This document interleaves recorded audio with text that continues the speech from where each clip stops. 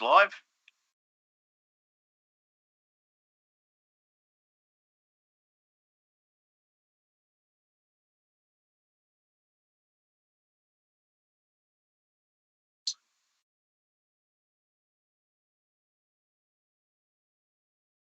And that's mine.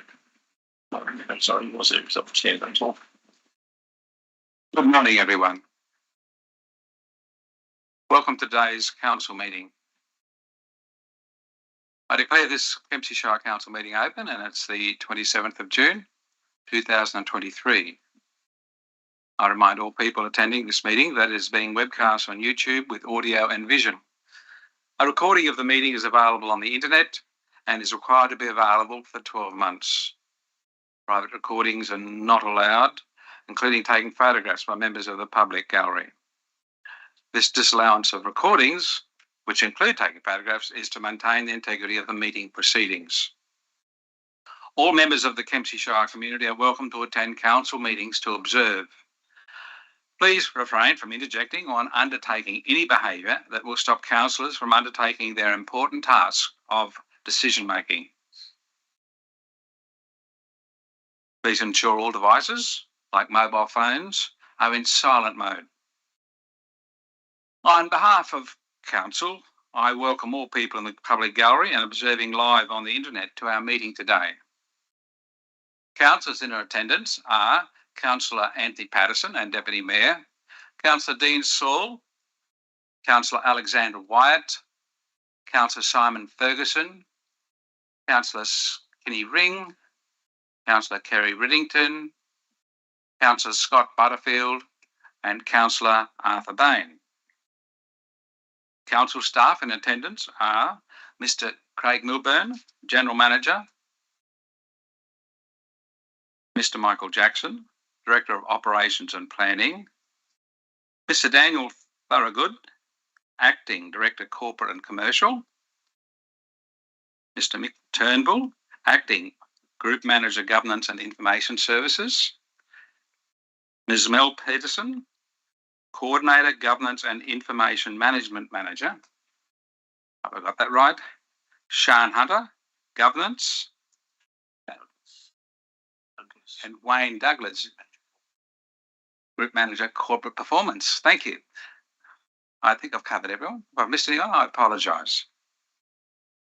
I'd also like to acknowledge that in our gallery today we have Mr. Kevin Farrell, who for 20 years was associated with the Slim Dusty Centre Foundation and has done an amazing job to bring that to fruition with a work of a very dedicated group of people. We're going to start today's meeting with a condolence motion. Condolence motion is Vale Joy McKean, Order of Australia Medal. On the 26th of May, we received the very sad news of the passing of Joy McKean.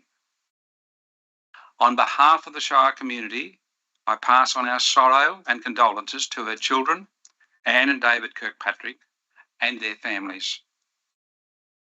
Joy McKean was a giant of the Australian country music scene. Her talent was first recognised for her writing of the Lights on the Hill. She received the first awarded golden guitar for this work at Tamworth in January 1973.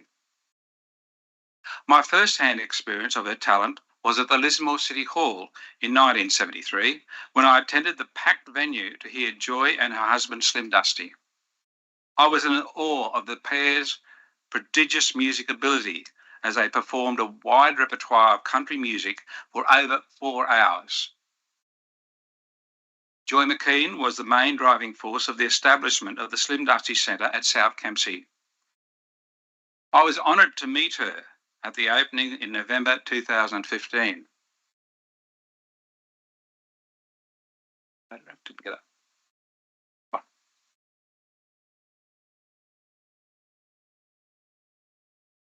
I have a photograph that may appear at one point, but I was very honoured to take the photograph of her and her daughter Anne Kirkpatrick, and it was in front of the centre on that day.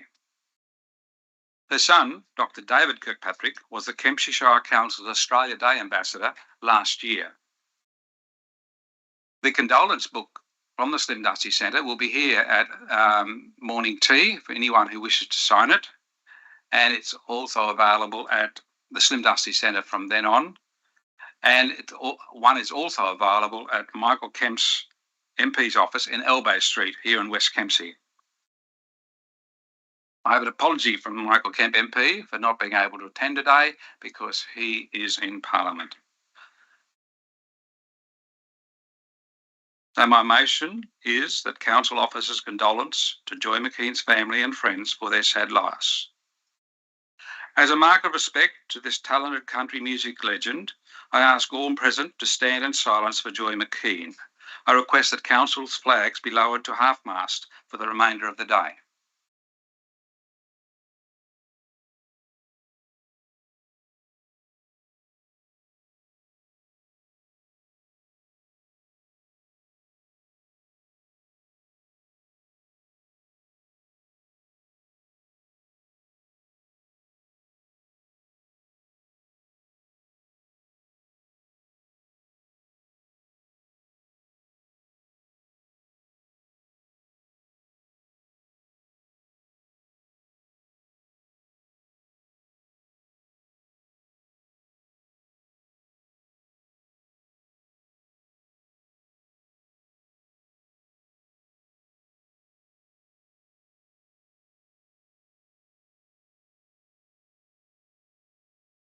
Thank you, everyone.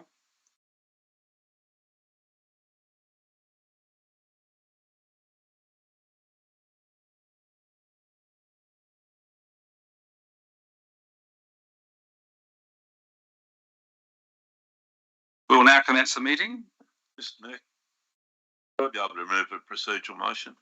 Not yet. Could we do the first bits and then we'll move the procedural motion, Councillor Patterson? Thank you. So we'll do the prayer, acknowledgement of country and acknowledgement of servicemen, women and families. Do I have a councillor who would wish to do the opening prayer, please? Councillor Ferguson, please. Dear Lord, help us in our deliberations today so that our decisions will be for the greater good for the whole of Kempsey Shire. Amen. Amen. I request an acknowledgement of country. Anyone would like to do that, please? Councillor Riddington, please. Thank you. Kempsey Shire Council acknowledges the land of the Thungutty and Dungutty nations. We pay respect to elders past and present. We acknowledge the role of emerging leaders to continue to guide us into the future. We acknowledge the stolen generations and the need to change practices to be inclusive. This land was and always will be Thungutty Dungutty land. Thank you, Councillor Riddington. I request that councillor to volunteer to do the acknowledgement of service men, women and children, families, I should say. Councillor Patterson, please. Thank you. Council acknowledges the sacrifice made by Australian servicemen and women and their families, in particular those who gave their lives in defence of the freedom we enjoy today, especially those who are serving concurrently at the moment. Thank you. Thank you, Councillor Patterson. And you foreshadowed a procedural motion. Would you like to do that now, please? Yes, Mr. Mayor. Just in relation to the items that were on the public Gallery. gallery last night, I was just wondering if we could move them forward. If there was someone here from both, as those, especially the Spooners Avenue one, it's on the end of the agenda, which the meeting will go quite long today, so it might not be talked until possibly 2 o'clock. So that's 11.3. Yeah. So you like to bring that forward. That's the only one. Yeah, we'll get to that. Yeah. Yeah. So we'll go with the procedural motion and we'll vote on that. We have a second for the procedural motion, please. Second. Thank you. Don't need to call out Councillor Saul.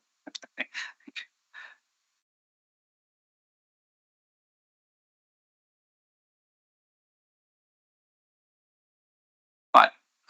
Look, out of the procedural motion, we don't have a debate. We just have a vote. Is there any dissent from moving forward item 11.3? If not, I declare that carried. And we don't have any apologies for item 4 because all councillors are present. Thank you for attending. Councillor Ring, you might want to tell us about the shirts in a moment because a lot of people in the gallery might be wondering. And we're going to do the confirmation of minutes. But first of all, Councillor Ring, did you want to explain? Thank you. Thank you, Mr. Mayor. Sprung on you, I'm sorry. No, that's all right. This month is Pride Month. And last week I got in touch with Headspace and It's Okay on the Macleay and Balin's Gift just to offer our support to the LGBTQIA+ community. And I'm really grateful for the show of support from some of my fellow councillors, General Manager and Director. As a proud member of this community, it's really heartwarming to see the support offered here today, and it's great to see you all in your pride colours. Thank you. Well, thank you, Councillor Ring. I'm supportive, but I didn't get a shirt. I'm sorry. Fully supportive. So we now come to item 5, which is confirmation of minutes.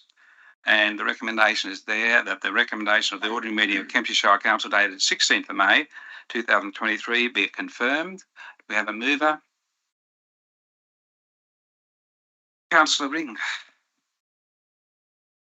Do we have a seconder? Thank you.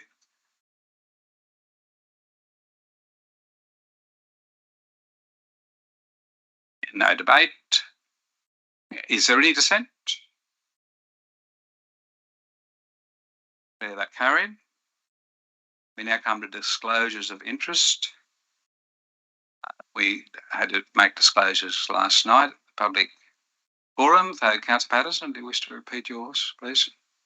Yeah, I'd like to make a disclosure of non-pecuniary, non-significant interests on 11.3. As I'm actually a resident of Spooners Avenue and I have had property out there for 15 years or more, but I've only ever lived or owned property on the sealed section of Spooners Avenue. The 11.3 is talking about the gravel section where I do not reside. Thank you, Councillor Patterson. Are there any other disclosures? I will make my disclosure. I have a non-pecuniary, non-significant interest in item 10.7, which is the draft master plan. I reside within 5 kilometres of the airport. Councillor Patterson? But I also will disclose that as well, Mr. Mayor, that item 10.7 is I live within 5 kilometres of the airport as well. Thank you, Councillor Patterson. Are there any further disclosures?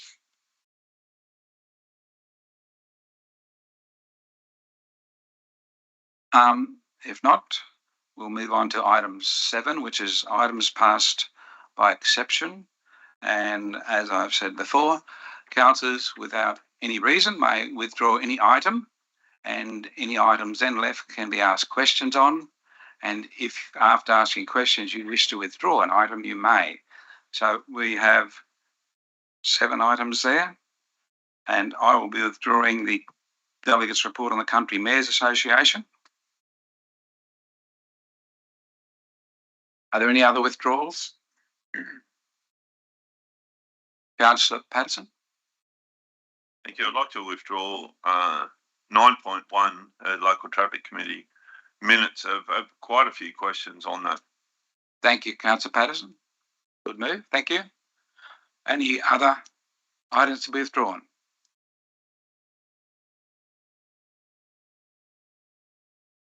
Are there any questions on the remaining items, please?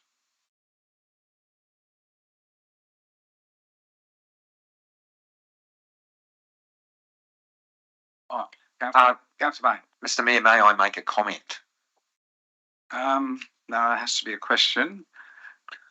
Oh, you can ask a question, and it could be the comment if you get clever.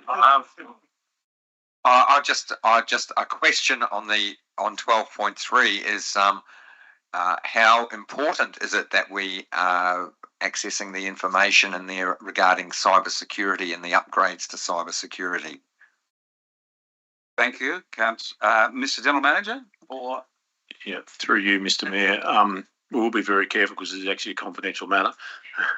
However, yeah, cybersecurity has been a real focus of the organisation, particularly the last couple of years. The council has invested significant resources, both funding and staff, into that. And we have a thank you to the leadership of Mr. Thorogood and his team, a very, very strong network and continuing to build up the resilience of that network across the organisation. Thank you. any further questions? Please. Councillor Wyatt, please. Sorry, I was distracted when you asked if there's any other items. I have a question on one of the legal matters. Is it too late to withdraw it? You can still 12.1? withdraw it, yes. Oh, okay. Can I please withdraw 12.1? Yes, Question on one of those matters, thanks. of course. Thank you. That's withdrawn. Any further questions? Well, I have a question, Mr. General Manager. On the it's a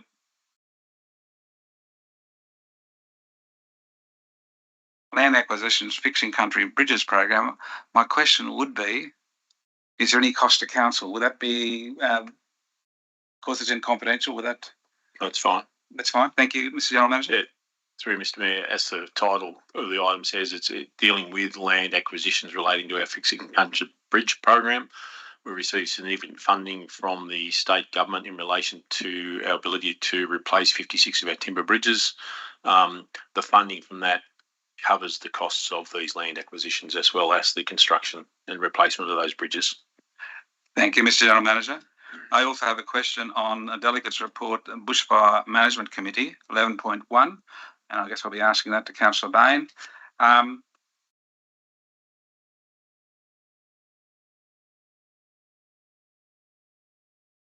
It talks about the bores in the Southwest Rocks region.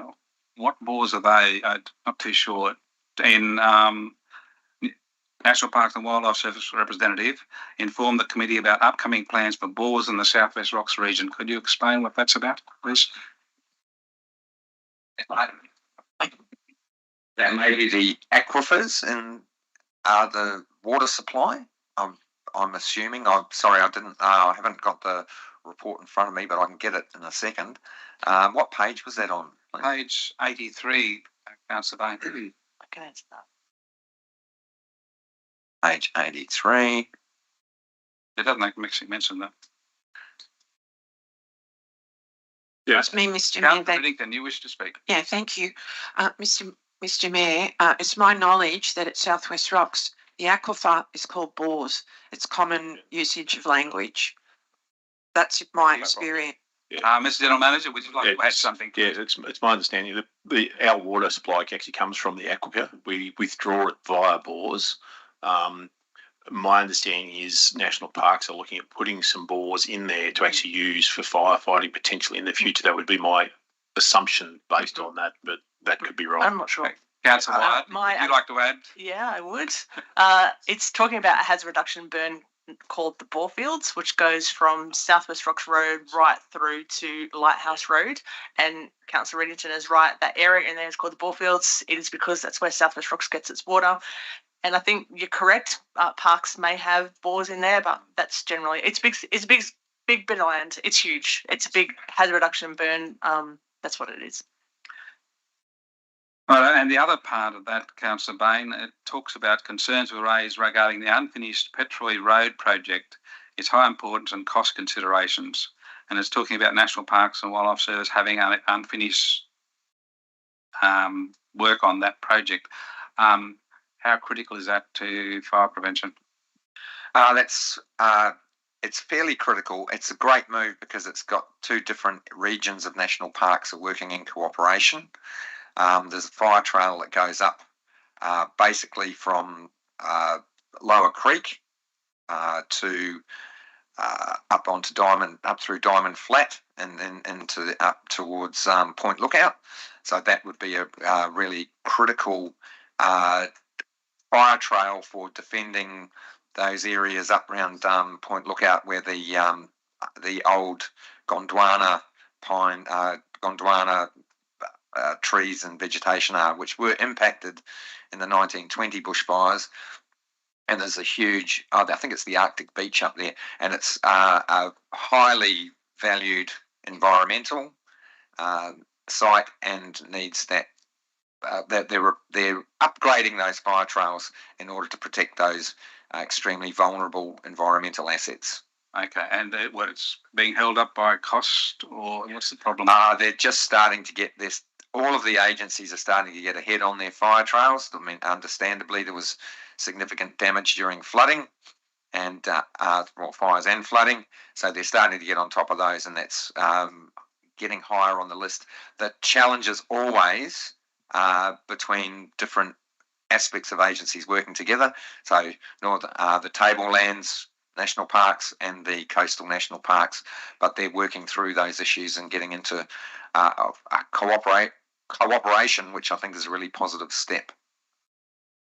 Thank you, Councillor Bain. Are there any further questions? Councillor White. Well, I'm just wondering whether it should be pulled out, because I've got a couple of questions too.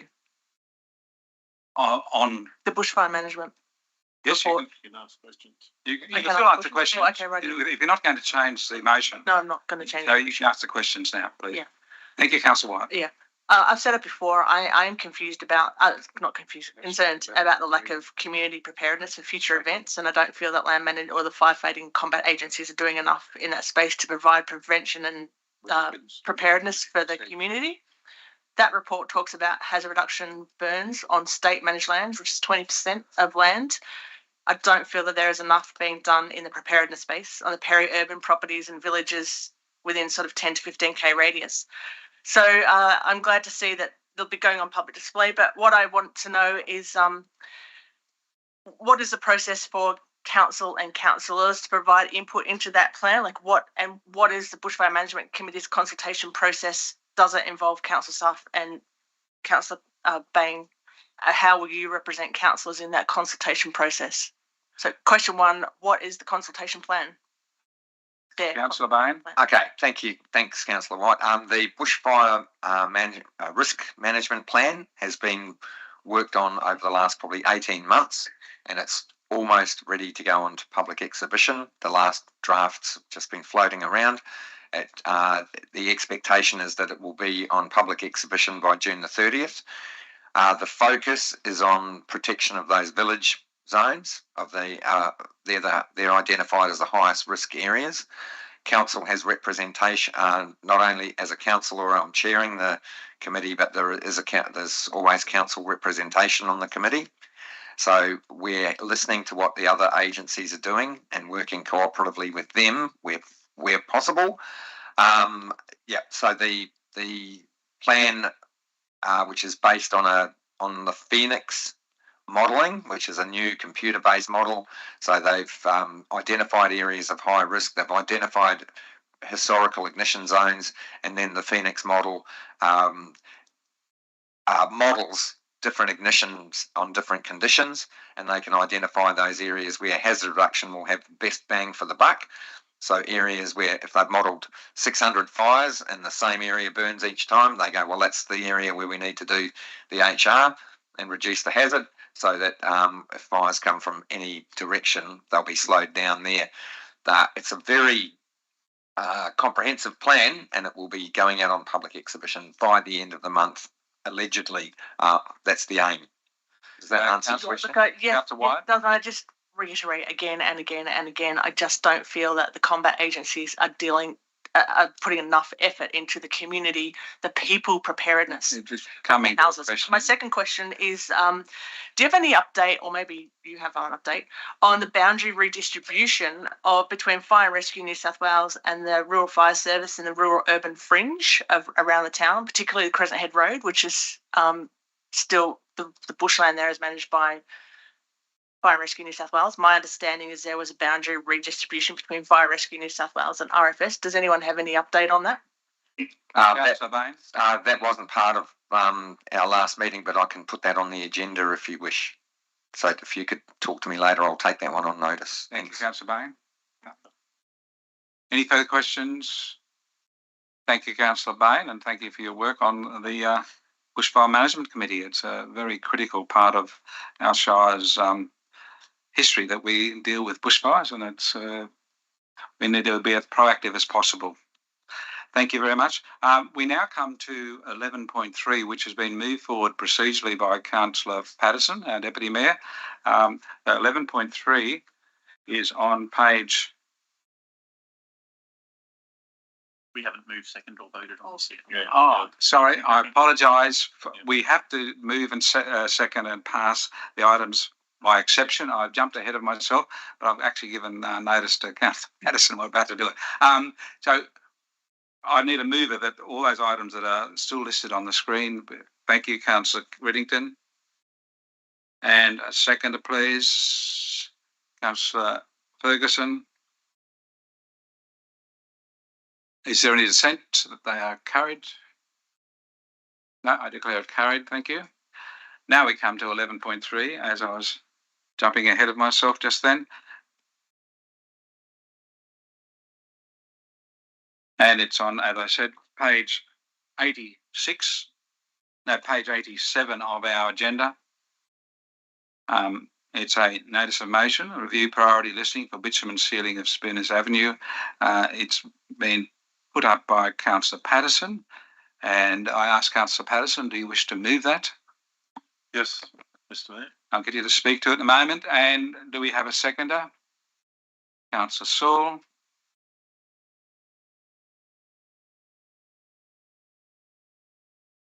Councillor Patterson, please, would you talk to your motion, please?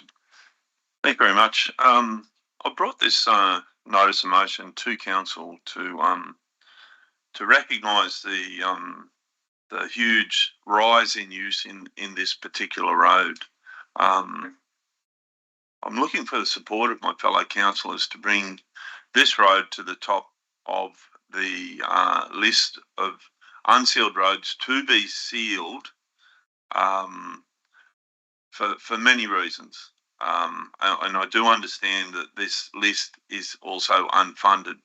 In times of natural weather events and more so major flooding events, the road is high demand by the wider community, and it is also used as the highway. We don't have too many dirt roads in our area that are used as the highway with trucks. We actually, a number of years ago, we had incidences of trucks running into each other on that road because they were using it as the highway.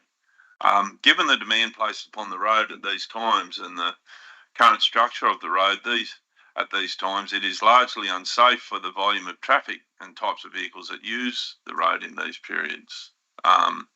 Farmers, it's a well-known escape route for our local cattle farmers to get their stock to higher ground in flood events. Once the Macleay Valley is closed, Macleay Valley Way is closed by either water or government agencies between Fredericton and Kempsey. And it's a road that can get emergency services to Fredericton and beyond in times of extreme weather conditions. And in the instance of any traffic accidents between Kempsey and Fredericton, as seen recently when there was quite a large truck accident on the highway, on one side of the highway, but the accident was so big that both sides of the highway were closed. So once again, Spooners Avenue drops into it because at the time there was also an incident on Macleay Valley Way. So the community also now has a large nursing home in the middle of Fredericton, and the road being upgraded for the community and emergency services is a win for the residents of the nursing home and their families when the CBD from Kempsey is not in reach from Fredericton.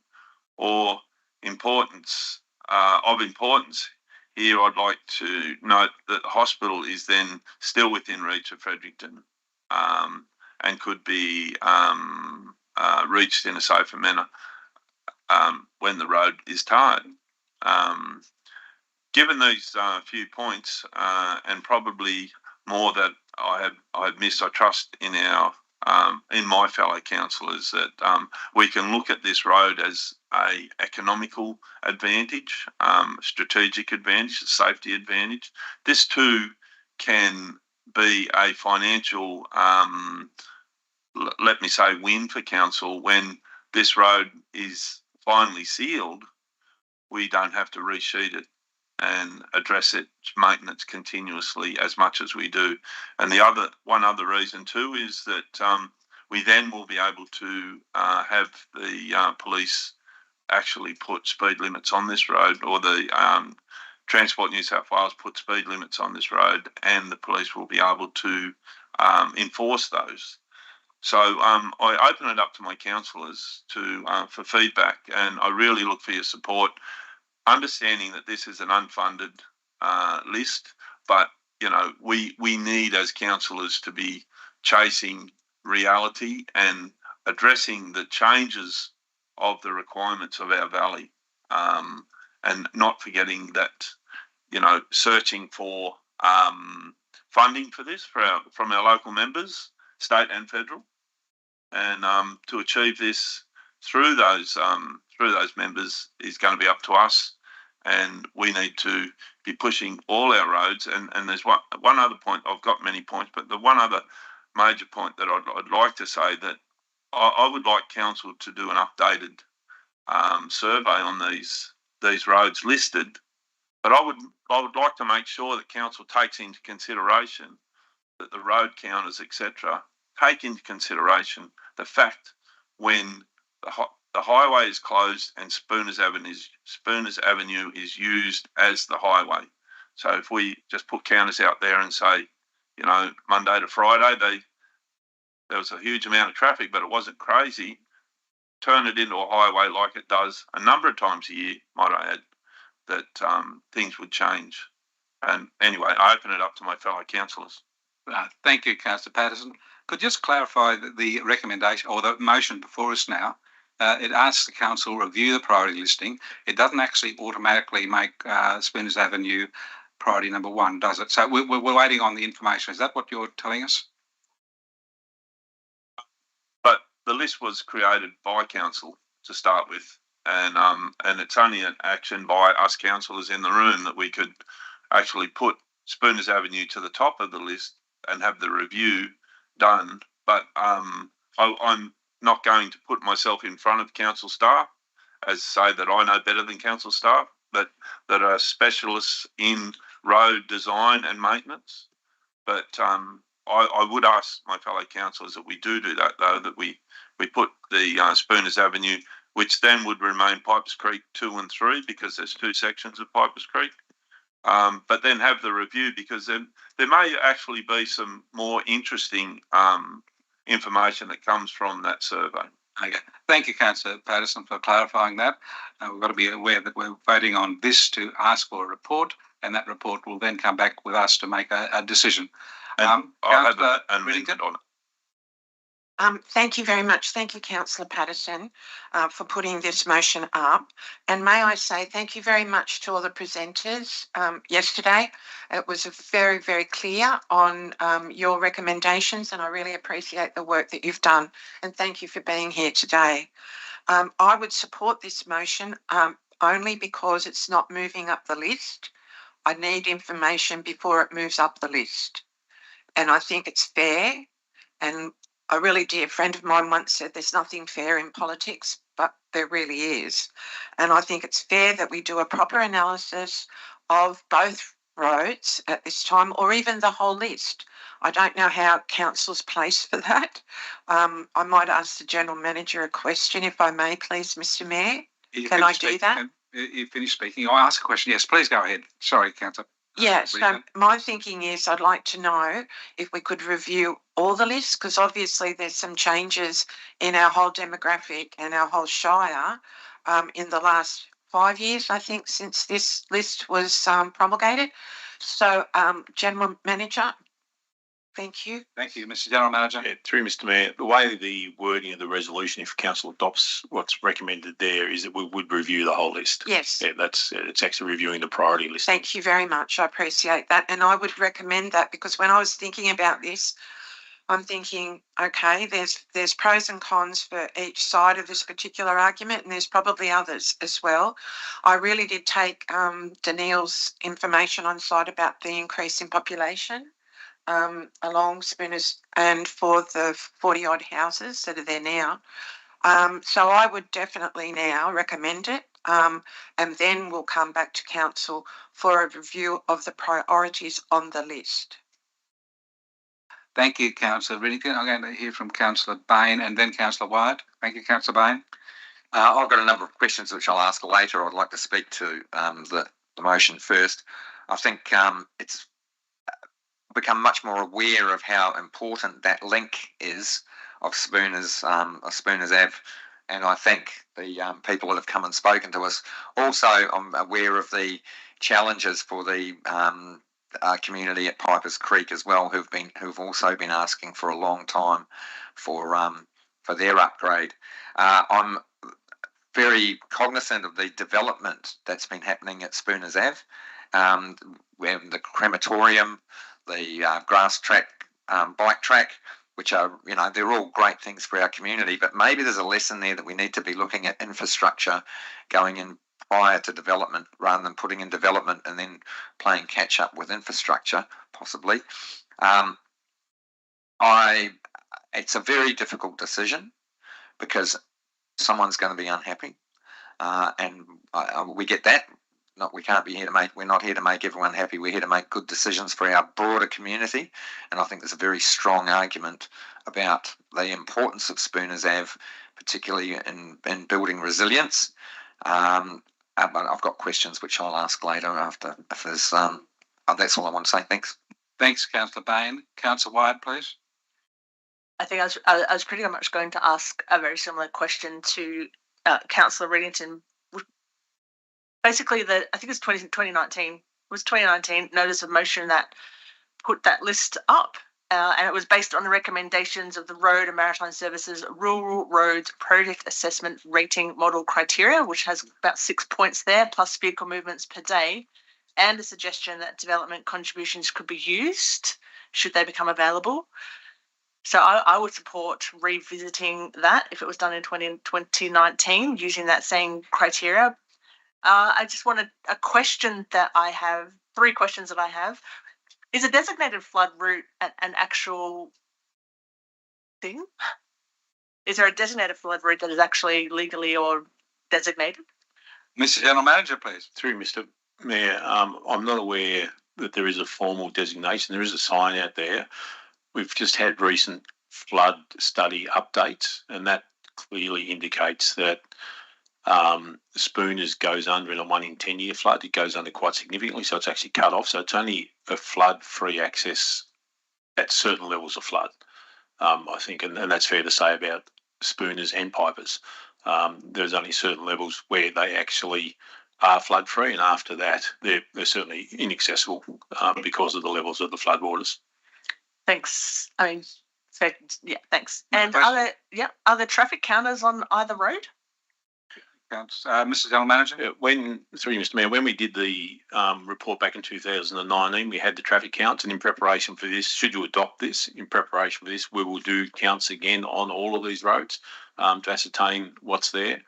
The detail we were able to obtain from those traffic counts actually allows us to see what size vehicles, lengths of vehicles, all those sorts of things actually come through. All that data we actually collect through that traffic monitoring system. So it's quite a detailed system. So it does give us a lot of additional information.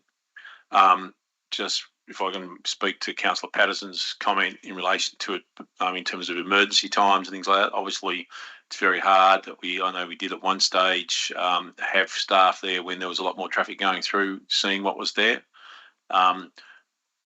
Council builds roads for normal usage. It doesn't build roads for exceptional usage. And that's, we don't have budgets to do that. So, so that'll be something that for Council to consider. The data you'll have come back will be around the normal usage of these roads. So you're comparing apples with apples. Councillor White? Okay. So I guess that sort of answers my question. So there's no sort of road, it's not a road classification. So there's nothing that actually says this is a official flood escape route. It's just a road. Mr. Jackson, please. Yes, through you, Mr. Mayor. There are officially designated flood-free routes. However, they would have to be clear of the 1 in 100 flood, which is essentially the Macleay Valley the highway. There is an official designation, but this wouldn't meet those criteria. So it's Spoons Avenue is not designated. It would not be that. Right, thank you very much. Councillor White, is that it? Or Sorry, just one more question. yes, Should magic funds become available, would sealing be done on those roads in one hit? So you got Spooners, which is 5.3 kilometres, and then 2 sections of Pipers. Would sealing normally done on that whole at a time or staged? thank you, Mr. General Manager. Through Mr. Mayor, it would depend totally on the amount of funding. So if you had and you do it all in one hit, but if you only had funding for part of it, you'd take the funding and get at least part of it done. So, sorry, one more. So that criteria, which is the Roads and Maritime Services Rural Project Road Assessment Rating Model, which is in the 2019, is that the same criteria? So you got road usage, school bus routes, road condition and geometry, road safety, connectivity, number of occupied properties on the route, and benefit realised from capital cost. Are they still the same? So I could see you might add a couple more there. Mr. Jackson, please. We will look into the latest standards, but that the latest version of that calculator tool would be used. Yes. Thank you. Councillor Riddington, you have a question. You've already spoken in favour. So. Yeah, I do have a question. I got 2 questions actually. Thanks very much. First up, timeframes. Now, the people in both Pipers Creek Road and Spooners been waiting a very, very long time. My question to the General Manager is, I know this is a crystal ball, any indication, first up, about the likelihood of getting grants for these 2 roads? And second question, what do you reckon the time frame, or are we all going to be dead? okay. Mr. General Manager, looking forward to the future. My crystal ball for you, Mr. Mayor. Firstly, I'll answer a question that is probably going to get asked. The recommendation is to bring it back to a future meeting. We'll have this report back before Christmas. So just so in terms of that. If I'm really honest, looking at both federal and state government funding, we have been in a absolute amazing position over the last 3 or 4 years with the amount of funding, the amount of grants that the state and federal government have given to council, and that's local government across the country. The governments at both levels cannot keep doing that because as a society we cannot keep afford to paying all of those sorts of things. So if I'm honest, I do not see funding for unsealed roads being a high priority for either the state or the federal government. However, there's always elections, and we saw that things like Maria River Road was not a priority of council, but the state government funded it. So there's ways that politicians work that local government can't. And yeah, funding does come in strange ways, but I can't see there being a specific grant program for unsealed roads anywhere in the medium term. Thank you very much, Mr. General Manager. One more question, if I may, please. Now, there was a big issue raised yesterday, and I'm assuming it's the same conditions that Pipers Creek has about dust. Does council regularly do the water truck thing over these roads so that the dust is mitigated, so that these residents aren't breathing it in all the time? I know that's hard, but what does council do about that dust mitigation? Mr. General Manager. Council doesn't. We've got over 500 kilometres of gravel roads. You simply cannot afford to do that. People choose to live on gravel roads. What comes with that is dust. That's a choice that they actually make by choosing to live on gravel roads. There's no council that actually regularly runs water trucks that I'm aware of on all their gravel roads. It's simply totally unaffordable. Thank you. Councillor Saul and then Councillor Butterfield. Thank you, Mr. Mayor and councillors. Mr. Mayor, I'm actually very impressed with my colleague this morning. He's all fired up, Councillor Patterson, so well done to you for that. And I commend your passion on the issue. Mr. Mayor, what we're concerning this morning about this motion about a list to come back to council. That's what we're debating today. And so I think that's what we should be aiming at as a council, to support this, get the information towards us, as other councillors have said today, and then we go from there. I mean to say I'm all for tarring roads, As you remember the debate back in Point Plumber, we've got that tarred, and the community now is feeling a much safer road. If we can do what we did for Point Plumber, for Spooners, and for Pipers Creek, it's a win-win for all. Thank you, Mr. Mayor. Thank you, Councillor Saul. Councillor Butterfield, please. Thank you, Mr. Mayor. This might be a question for the General Manager. Just with Spooners Avenue, where it does flood, I'm not aware if there's more than one spot, but there is like a low-lying bridge which generally goes under with local rain, not so much the river, as far as I'm aware. And that generally is only out for, obviously depends on how much rain we get, but it's not shut for quite a long period of time. So I think as far as I'm aware as being a flood-free route, probably 95% of the time it probably is, but I'm not sure. Is there only one spot that goes under, or is there more than one? Thank you. Mr. General Manager, please. Yeah, through you, Mr. Mayor. I've actually literally got the Jacobs flood study open before me. There's 3 points. The 10% or 1 in 10-year flood. There's 3 points in Spooners Avenue that actually goes under. One of them is only very, very minimal. One of them is by nearly a metre, another one's by 1.5 metres. From memory, I'll just go back to this other graph. The two deeper ones are because of the river, and the smaller one is because of local flooding. So they split out in the studies. They look at what they call riverine flooding, which is from the river, and the others are just local flooding, where it's isolated. So the two main ones there at that point are both caused by the river, and one river and local. Thank you. Thank you. Councillor Bain, please. Yeah, I've got a few questions. Through you, Mr. Mayor, it sounds like there's been quite a lot of development, out on Spooners Ave. Have the developer contributions been used for road maintenance out there? Mr. General Manager? Through Mr. Mayor, I would have to take that on notice. There'd be very little coming in from a few houses out there in terms of roads, and certainly it might cover half a day of road maintenance once in a lifetime. That's about all. There'd be very minimal money coming in from the development out there. Thank you. Councillor Bain again. Thanks for that. Next one's a confirmation that the most recent data we've got on the road usage is 2019, and the rationale for the previous prioritising was based on the RMS tool. Is that correct? Mr. General Manager? Through Mr. Mayor, my understanding, I'm not aware that we certainly haven't reviewed this list since 2019. We'd have to check with our assets people whether they've got more up-to-date road counts on specific roads on that list. We'd have to check that. Okay, 2 more questions, please. Thank you. One is, would there be if we're going to do a review, what's going to cost? What sort of a ballpark figure of what it might cost? Mr. General Manager, or Mr. Jackson might have an idea on the ballpark costs. Yes, through you, Mr. Mayor. There is a sort of a cost related to running the counting tubes. I think we do have sets of these available ourselves, so it's a cost that we've already incurred. But let's put that at a couple of $1,000s a pop to run those for the period, and then our analysis will be conducted in-house, so staff time. And you want the cost of the road? Roughly, we're talking. No, not the road. No, the cost of the review. Okay.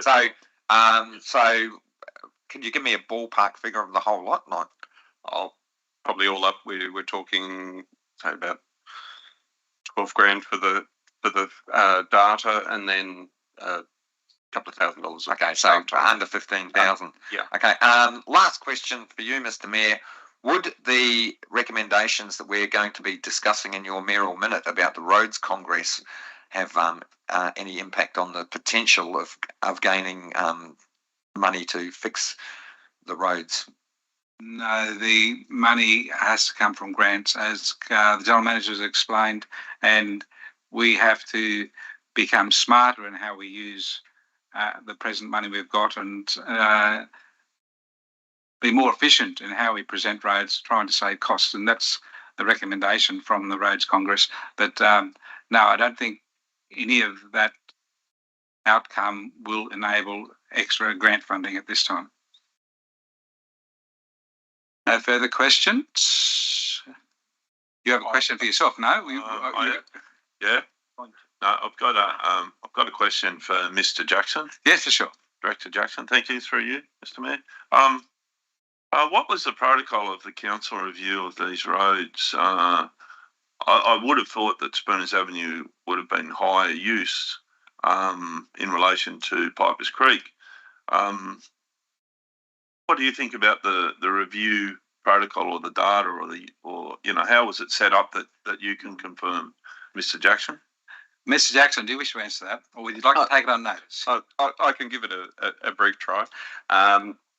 I have seen the summaries of the outcomes of that data, so I haven't seen the raw data behind the tables, the table that was presented in the council report.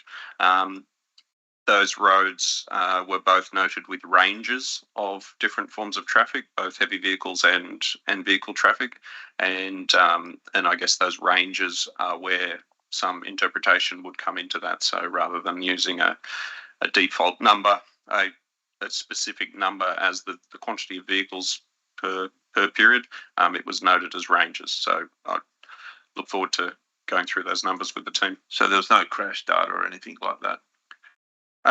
Part of the process would have included a review of crash data, and accident history, and as a safety review of the roads, as Councillor White outlined in those sort of six broad points that are through the RMS method. Yeah, thank you. Thank you. Are there any other speakers? If not, I'll be asking Councillor Patterson to close debate. Councillor Patterson, would you like to close debate, please? Yeah, thank you. I've got a few things to talk about in closing this debate. One of the things is floods. It is signposted flood-free route. I know that it's not designated officially as, but like I said, I've had land out there for a long time, and I have lived out there for a long time. And like 2001 in Kempsey, where that was our last biggest flood, that got 1.8 metres deep in my factory in town. That road did not go under. 2021, we had no water in town. That road went under. So to rely on flood data is very difficult in the sense that where is that build up of the rain? Is the rain local rain or is it river rain in our catchments comes down? So that's something that won't be picked up if we do it when we do another study anyway on that road use. Also, when we look at going for grants, to me, we got to look for something that would get over the line first off. For grants for getting that road sealed. Like the tourism that's happened in the area. The transportation of stock use, the development in the area that comes off Spooners Avenue, the safety for those crashes that that have been experienced out there, as Danielle told us. Number of people in the fence in one day.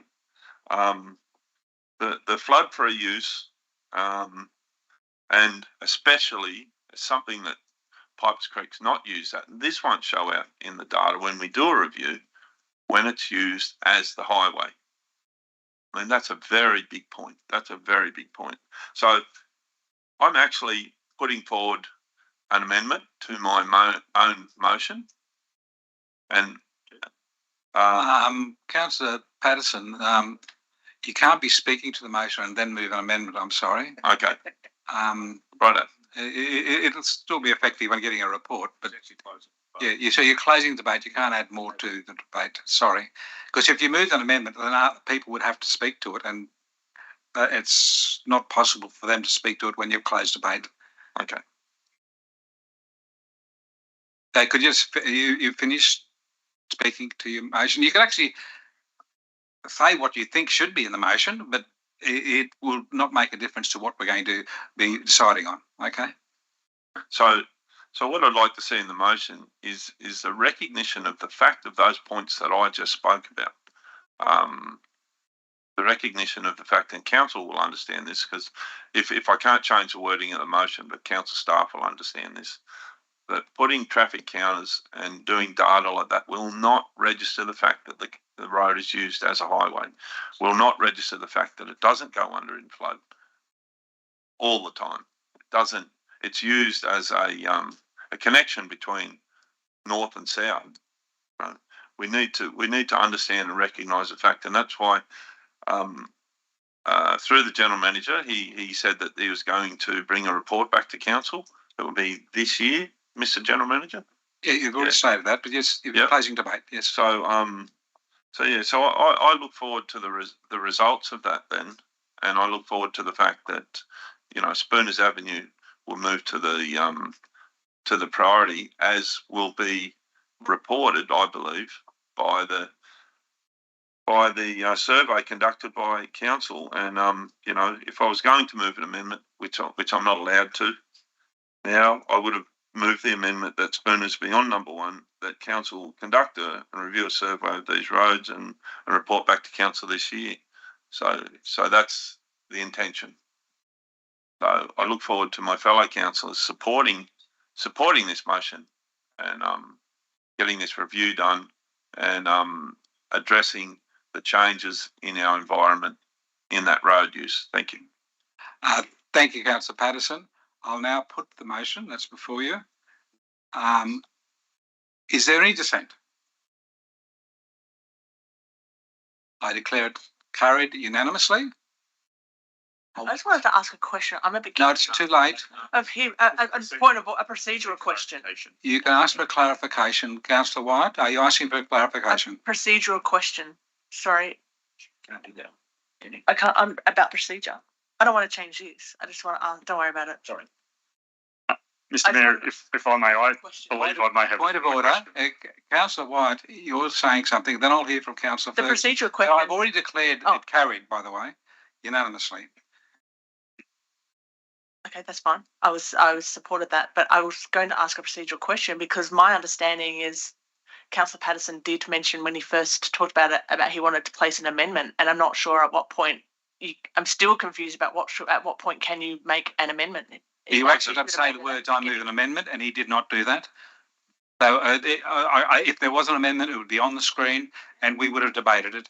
And question is that at what point should the amendment have been made? Before close. But for future reference, for other stuff that's coming up, when should an amendment be put up?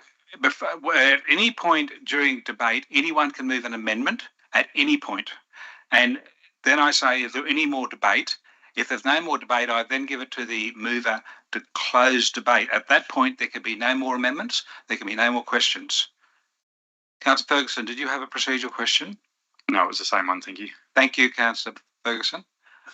We have completed that, and I thank Councillor Patterson and councillors for their erstwhile debate on that, and I thank people in the public gallery for your expression and democratic right to express yourself as you have. Thank you for your attendance. We now move on to 8.1, which is a mayoral minute, and it's dealing with roads as well. It's on page 11 of your agenda. The motion is on the screen, and as it's a mayoral minute, I get to move it. And it has 4 actions for council. So I'm now speaking to the motion. First one is note the report of the Congress that was held and organised by the Institute of Public Works Engineering Australasia in the New South Wales Parliament on the 5th of June.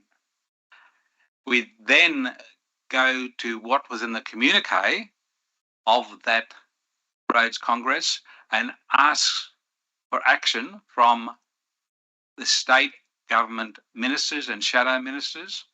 We also write to, in item 3, write requests for action on the issues contained in the communique to the federal ministers and shadow ministers.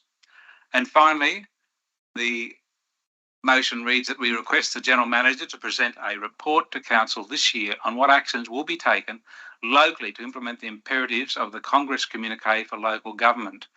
And as councillors would know, having read this, on page 2 of the communique, it's got a list of expectations of local government, and there are 8 categories.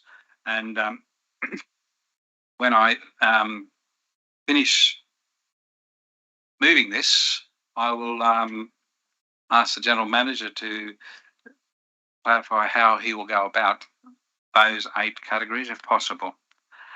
So we are asking council to do some work. The highlights of the meeting, besides Mr. Rob Carlton being the very energetic he's still an actor, but he was the person who facilitated the meeting, and a lovely photo there of him performing. We had the Minister for Regional Roads, Transport and Roads, Jenny Atchison, and she got onto reclassification of roads, and in the previous government, and it was a promise from the 2019 election from the Liberal National Government that they would reclassify roads. Kempsey Armidale Road was selected by the Minister as being the first one of a number of roads across the state that would be handed back to the state government. That kind of brought joy to us when we heard that news, because council would no longer be paying the upkeep of the road or having to depreciate the cost of that road over the forthcoming years. We were told that wouldn't happen until all the federal funding for disaster repair of the roads was completed. We got an assurance before the election that we could have that happen just for our section of the Kempsey Armidale Road, basically to the council border with Armidale Regional Council. That hasn't happened, and it now appears from what was said by both Jenny Atchison and John Graham LLC, the Minister for Roads, that there's no funding for it. There's no funding to take back those roads, and even though we've had a commitment, it appears that the new Labor government is able to say that the roads weren't funded in the take-back, therefore it won't be happening. I would hope that a rethink by the Labor government, and that's why we need to send these letters saying that we want all of those things in the communique to be implemented. It's interesting that the Minister for Roads addressing the Roads Congress seemed to mostly talk about Sydney roads and the funding for Sydney roads. The first announcement he made, not at this Congress, was $30 million for bike tracks in Sydney. So there's not much happening for country people from this particular position of the government. So we had speeches by the shadow ministers, and Sam Farraway, who's a member of the Legislative Council and has been here, he talked about the fact that the report on it by a committee by Wendy Machin into the reclassification of roads was in the could be in the hands of the two roads ministers if they wanted to ask for it. The interesting point was it wasn't released by his government when he was in government, and now he's saying that the Labor government should be able to do it. So quite a few other things. The most interesting one, of course, was Jeff Rauder, who's the director for Blue Mountain City Council on infrastructure. He did an amazing thing in bringing forward lots of great innovative ideas that are contained in the 8 recommendations for local government. So I commend the motion to you, and I'll now ask the question of the General Manager, if I can, about those 8 points in the local government area that this report is asking to have a report on. Yeah, through Mr. Mayor, what we'll do is we'll actually, our relevant staff, which will largely be in Mr. Jackson's area, both in the infrastructure and the strategic planning areas, we'll look at each of those 8 items and we'll bring that report back there before the end of the year on what may or may not be able to be done, and obviously cost implications related to those. Thank you very much, Mr. General Manager. Is there any debate? Councillor Wyatt, please. Oh. Okay.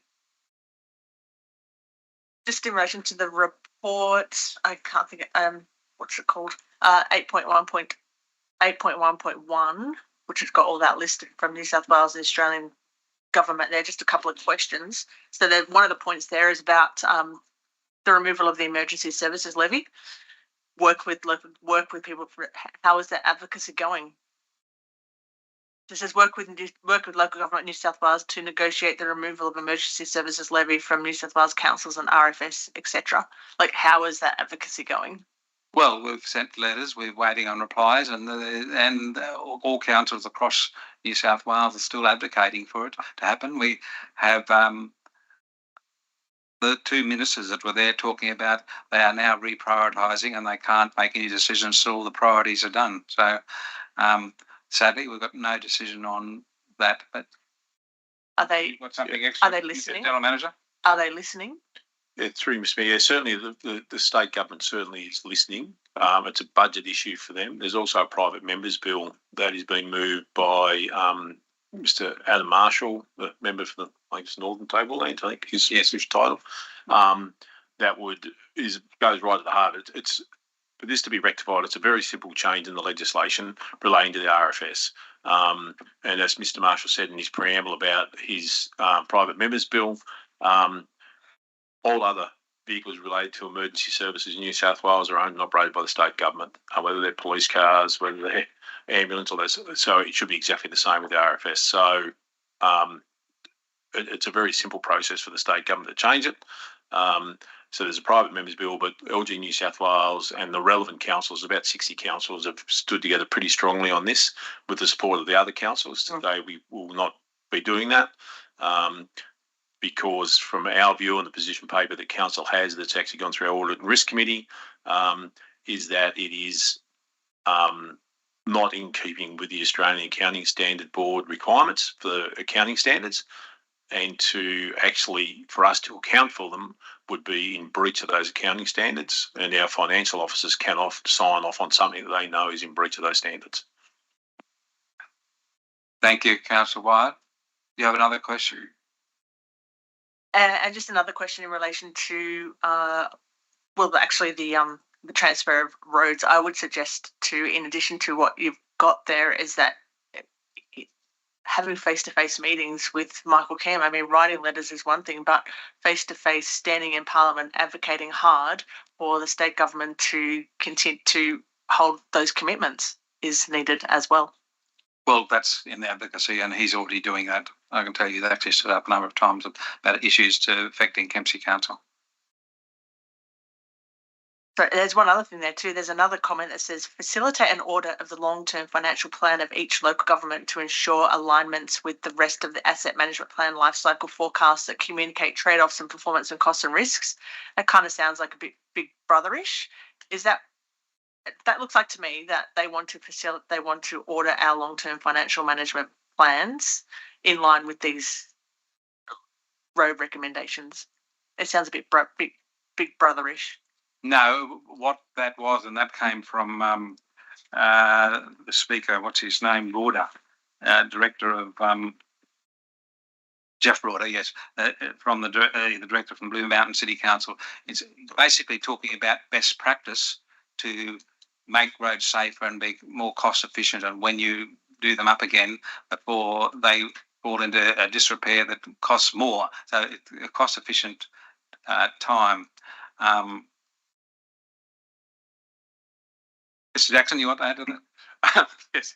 I believe the intent there is certainly to allow comparison between local government areas and ensure that local government are not put in a position that we find ourselves in, where we are constantly downgrading the level of investment in our roads to suit budget restrictions, and those roads should be kept to a standard which, takes into account those trade-offs of performance, cost and risk. And working as a single council, we don't have the ability to really make that case clear, but across the broader councils, we would be able to put that case much more clearly. I mean, if that's their intent as well, is less funding and reneging on commitments, that is not going to make an audit look good, is it? No, maybe that's a general point you're making. Thank you. I'd just like to make a correction. On page 13, I actually wrote, I misheard obviously, that from Warren Sharp, he was talking about roads should be built to a better standard where they should only need to be resealed every 40 years. I meant to be refurbished every 40 years, but they can be resealed more frequently. So that's not quite accurate. And I might have the words wrong. Is it refurbished, Mr. Jackson, that you do every 40 years? There are various treatments, so the specific word will depend on what level of road you're on and what it's working to. But refurbishment's an adequate word. Okay, thank you very much. Just to clarify that. Further speaker, Councillor Bain and then Councillor Riddington. Thank you, Mr. Mayor. I'd like to speak in support of the motion. I found reading your report some very interesting ideas, particularly that the natural disaster funding, of which the General Manager referred to earlier, there's been quite a significant amount of, is reactive and leaves us all playing catch up, I believe. The need for permanent solutions and improved standards will require more than just the source funding of saying, okay, this is how much you've got to build or seal a road. We've got to include that money for maintenance and also for depreciation of roads. We need those permanent solutions.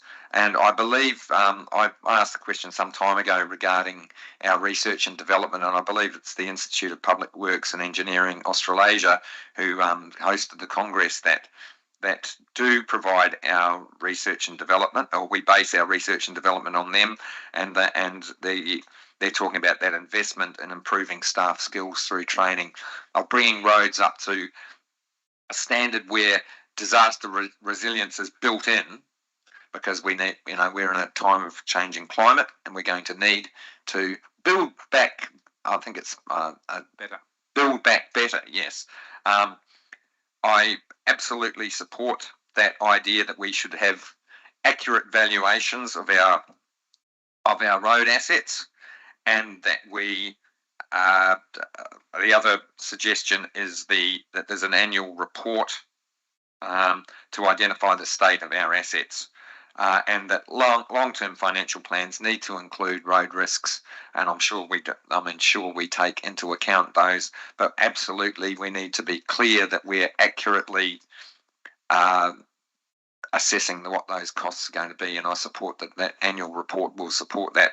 I'll finish that with a question of how do we work? How are we working how is our council operating in line with those recommendations at the moment? Are we pretty much got our head around them, or are there areas there that we haven't addressed and will need to address?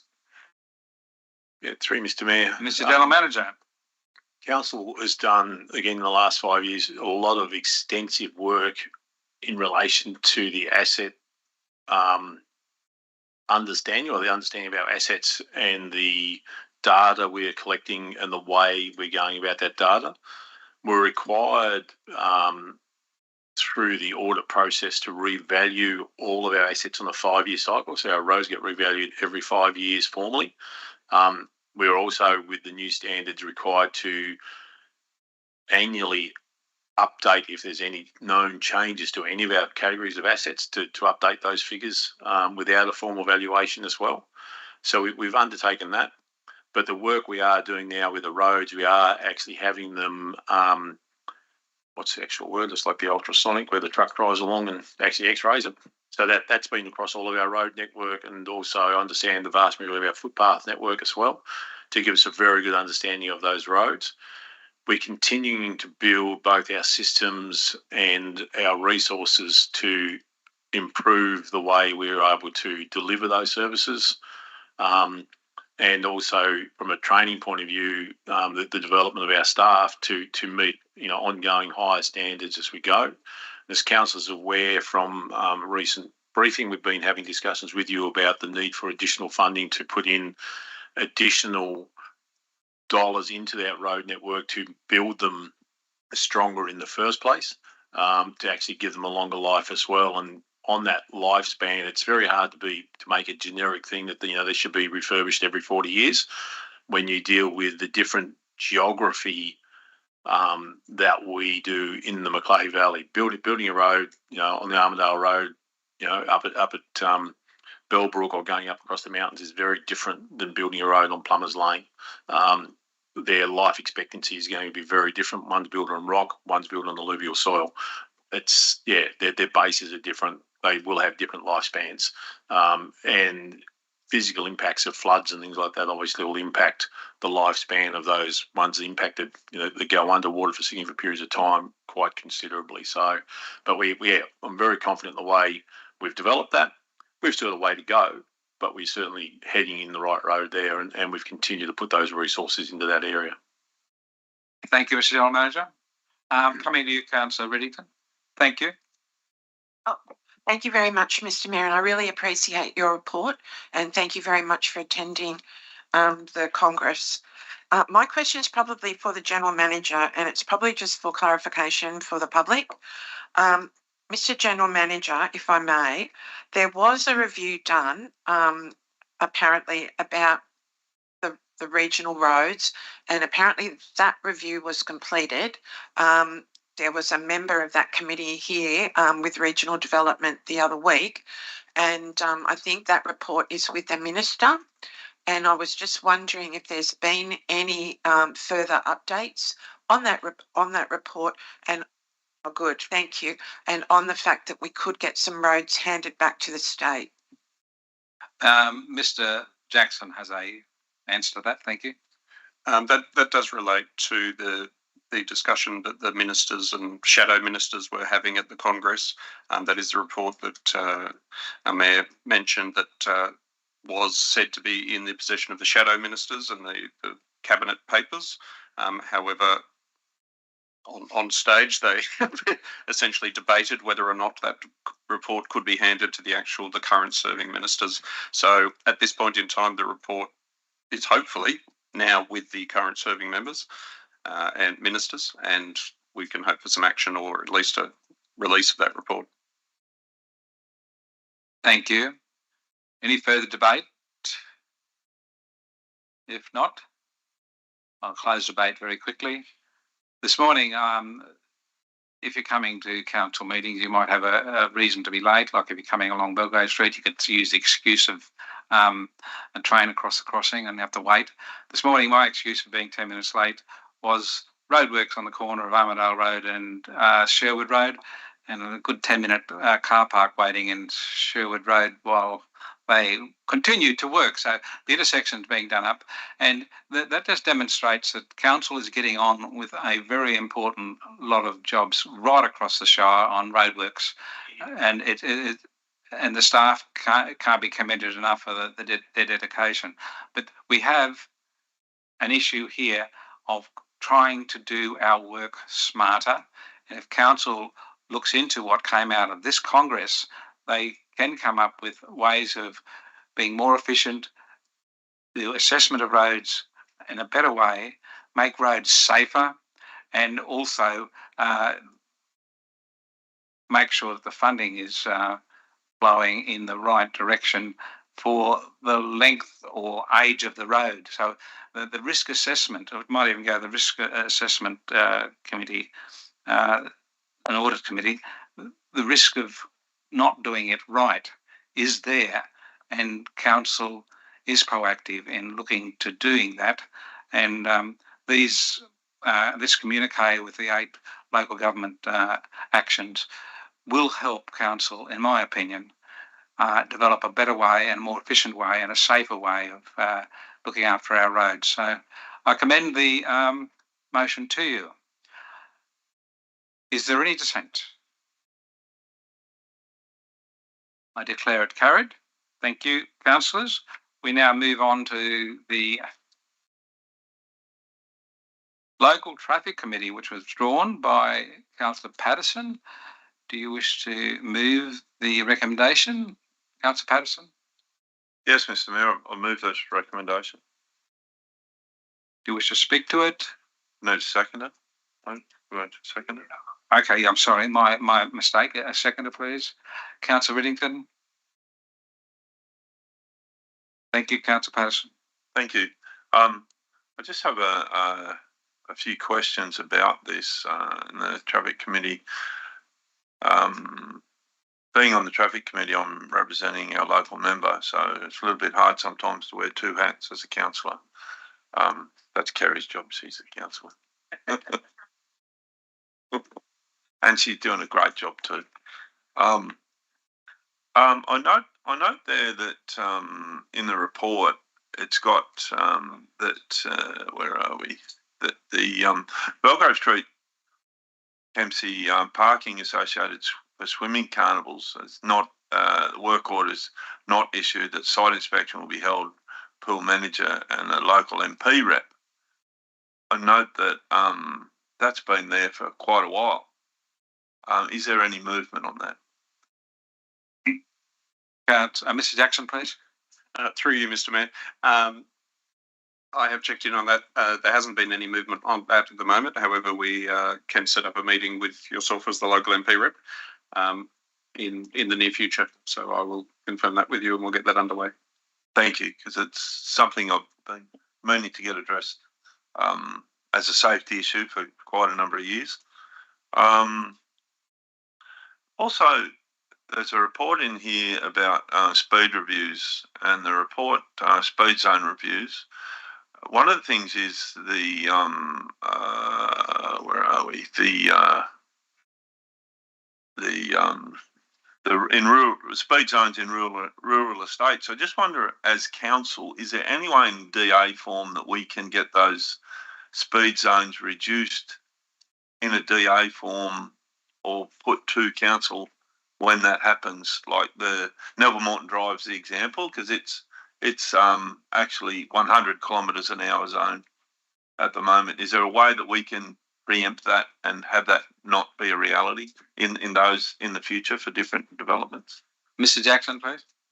Yep, speed zones are applied by Transport for New South Wales, and at the moment a review of the estates, various estates, is going to be done by Transport once they've dealt with their current backlog of speed zones. At the moment, all roads would default to a 100-kilometre drive to conditions zone.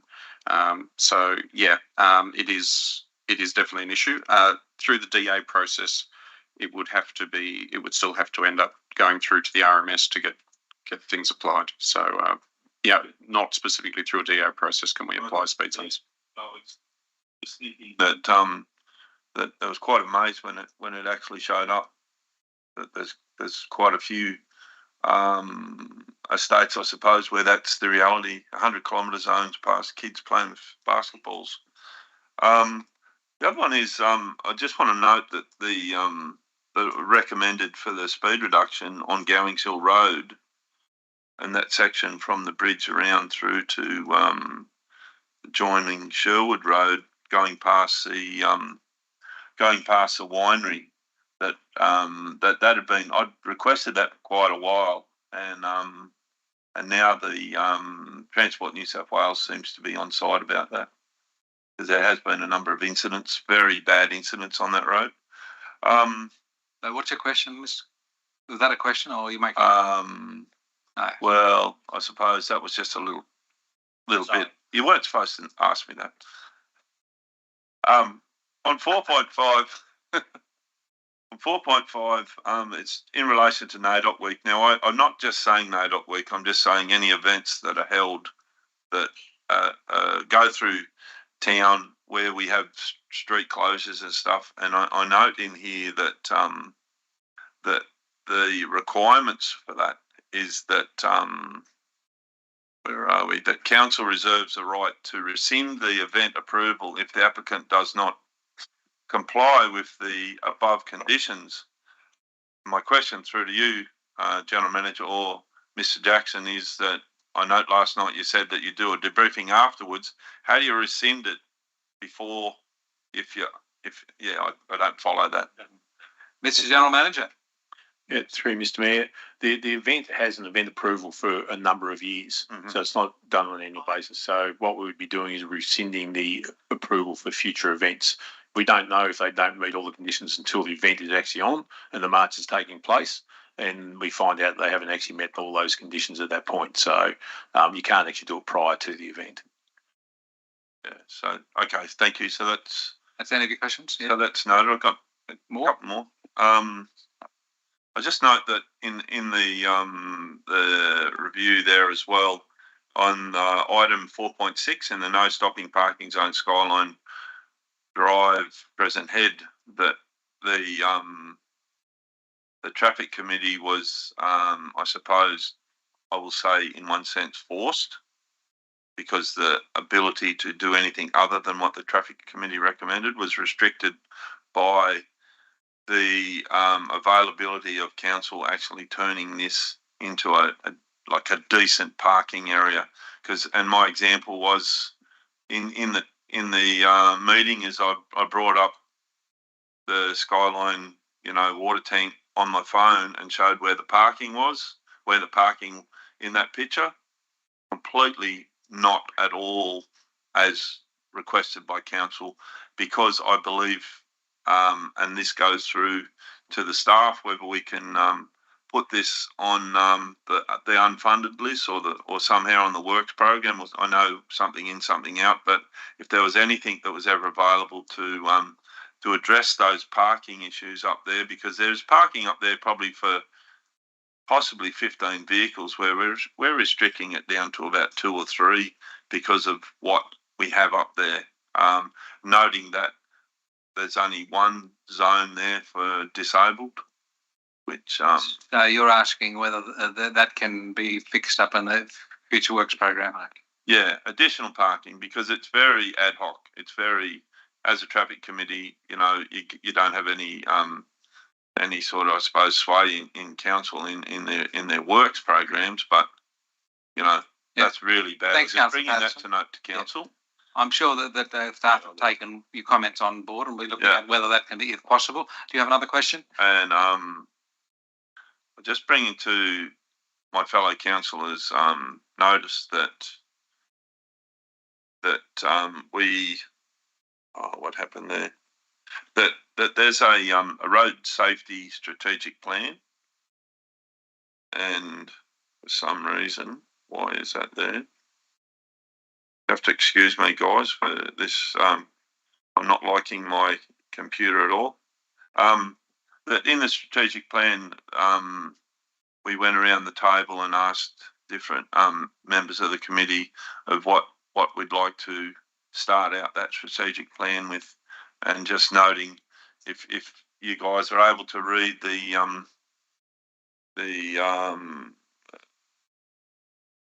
suggestions by us councillors. Actually, I've got it back up. Yeah, I'm clever. Can we come back to you on that? You can ask a question as we continue the debate, Councillor Patterson. Yep. We'll come back to you. Very quickly, I'd just like to clarify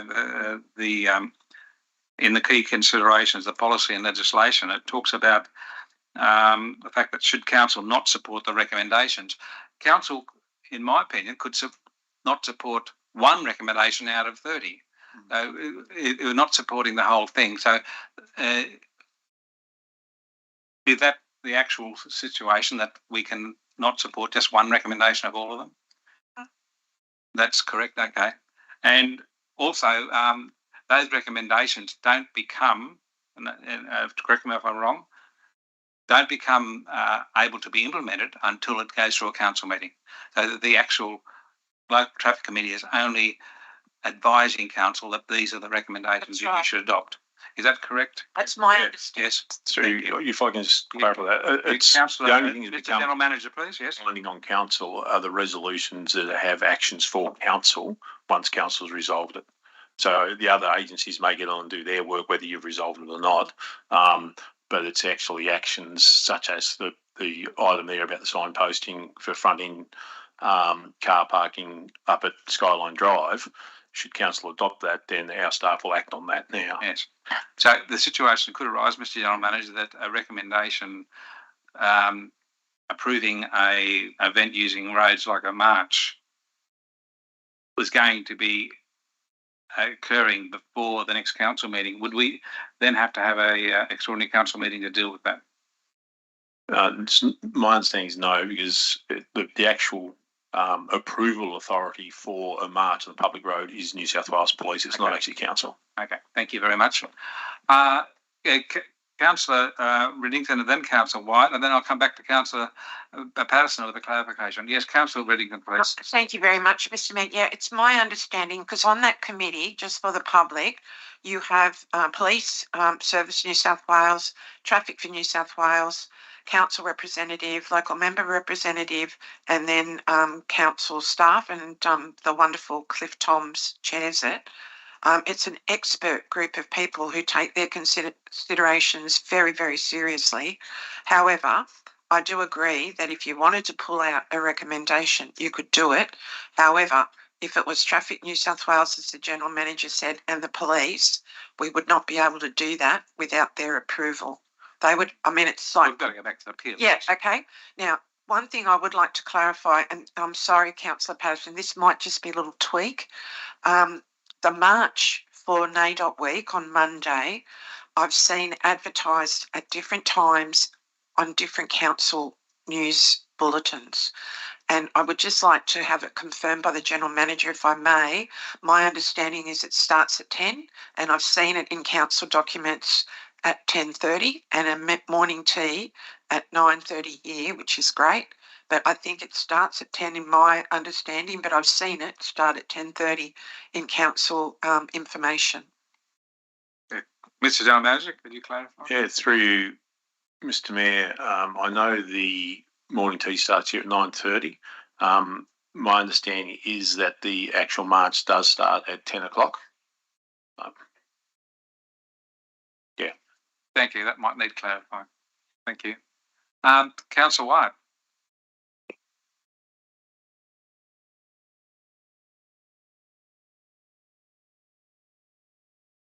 Sorry about that. My question is, I know in the report that there is a proposal to reduce Crescent Head Road from 70 kilometres from east of Settlers Way all the way to Crescent Head, making the whole road, except where the school zone is, 70 kilometres. Like, Crescent Head Road is a very regulated road already with patrols and speed cameras and RMS. I mean, even when Rudders Lagoon is flooded, there's highway patrol out there. So I have 3 questions, please. I'll ask one at a time. What is the criteria for reducing speed zones? Question number 1. Mr. General Manager? It's my understanding that's actually criteria set and determined by RMS. It's not set or determined by council. I don't have the actual criteria available. I can maybe Google it. Possibly, or... I'll Google it. Yeah. So you probably won't be able to answer this one then too. How many complaints does it take to become an issue? Again, yeah, determined by RMS. Okay. In terms of anything to do with setting speed limits is around the RMS, or the authority you need to actually, or Transport for New South Wales, the authority you need to actually speak to. Yep. And it's probably the same for the 3rd question, but I'll ask it anyway. In my opinion, that the Crescent Head Road is quite a good road. Council has spent a lot of money on maintaining it, and I think we've had an inspection of that as well. It's a good road, pavement's good, lots of widening and signposts, etc. And the proposal is to reduce it to 70 kilometres per hour. Therefore, that would make sense to me that Southwest Rocks Road and the Plummer Road, which have worse pavements, I wonder if there is a proposal to reduce those to 70 kilometres an hour as well, just in terms of that would be consistent to me. If you're applying a criteria consistently, fairly, that would make sense to me. So I'm guessing that you can't answer that question. Is there a proposal to reduce those other roads to 70 as well? As from Mr. Mayor, I'm not aware. I know Plumbers is actually 80 already. Plumbers Lane is actually 80 kilometres, and the Southwest Rocks Road from Gladstone into Southwest Rocks is 80 as well. Yeah, I'm aware. Just adding to that. Sorry, I'm aware that both of them are 80. But Council White, just to clarify, the interesting point about Plumbers Lane, it was reduced from 100 to 80 without going to the local traffic committee. It was just reduced by traffic from New South Wales stepped up and changed it. So they can do that. Councillor Jackson, Mr. Jackson, please.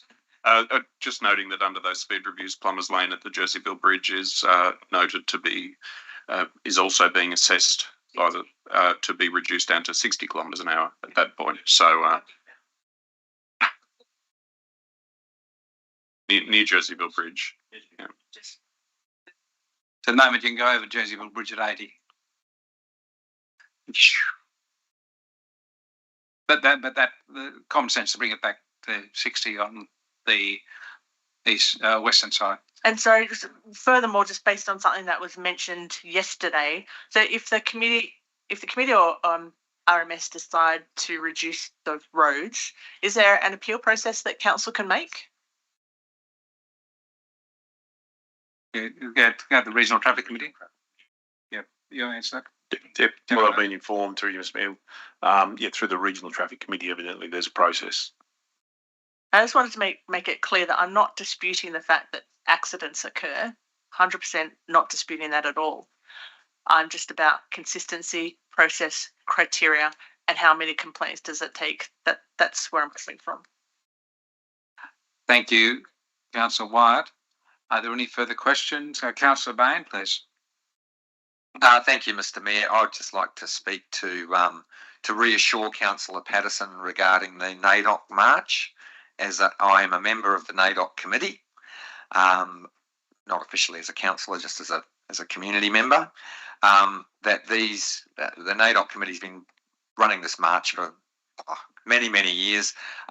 It would be absolutely negligent if we weren't to have evidence of public liability insurance cover, that there wasn't an appropriate application through the police local area command. All of these things are done as a matter of course, and I also like to commend council for the way that they've worked consistently with the with the NAIDOC committee in developing the traffic management plan and in dealing with all of the logistical issues.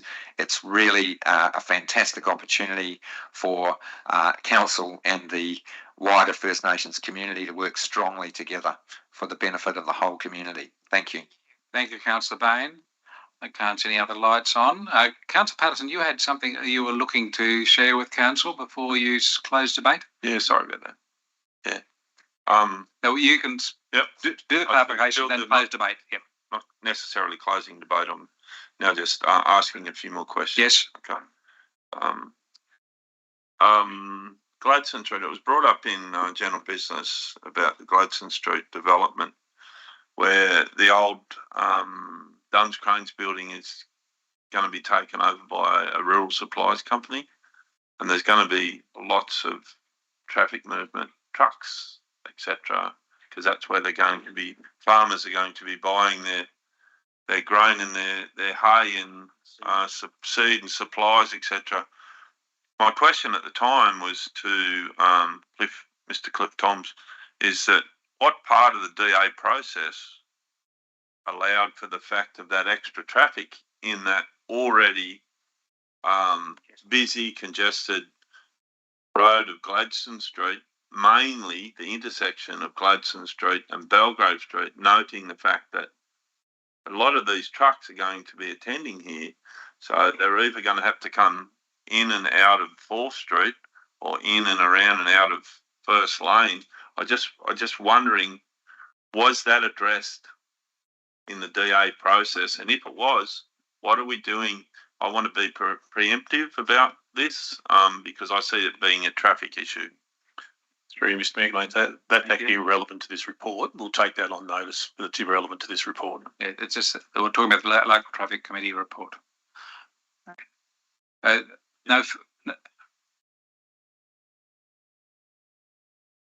My apologies. So, we'll still come back to you because it's actually about the DA. We wouldn't have that on hand. We'll have to come back to you on it. Thank you, Councillor Patterson. Yes.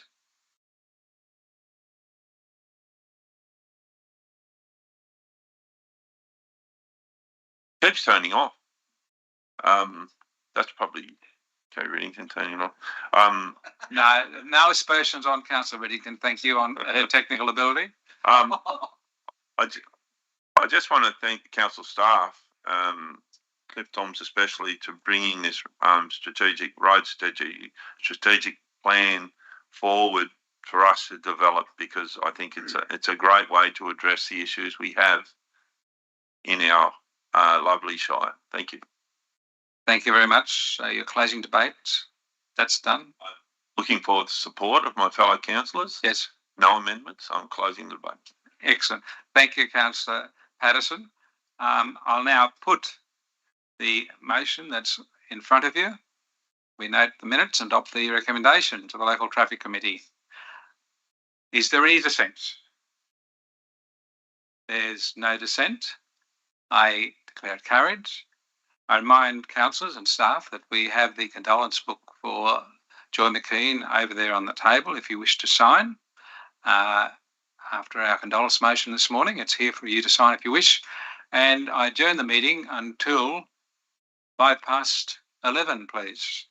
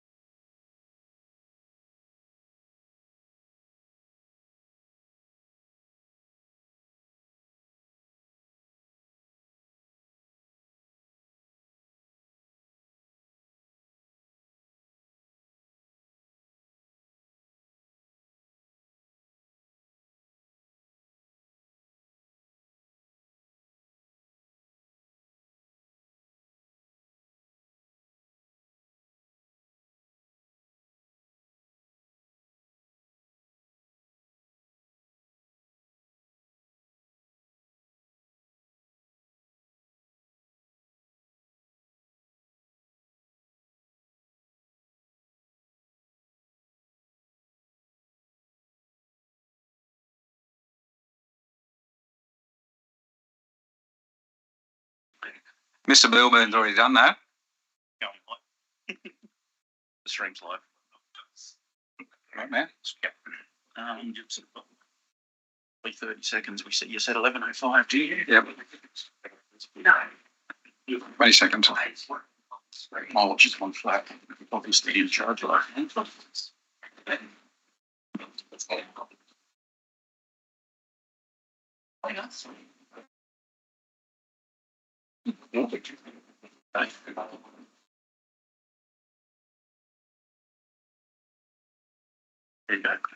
It's 11:05 and we're back in the meeting. We're up to item 10.1, Integrated Planning and Reporting, 2023-24. It starts on page 17. It's a very extensive report, and I'll ask Wayne Douglas to introduce it to us, please. Thank you, Mr. Mayor. Morning, councillors. I'm pleased to present this suite of IPNR reports for you today. There's a lot of work that goes into them, and for good reason. They are council's primary plans for the next year, and in the case of the long-term financial plan for the next 10 years. They outline what council is going to provide as services for next year. They also include the new projects that will be embarked, and also a continuation of projects from this current year for multi-year projects. There's over 160 actions in there, which shows the breadth of council services and project delivery. In terms of the long-term financial plan, the 23-24 budget is the one of focus for next year, but there are 9 further years of budget in there as well, making it a 10-year forecast.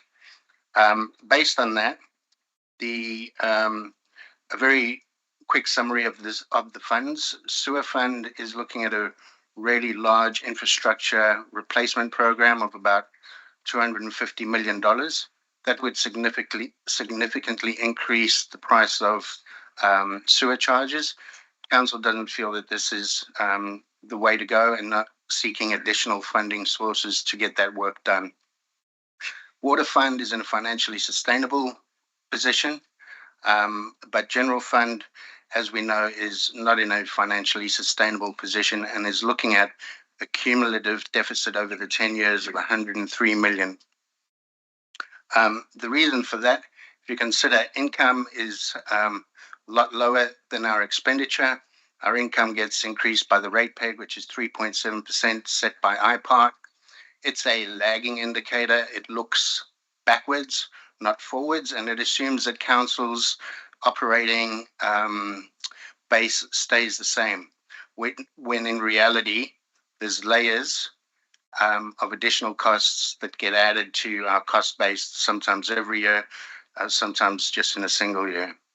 Some of those layers that are in excess of the 3.7% rate peg are CPI, which is running at 6% or higher, depending on who you ask.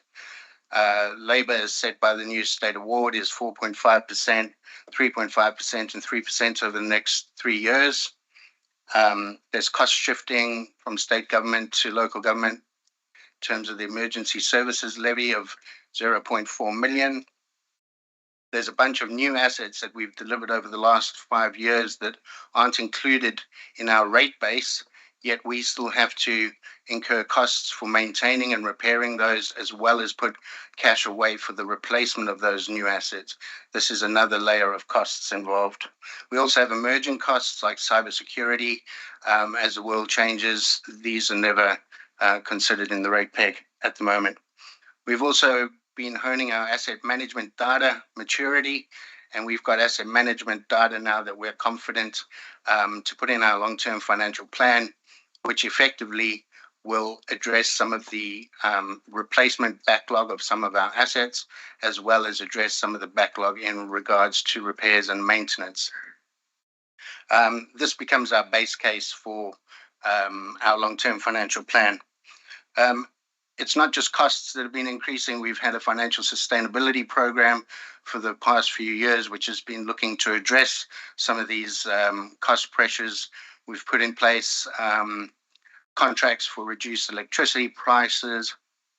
We've put PV installation to reduce our overall electricity costs and environmental footprint. We've also held our materials and contracts in previous budgets to have no increases or keep them flat. Basically, putting an efficiency dividend on our council workers to deliver more with a little bit less. Even with these measures, we can't close this gap. It's far too big a gap and is widening exponentially. The only way to address this, which we've included in the long-term financial plan, is to consider special rate variations, which we've discussed with you before. The long-term financial plan includes 3 scenarios on special rate variations and includes the price increases for the different conditions of assets. Now, these prices range from increases of about 50% up toward 94%. It's not to say that we would recommend going with, say, the highest option, but what it does do is say, in relation to great asset management, if we had the cash and we wanted superior quality roads and infrastructure, this is how much it's going to cost the community. We'll need to engage with the community to see the capacity to pay and come to a balanced agreement on what we think is the best way forward from an SRB perspective. Thank you very much. Thank you, Mr. Douglas. We now have the motion before us, and once it's moved and seconded, I'm sure we've got lots of questions we could ask Mr. Douglas. So, mover, Councillor Riddington. Seconder, Councillor Bain.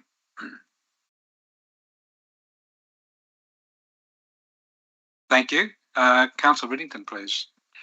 Thank you very much, Mr. Mayor. I would recommend this motion to my fellow councillors because this is an enormous body of work, and I really thank all the staff involved, and thank you, Wayne, for that summary. This is such an important document for our future. As Wayne alluded to, we have cost shifting from the state government. We also have the removal of the emergency services that we have to cope with without notice. That's going to be a financial impact on our budgets. We also have the anachronistic and totally wrong system of rate pegging in our New South Wales government that sets the rates that we're allowed to charge unless we go cap in hand for a special rate variation. The state government, to my knowledge, is going to be looking at reviewing the rate pegging system, and I hope they do that sooner than later. We are going to be faced with a lot of challenges. People are doing it tough in the community. People are finding it really difficult in inflation, low wages, high interest rates. We're going to be under a lot of pressure. So from the 1st of July until November, our very professional staff are going to be doing a review of all of our rates across the Shire, and I really appreciate the outcome of that. I think that in the long term, we have a rate pegging system that's 3.7% at the moment. Last year it was 0.7%, which was absolutely ridiculous, and we had to go cap in hand to the government to get that even up, I think, to 3 or whatever it went to. So from my particular point of view, we need to look as a community, what are we wanting to prioritise for our community services? Do we need 4 pools? Do we need an airport adventure park? I personally would really love to see a library and a community hub at Southwest Rocks. We need to prioritise what we want, and the council will be going to the community to seek community advice on what the actual community would like to do, and we've been given several scenarios. I personally recommend this motion. Other councillors might ask some direct questions, and I probably will a little bit later on. But we need to look at the fact that we have rate pegging at 3.7. We also have ad valorem calculations, which I'm sure the general public is aware that it's set by the value of your land for the valuer general. So from my point of view, there's a lot of things out of our control. But doing the rates review, I think, will be the really good focus of what our community wants, what we can afford to pay, and what we can do for the long-term future of our shire. So thank you very much. Thank you, Councillor Riddington. I'd quickly speak in favour of it too, but also look from this black hole, but it's actually a red hole of debt that we have to the future, and we need to advocate on a number of things to try and get us out of this. We are a small population council with a large area with 1,200 kilometres of roads, a diverse population, diverse ratepayer group. But the two things we really should continue to try and overcome where we are financially is getting the doubling of the financial assistance grants.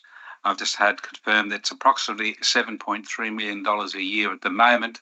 It was twice that amount back when they started to cut back on those grants from the federal government.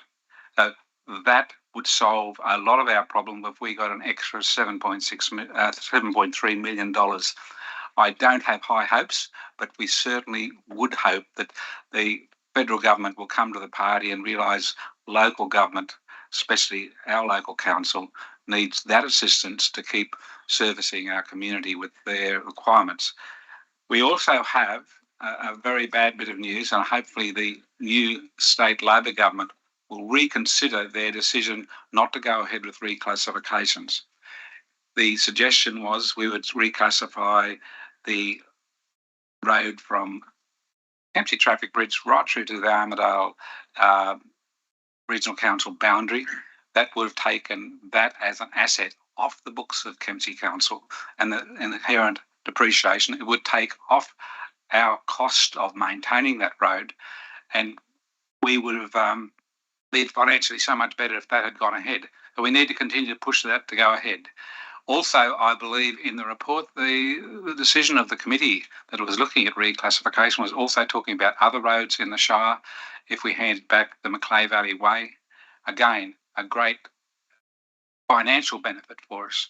That's looking to possibilities, but at the moment we have to be realistic, and that's why we have the reevaluation of a possible special rate variation.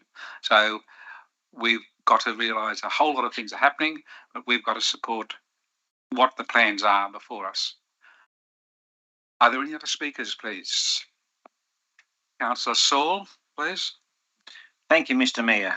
Mr. Mayor, yes, I also share Councillor Riddington's concerns and praise for the staff. It's done a wonderful job under very trying conditions. It has been very difficult. And especially, Mr. Mayor, the staff having to go back and find funding from our budgets for the Emergency Services Levy. The state government, unfortunately, at the last minute decided not to honour themselves and put it back onto ratepayers across New South Wales.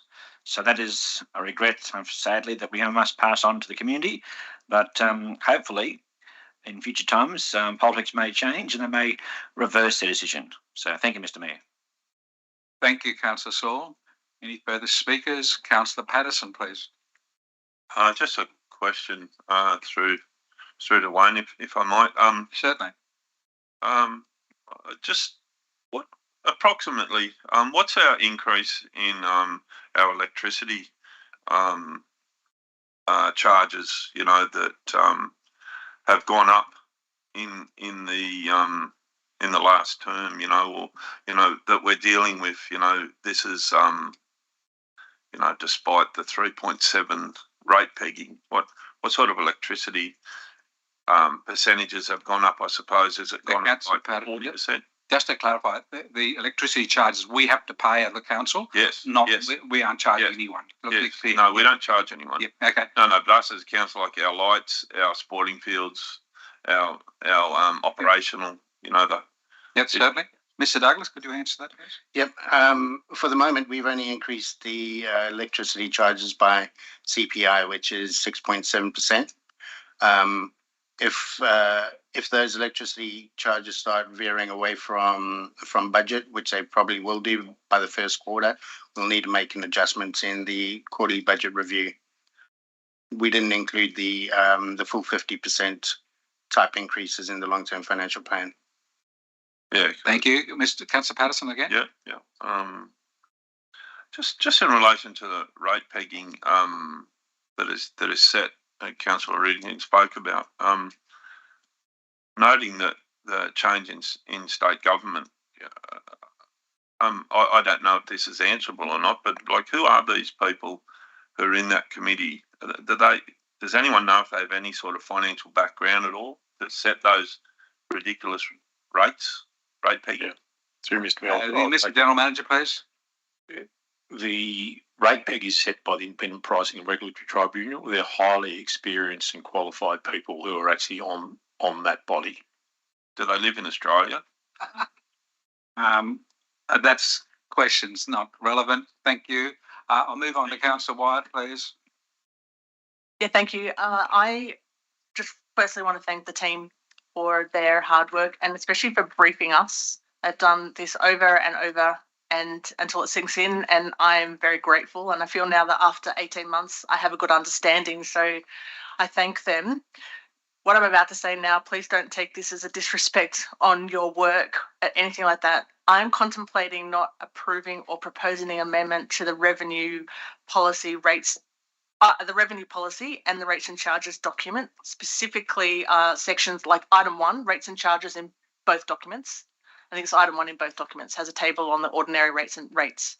Based on the fact that the cost of living increases and interest rates have increased significantly, and also we're proposing to do that special rate variation.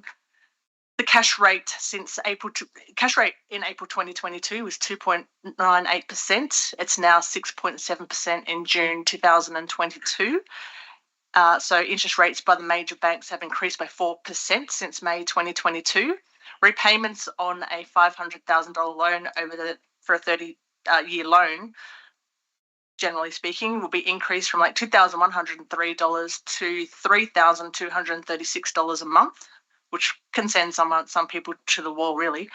So I am considering my options for just giving them a little bit of a break until we deal with the special rate variation. So in order for me to make an informed decision about that, I need to understand what are the consequences of not approving the rates and charges bits of those documents. So my question is, can you please explain the implications of not approving that rates and charges the rates and charges sections in both of those documents, please? Councillor White, you're foreshadowing amendments at the moment, and you just want to see the implications of that amendment. Is that okay? Yeah, if I understand correctly, you're proposing or you're thinking about whether you could actually put our rates on hold or some of the fees and charges on hold. Yes. It'll create, depending on the scope of that, it creates some significant issues. We have what they call integrated planning and reporting. It is because it's integrating. So if we start to reduce what's actually currently in there and what is recommended, so if we said we wouldn't take all the 3.7% rate rise, we take 2% on that or whatever, if we say we're going to reduce or go back to last year's fees and charges for a range of fees and charges, that reduces our income. That reduction of that income then impacts on our works program, which is what is actually in the delivery program and operational plan.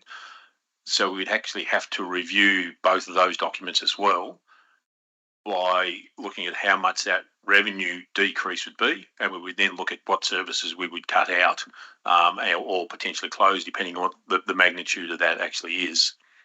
The way it is at the moment, we're already in a deficit position. Reducing any revenue just simply makes that worse for the organisation. And it's actually not just the organisation, it is the community. It's the cumulative effect of not increasing that is something that you literally never catch up on without impacting it. It'd simply be passed on at a special rate variation somewhere in the future. So it actually doesn't have any positive effect, I guess is what I'm saying. It actually would. The magnitude of it would challenge whether you could actually adopt the budget today, or you'd have to have another extraordinary meeting before the 30th of June because you'd have to review the magnitude of that to see what would actually be able to be done. But you would have to adopt the budget by the 30th of June. So there's a whole range of complications around it.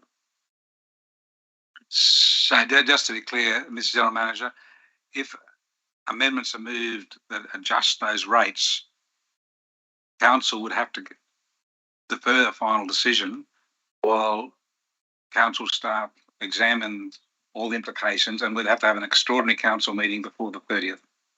Yes. Okay. Okay, so we've got a few days left. So, I understand your point of view, Councillor White.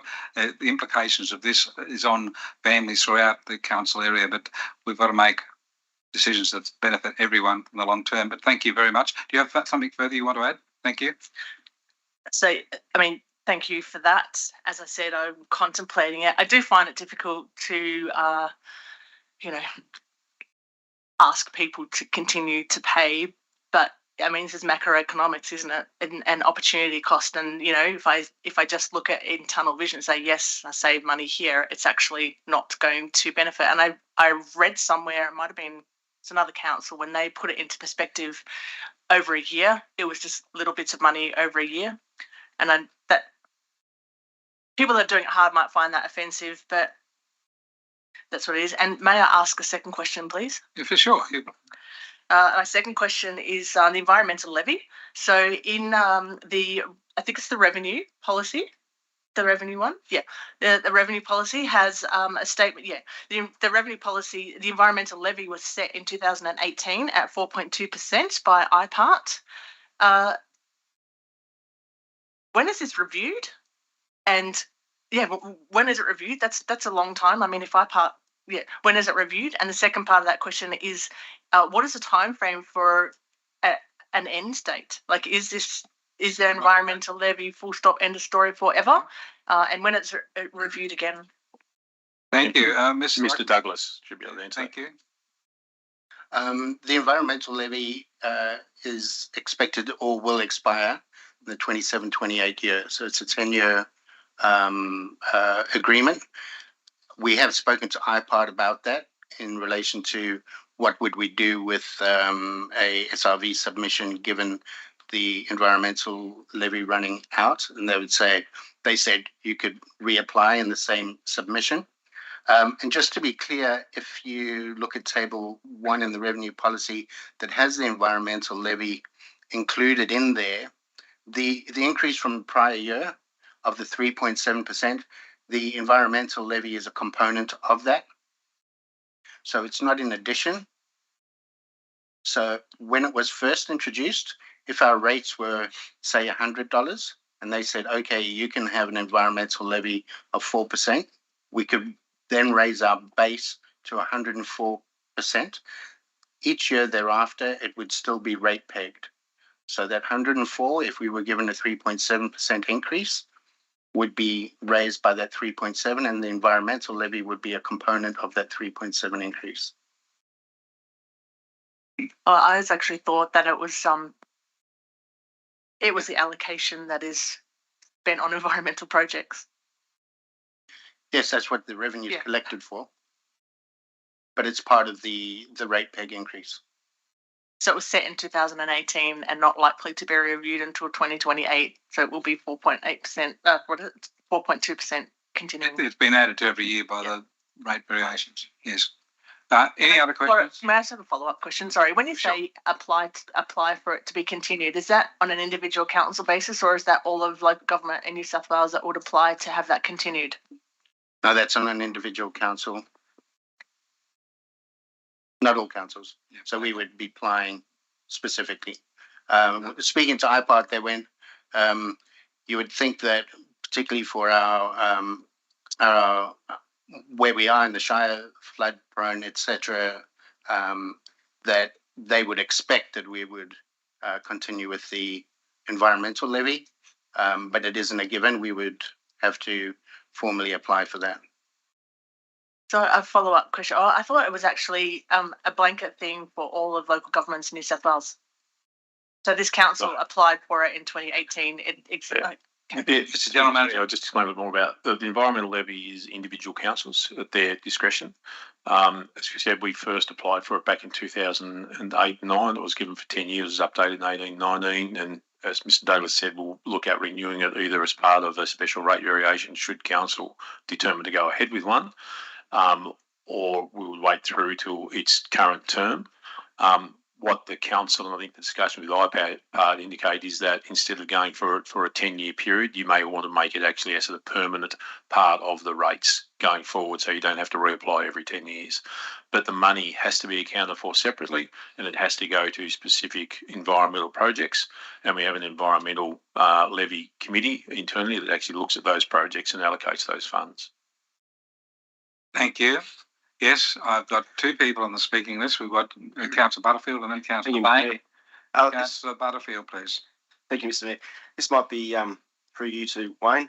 With the EPA levy at the waste management transfer stations, I haven't really taken any notice, but I've currently done a job and I was actually asked a question by the customer.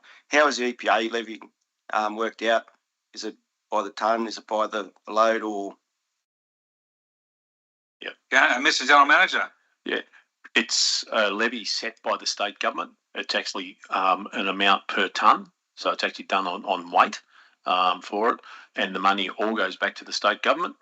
And currently, there's a lot of angst in the communities that pay the levy because it's not across all the states. It's actually just on the eastern seaboard. It's not actually west of the dividing range don't pay it. The city pay double what we pay. So metropolitan areas down to Shoalhaven pay double what we pay at a rate, but it goes back into the state government. There's been a lot of lobbying done to say, well, we're paying however many hundreds of thousands of dollars we pay each year to the EPA, that money should come back into our area to help us with things like our CEL4 development and things like that. So we are continuing to work with the EPA on that. But it's basically it's done on a per tonne basis. Yeah, I'd never taken any notice until because it's quite a big job, and I gave it to the customers, and they actually asked me. I was, well, I don't really know, to be perfectly honest. So, thank you. All right, Councillor Bain, please. Thank you, Mr. Mayor. I'd like to speak in favour of the motion. It's an amazing body of work that the staff have done. I'd like to do a bit of a review of some of the things. That what our council does deliver is huge for the environment. When we're looking at the landfill and the construction of waste cell 4, massive upgrades in water in Willawarren, for example, flood risk management, and major works in sewer. Those works in sewer are going to lead to the potential of sustainable development in areas where we have to have that infrastructure in place.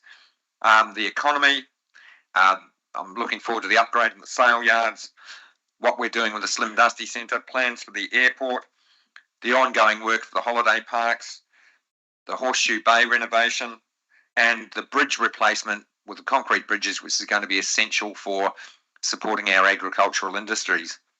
We're also working for community, looking at animal welfare with a new pound.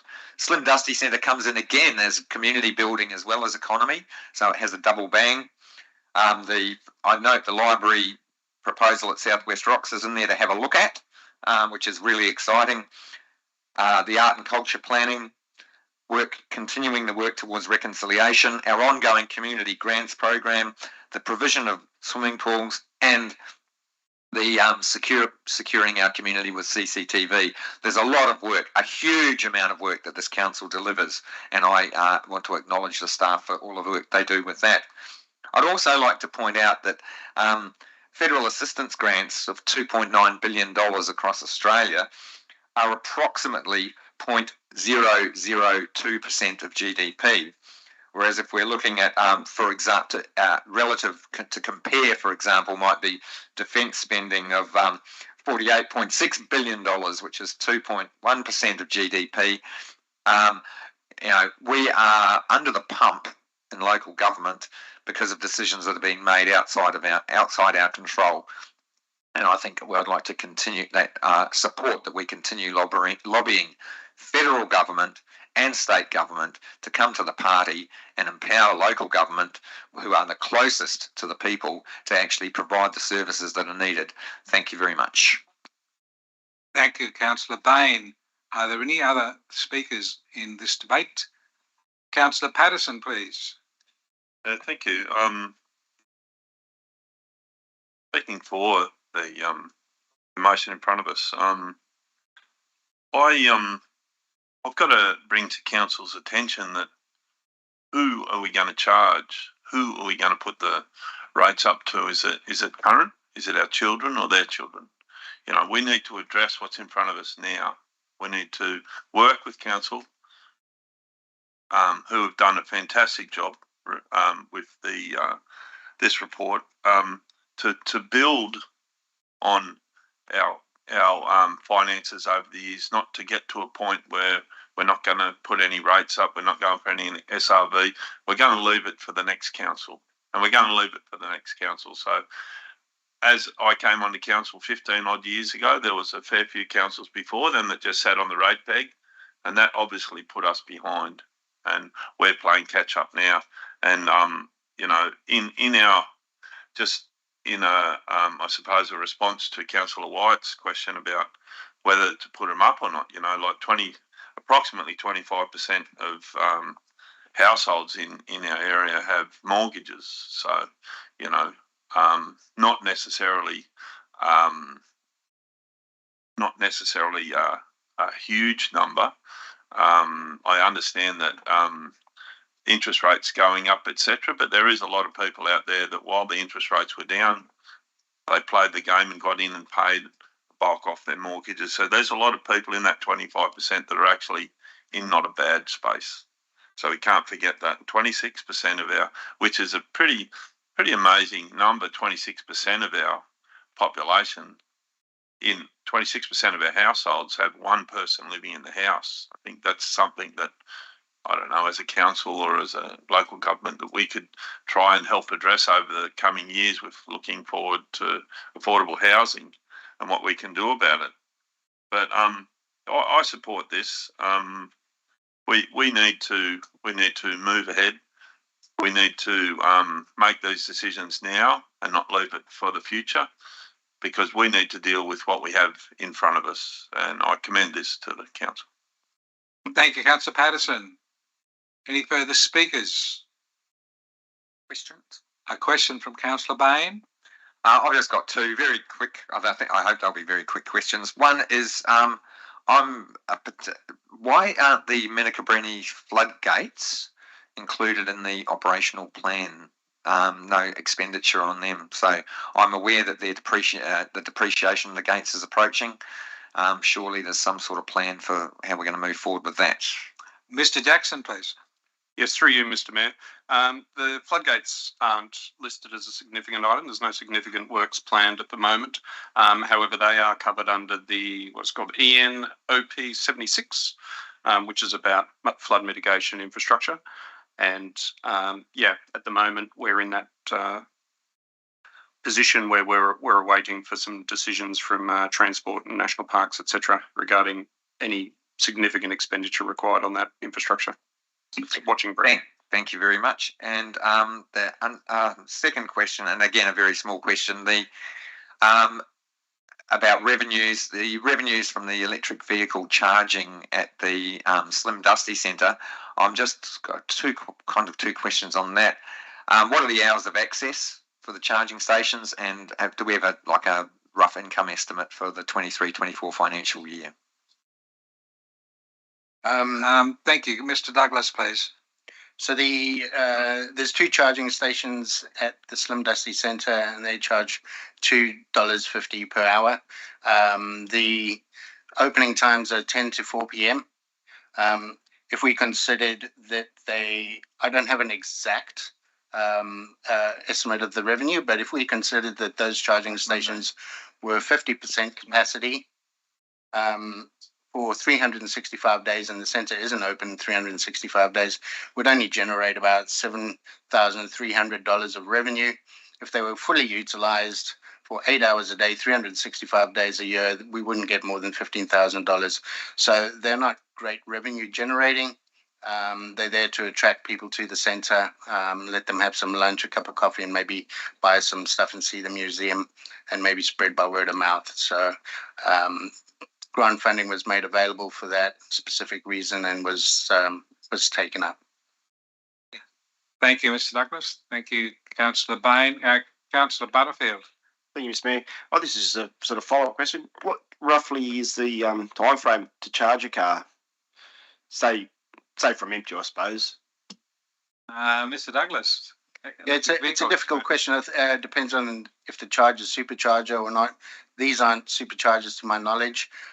Charging a car from flat to 100%, depending on the vehicle itself, could take upward of a few hours. The normal procedure that I've seen is people would stop, incrementally fill up their car for a half hour or hour or so while they're having a lunch or a break in their journey, and then carry on and try to find another refueling spot a little bit further on and have a bit more of a break. So, thank you. I forgot my second question. It's all good. Thank you, Councillor Butterfield. If there are no further questions, I'll ask Councillor Riddington to close debate, please. Thank you very much, Mr. Mayor, and thank you very much, councillors, for all your comments.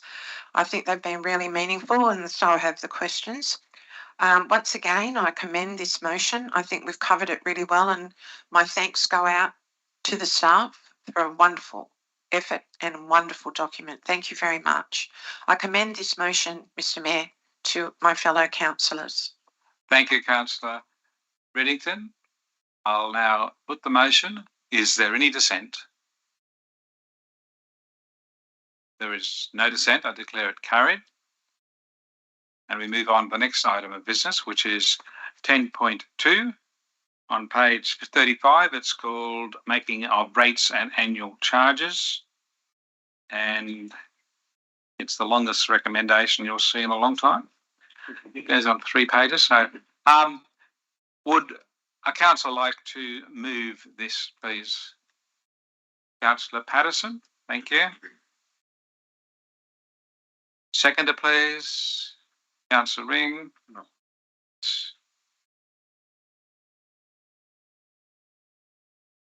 Councillor Patterson, please. Just briefly, I'd commend this to my fellow councillors. The making of rates and annual charges. This is something that we need as council to operate. I believe that council has made some adjustments to these with some feedback, and I think that this report, I commend it to my fellow councillors, and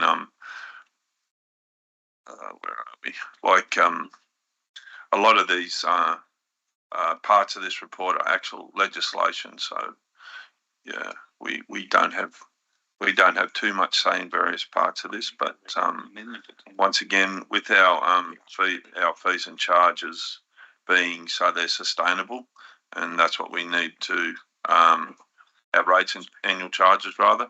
That's what we need to be having a part of a council that is sustainable moving into the future. Thank you. Thank you, Councillor Patterson. Councillor Riddington. Thank you. I too, Mr. Mayor, support this motion. I think I'd just like to make a couple of comments and maybe a question in there somewhere.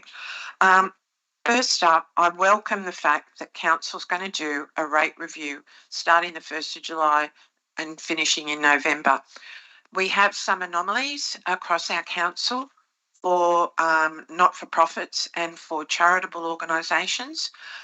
There's some anomalies in categorisation from residential premises to business premises, and I really welcome that. I know Councillor White and I had a meeting with Mr. Mitchell and the General Manager a couple of weeks ago, so I was really quite interested to see how the rates review will deal with the anomalies across our council. Could I please just ask, just for the general public, Mr. General Manager, would you mind please explaining the rates, general rates package for the whole of the community and then the ad valorem, just for the sake of clarity, please? Mr. General Manager. Thank you. I'll try and make this fairly simple. The rates for local council is one of the most complex finance situations you actually see. But essentially, probably the easiest way to describe it is that if you imagine a box that is actually got set sides, a set amount, so the total amount we can collect is dictated by that box. When IPART announced a rate peg by 3.7%, that box can expand by 3.7%. That's all. Inside that box, we will break that up across residential, farmland, business urban, business other, and the environmental levy. And within each of those, and I'll just use residential because that's what affects all of us, is that with residential and all the others have the same thing. They have what they call a base amount that everyone gets charged, and then an ad valorem, or a cents in the dollar of the value of your unimproved land value, and that is set every 3 years by the Valuer General. So we've just had that occur, and there's been some pretty substantial changes in our values, as everyone would expect.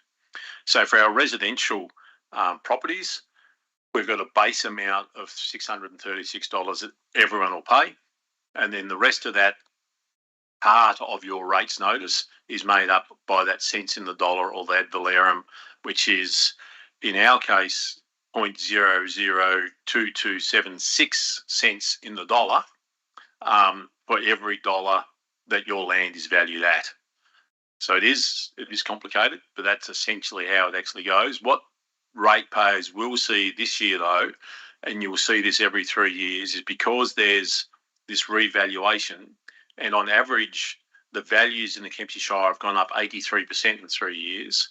That box I first talked about does not expand by 83%. It only expands by that 3.7%, but we redistribute all of those rates within that. So some people will see quite a large, if their land values have gone up a lot, then that ad valorem amount will mean their rates will go up a lot. And so some people might decrease a little bit, others might increase a little bit or a lot, depending on how that actually all breaks up across that revaluation. It is unusual this year. It's the most in all my time in local government, and gone through quite a few revaluations. It's the most significant revaluation rise I've ever seen at 83%. That is a lot. You're normally talking maybe 5 to 20%. You're not normally talking that 83%. So there will be some big fluctuations when some people get their rates this year compared to last year, because of the way that's redistributed. Thank you very much. Thanks, Mr. General Manager. Thank you, Councillor Riddington. I have Councillor Bain and then Councillor Wyatt, please. Councillor Bain. Thank you. I'd like to speak in favour of the motion. It's to make it very, very simple. If council wants to provide services and expend money, it needs an income. That's it. The question that I have though, is why are water rates charged for properties that aren't connected to water? That's on page 36, the bottom chart.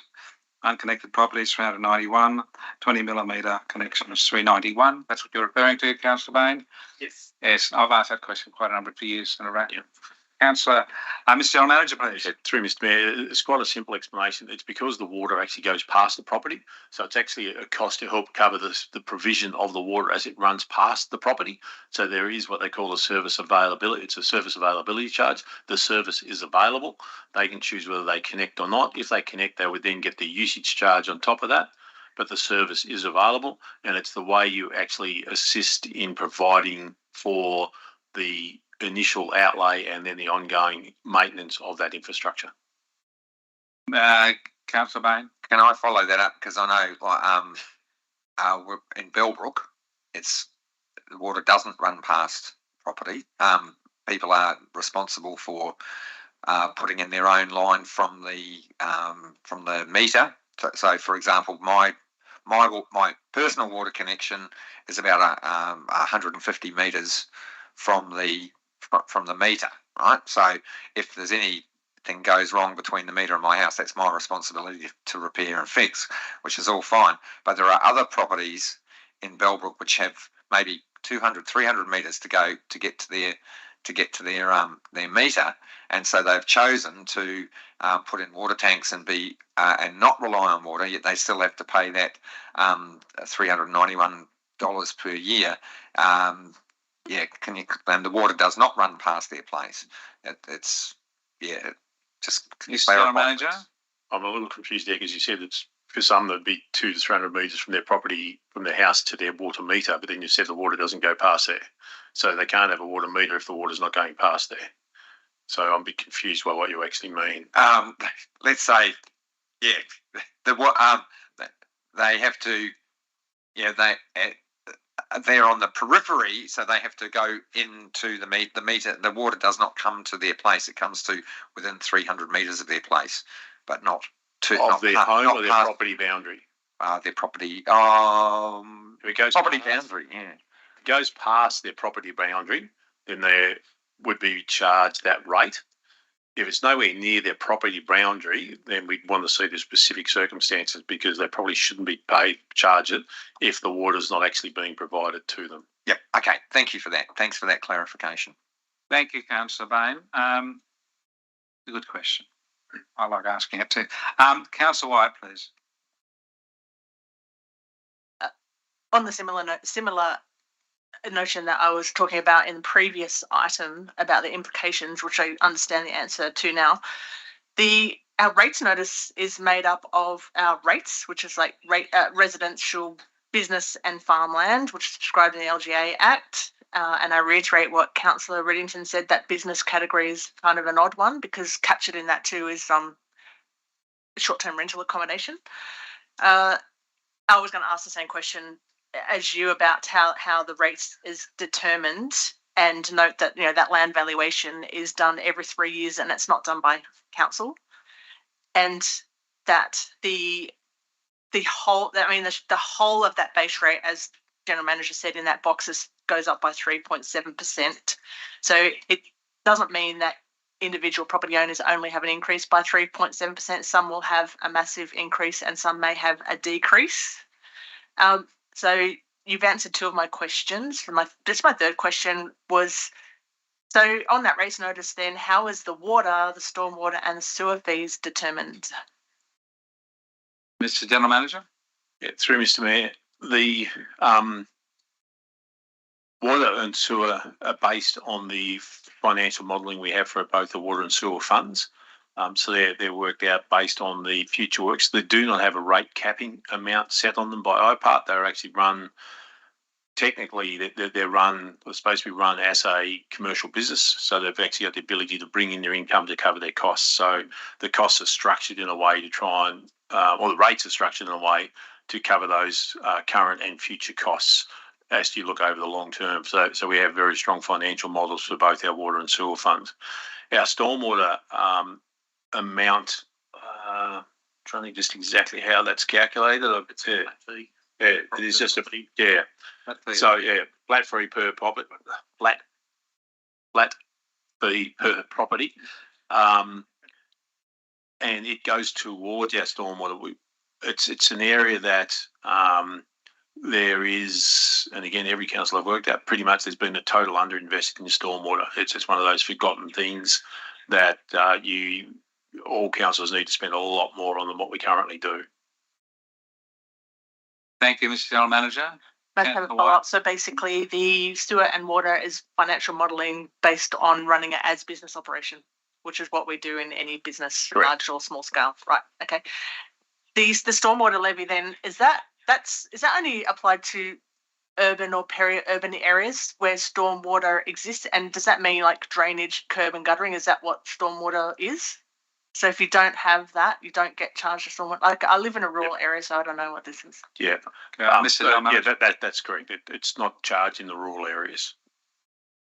Sorry, so it's only where there's drainage, there's curb and guttering. Correct. I should add to that, Mr. If I may, Mr. Mayor. Curb and gutter, I'd like to say specifically there must be curb and gutter. Obviously, a lot of the Kempsey urban areas don't have curb and gutter. So stormwater does include swales, culverts, roadside, etc. So curb and gutter is definitely not 100%, because if we say that, people say, I don't have curb and gutter. I'm not paying that, but no. Oh, yeah, that's a good point. I mean, that's kind of what I meant by drainage, but yeah, good point. Thank you for clarifying. And sorry, you mentioned, Mr. General Manager, Mr. Milburn, when you're explaining that answer to Councillor Riddington, it's hard to get my name around that. You mentioned 86%. What was the 80%? And you wrote it down. What's the 86%? It was 83%. It's what the average value of unimproved land values went up in the last 3 years. So all of our 16,000 properties, the land value averages it out. It's 83% increase. And Mr. General Manager, those averages would be higher for coastal properties? Yeah, significantly. Yeah, obviously our coastal properties went up significantly. I understand from some of the figures I've seen that there's some properties gone up 300 or 400%. Wow. In land value in that 3-year period. And it's up at chat. Right, thank you, Mr. General Manager. Councillor Ferguson and then Councillor Patterson. Yeah, thank you, Mr. Mayor. Just another one on that. If we're only allowed to go up with the whole box 3.7% and the value of general said everything's got up 83%, do we then adjust the ad valorem rate back? Spot on. Mr. General Manager, that's it. It's correct. Okay. Councillor Patterson, please. Just a question to understand about our charges, farmland, residential, business, other, etc. Our base amount. The base amount for farmland, say $6.99, residential $6.36, business and other is $6.78. Is that a GST amount or is GST applicable? Through you, Mr. Mayor, it has nothing to do with GST whatsoever. The base amounts, councils for any of the farmland residential business can actually set up to 50% as the base amount. So our residential areas are set at 50%. Our farmland and business, I think, are in the mid-20s as a base amount. The idea of the base amount is to try and distribute across a fair amount across the entire rate category. And then your ad valorem picks the rest of it up. So that's the way it's actually split. So council, within that box that I talked about before, council can actually change those base amounts on each of those categories. They can do subcategories, those sorts of things as well. But your base amount can't go beyond that 50% under legislation. We're not allowed to do that. And Councillor Riddington before referred to the rate review. As we do this rate review, we'll be looking at those categories and those base amounts and working with council about whether they're at the right place or not at the moment.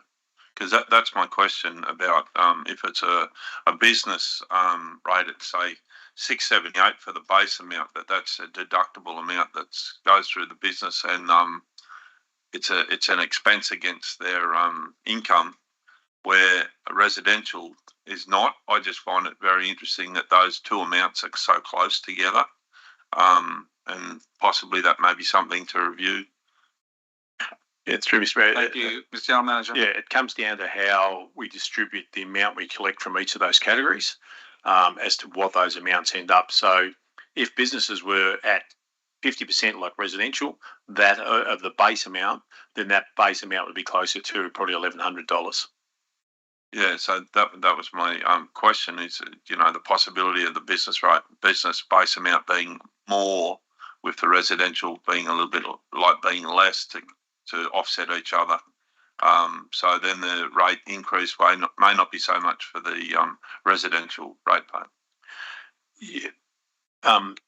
In theory, yes, but the numbers you're dealing with, the increasing the base rate to business rates, to 50%, would have a pretty insignificant impact on the base rate that you need to collect for residential, purely because the numbers are so different. You're talking about, I think it's only a couple of thousand businesses, and you're talking 12,000 or so residential. So but all that will be included in this review we're going through at the moment. Yeah, but would you not consider that farmland is business as well? It's a classification under the legislation, so things have to be classified as farmland. Farmers would probably, I imagine, would be claiming that on their tax. Thank you. Thank you, Councillor Patterson. No other speakers. I'll ask Councillor Patterson to close debate if possible. Thank you. It's been a good discussion, and I look forward to my fellow councillors supporting this. Thank you. Thank you, Councillor Patterson. I now put the motion before you. Is there any dissent? No dissent. I declare it carried. We now move to 10.3, and our staff are being very flexible, we have a new motion or recommendation because we are so close to the June the 30th when loan borrowing has to be implemented. We have a motion before us. No, it's a recommendation, and we'll just read that for a moment. It's been added to with a point 3. Yes, and it changed. And point 1 has been changed. Okay, so just reading that, approves the additional proposed borrowing for the general fund of $10 million over 5 years on the condition that these loans are only drawn down if absolutely necessary prior to or on 30th of June 2023. Point 2, authorises the General Manager to accept the loan offer from the institution providing the most advantageous income to Council. And point 3, authorises the Council seal to be affixed to any loan documents necessary. So I'll ask the General Manager to explain these changes in the recommendation, and I hope Council will understand we are very close to June 30th. So I'm sure you're seeing Council staff being very flexible. Thank you, Mr. General Manager. Through Mr. Mayor. Yes, since this report was written and the business paper published, Council staff have been working overtime to try and work through the situation that resulted in us needing to look at a potential shorter term loan.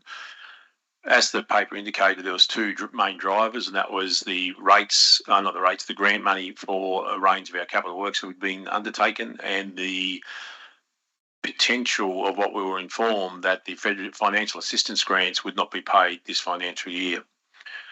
We've now been assured that we'll be getting, I think, in excess of $5 million, I think, in grants fund paid into our account tomorrow. And we've also been advised unofficially that we are probably going to get the financial assistance grants on or before the 30th of June. So if both of those things fall into place, then we do not need to take this loan out. It may even be that with the money that comes in tomorrow, if that's around the figure we want, we probably won't need to do this loan either. So that's why we've reworded that. It's only if it's absolutely necessary we'll take this loan out. We're quietly confident that we're not going to have to, but until the money's actually in your bank, we won't count the chickens until they hatch. Thank you. I need a mover, please. Councillor Bain. A seconder, please. Councillor Riddington. Councillor Bain. Thank you, Mr. Mayor. I'll get you to speak to it, but I'm sure Council will have questions, and that's the right thing to do. But Councillor Bain, could you speak to your motion, please? Thank you, Mr. Mayor. I would like to support this cautious motion and again congratulate the staff on how well phrased it is. We understand the need that moving into the new financial year we have to be cash liquid, and that's the whole crux of this matter. We've got the federal assistance grant, which we expect to be paid, and the natural disaster works, which we're waiting to receive in claims for natural disaster works, and we've been using our cash reserves to pay for those. So it's really another example of how how reliant we are on the efficiency of federal and state government, and potentially we're going to have to borrow $10 million to cover a few days. But we'll have to borrow that money for 5 years because if you borrow it for less, there's penalties. It's a really unfortunate situation. I commend the way that Council have phrased this. Only if it's absolutely necessary. So it gives us that flexibility and agility to respond to the to what happens in the bank account over the next few days. Thank you very much. Thank you, Councillor Bain. Are there any other speakers? Councillor Riddington, please. Thank you very much, Mr. Mayor. I'd like to use two literary and cinematic references to this. First up, Mr. General Manager, as Jerry Maguire said, show me the money. So we need the money. This is great. Thank you very much for shoring this up. And another one is A Streetcar Named Desire with Blanche Dubois says, I always have to depend on the kindness of strangers. And this is what I'm saying applies to the New South Wales and the federal government. We are on the kindness of strangers to give us our grants, cap in hand. Thank you. I hope that wasn't too weird. Councillor Riddington, it is absolutely appropriate in my opinion. Councillor Patterson, please. Just a couple of questions. I think they need to be asked. Have we the ability to cover this in our unrestricted funds for that short term rather than getting a loan? Mr. General Manager. Through your Mayor, if we do not get the money from the disaster fund and or the financial assistance grants, it is questionable whether we have those funds. It's quite tight, so that's why we're actually being cautious and actually saying we'll take this out. But if we get one or both of those, we don't need to take out this loan. Okay. So it's a timing matter. If we have to borrow the 10 million for 5 years, I know we spoke about it last night that there'd be fees to be charged if it was paid out early, but would we not have the ability to pay up at the 1 year mark, say pay it out to 10% owing? You know, so the last 4 years we only owed 10%. That'd be a massive reduction in interest. Yeah, Mr. General Manager. Through you, Mr. Mayor, our staff are actually working with the banks that we're dealing with this on that. Obviously, from a banking point of view, it's not great to put out a loan like that only for a few days, but that's always what it is. Our staff are going to continue to work with that, and I should just say publicly that we're working with two of the big four banks. One's our banker, which is NAB, and the other one's Westpac, and both banks have been very positive in actually working with council and are aware of the situation for us. So I'd just like to thank both those banks for the way they've worked with us on this and their knowledge that it may not come through in the end anyway, but they've been very positive in working with us. Thank you. Question, Councillor Riddington? Sorry, just movie quotes. No, I've finished with them. Thanks very much. Just a question to the General Manager, and if we have this 10 million, is it like a line of credit? So can we always keep it for the 5 years? Because I've had this before in business where I've had a line of credit and I haven't drawn down on it. It's there for backup. If we need it for backup, is it there, or how is this going to be drawn up contractually?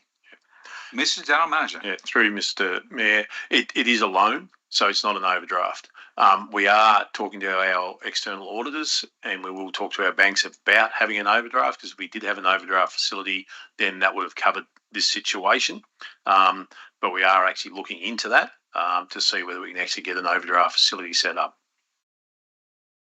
Thank you. Are there any further questions or debate?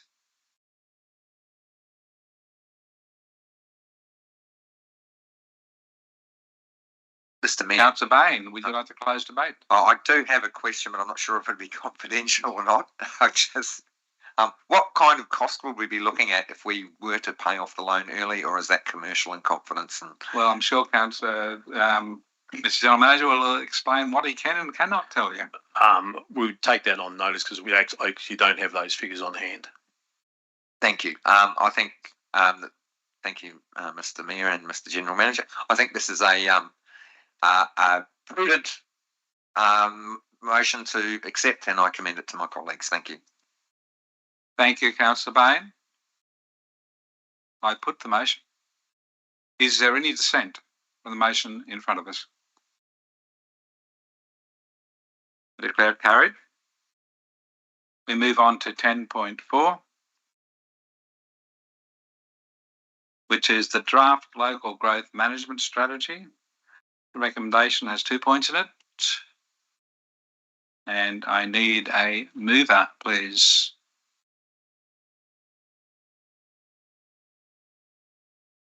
If not, it'll be lapsed. Someone's got to Thank do it. you, Councillor Bennington.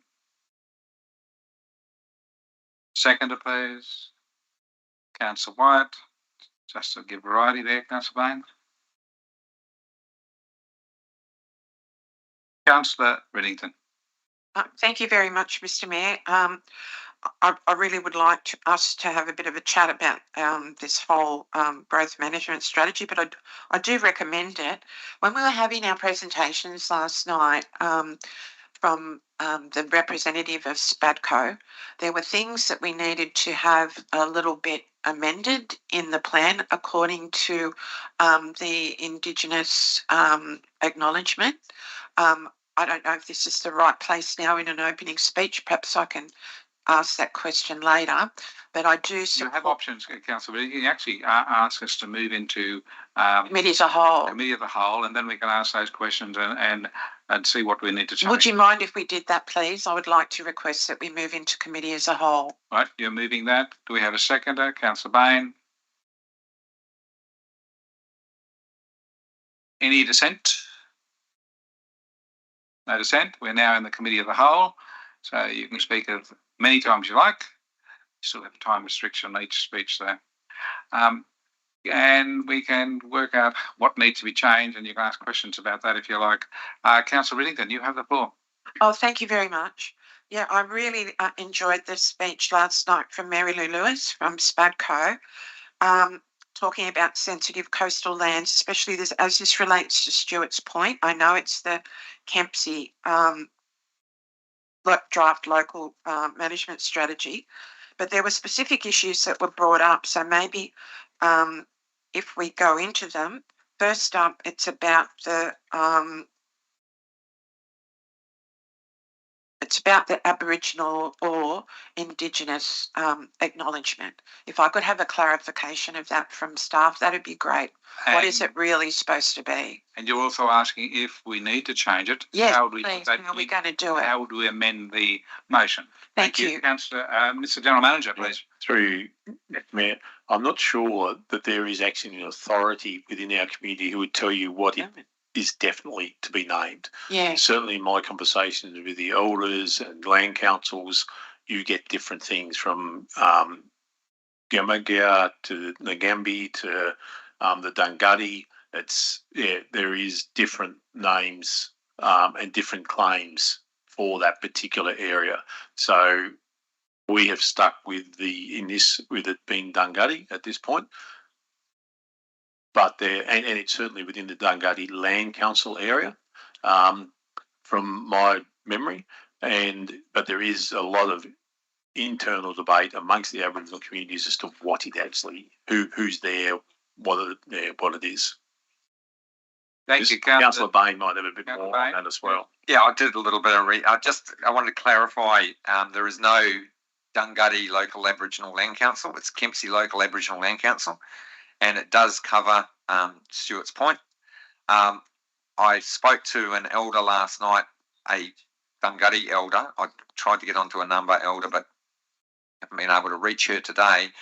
And I sent through some words last night that we could potentially amend it to say that locate where it reads, located on Dungutty country, Stuart's Point, etc.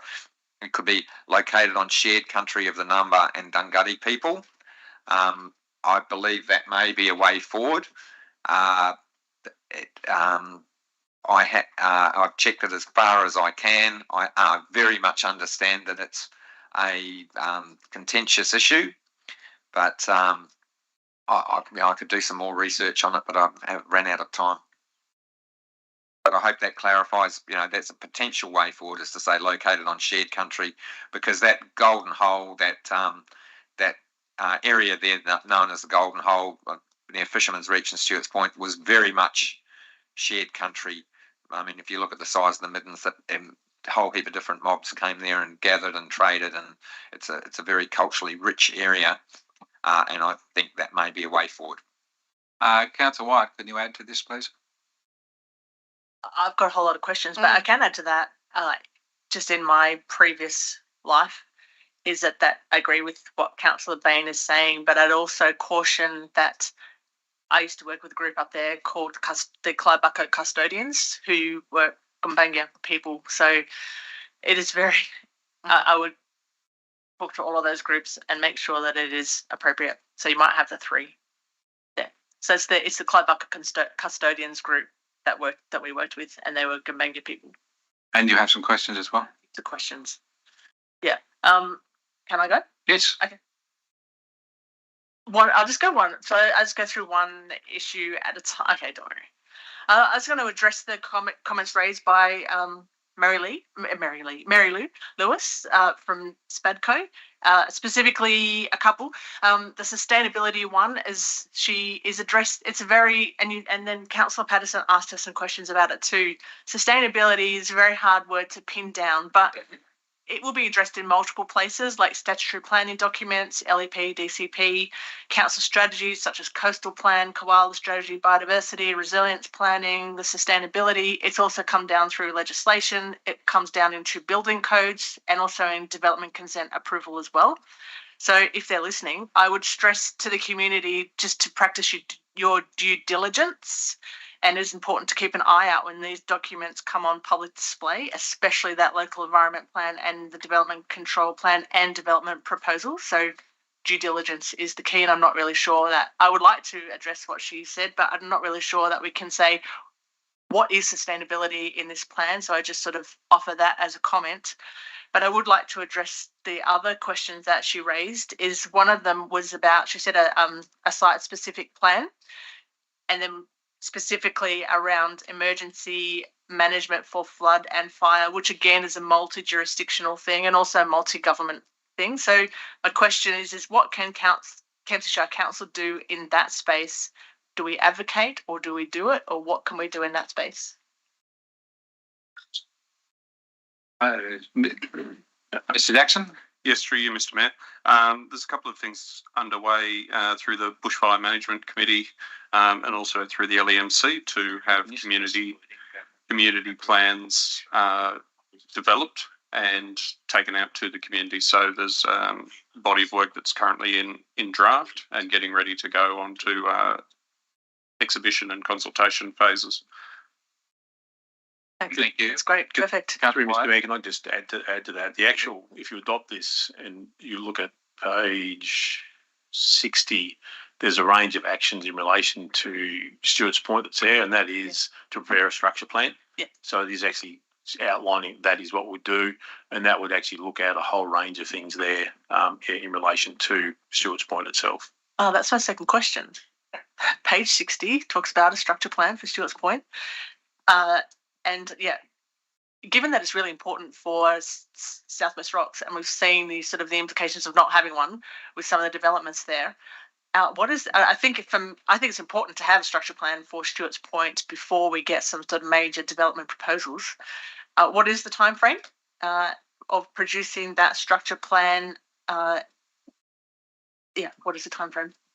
Can we bring it up higher in the order of things? Through you, Mr. Mayor. The structure plan is, at the moment, we've got our team fully booked essentially for the next 2 years, developing the LEP and the DCP, Southwest Rocks Infrastructure Plan, and then also the housing strategy, if that's adopted. We adopted that yet? No, if that's adopted. Essentially this was going to be for future years, yes. Given that there was a significant development proposed in the area, it was essentially put onto that developer to take a leading role in developing that. However, given that that's potentially dropped off, that will need to be looked at, and it will be need to put back into our programs for future years.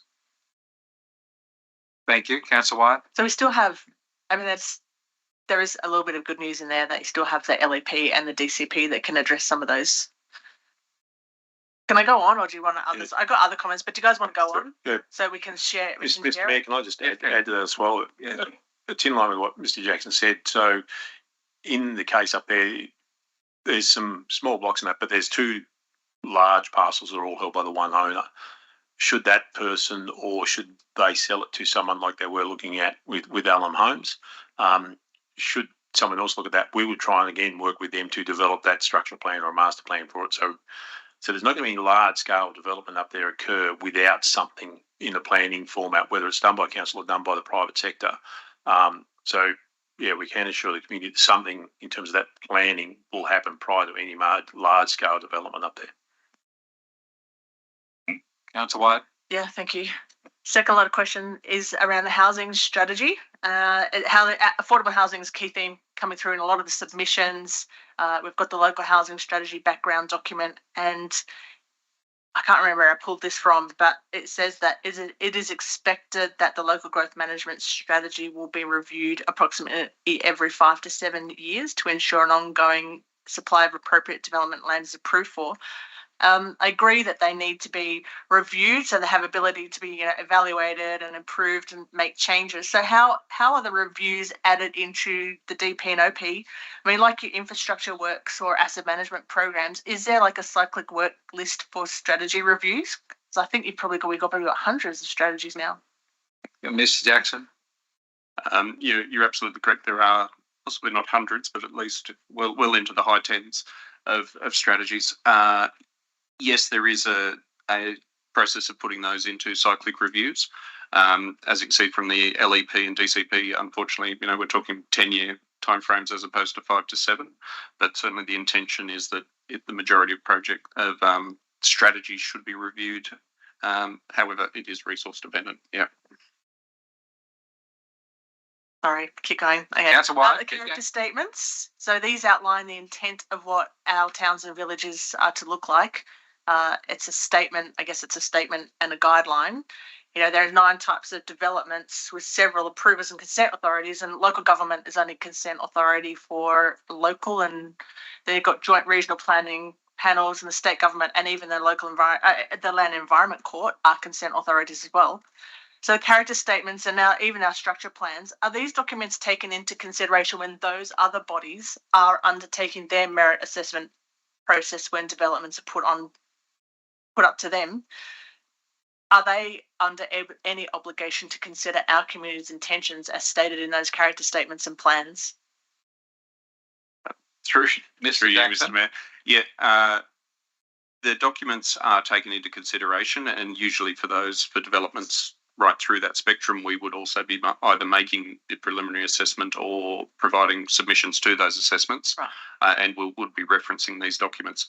To the level that they are considered is obviously up to the determining body, as opposed to adopted LEP, DCP, and whatever state instruments are being measured against. But they are considered and they are brought forward as statements of intent, yes. Thank you. The Scenic Protection Report has a whole lot of has really some comprehensive list of recommendations in section 7.2, and the conclusion of that basically says that the current scenic protection mapping is not adequate. Is that addressed? All of those recommendations in there, are they then addressed in the LEP and DCP as well? Take that on advice, maybe. We'll just have a look at it in the report. Section 7.2, there's a whole list of recommendations for the scenic protection layer, and then in section 9 has its conclusion, which basically says the scenic protection land map does not adequately identify and protect the scenic amenity values within Kempsey Shire. So I'm just wondering, like, this report, does that then sort of form a base report for preparing an LEP and a DCP? So that will be considered in that process? Yeah, through you. Yes, it will be considered. So the actions are certainly taken on board as part of the LEP review. Yep. Final question. I mentioned this, there are so many plans, and I'm a little concerned, but less concerned based on your previous answer, that planning teams need to be aware of hundreds of recommendations about caring for our country. I mean, where are these plans captured in your statutory planning? And I think you just mentioned that you have a list, so that makes me a little bit more confident. But, when teams move on, is there a central datage capture storage place to have all of these recommendations stored? Because if you get a massive change of staff, corporate knowledge goes out the window with it. Where is this really important stuff captured, or how? Mr. Jackson? Yeah, so council strategies and policies are all stored on our website. They're also within council's own information management systems. The relevant council staff obviously have to go off and refer to those. And yeah, if we did have a complete sea change of staff, we would have to ensure that they were aware of all the various policies, etc., that we have. But they They are available on the public website as well as internal intranet, and they're all listed there for consideration. And part of the process of assessing both developments and planning proposals is to run through checklists of the relevant documents and to ensure that all documents are covered off in those assessments. Thank you. Thank you very much. Long list of exhaustive questions, but thank you very much, Councillor White. And Councillor Bain. Yes, thanks. Thank you, Mr. Mayor. I'm just curious, one of the questions that Cherry Muddle raised yesterday in her speech, and something that I've been thinking about for a while too, is according to the Rural Land Release Strategy document, which was our document from 2014, on page 8, South West Rocks had an ESD, which is an environmentally sustainable design ranking of D, which indicated that it was not appropriate for continued to look at sustainable development there. Now, I understand the state government and developers see tremendous opportunities in coastal development, developing South West Rocks, but is there a legal obligation? Is there any obligation on council to follow this path because state government and developers want to do it? Mr. Jackson. Through you, Mr. Mayor. It is the Rural Residential Land Release Strategy, and that ranking related to its appropriateness for sustainable development of rural residential land. We're not proposing to develop rural residential land there, so we are being entirely consistent with the recommendation of that report in recommending other forms of land development there. So, that's where that one sits. Thank you for that clarification. That's great. So another couple of questions.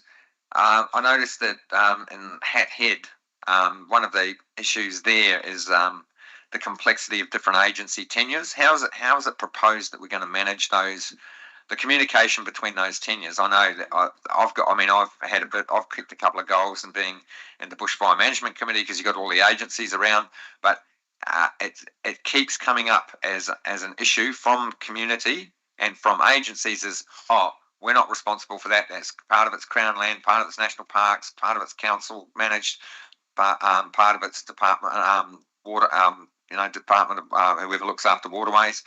Can you clarify that for me? How do we propose moving forward with dealing with that complexity? Mr. Jackson. Yes, through you. So the question of those competing agencies or different agencies all side by side and in some places covering very similar areas of land is one that we do continue to work through. It very much depends on the individuals involved and also the different goals of those organisations. National parks often have very different goals to council or even Crown as well, and all parties have different goals. So it is a brokering and negotiation, and we will continue to try and work with those groups and the community to see how we can best broker the best outcomes. But in terms of a formal agreement to all sing off a single hymn book, that has not yet been achieved. Yeah, thank you. I note the word complexity in my question. Thanks for your clarification. And the last question I've got, but I do have another proposal for an amendment. I was just interested in looking at there was a proposal for rezoning Lot 12 DP 1257536, the retirement village in Fredericton. So my question was, if we're looking at rezoning it to what is the current zoning for that area?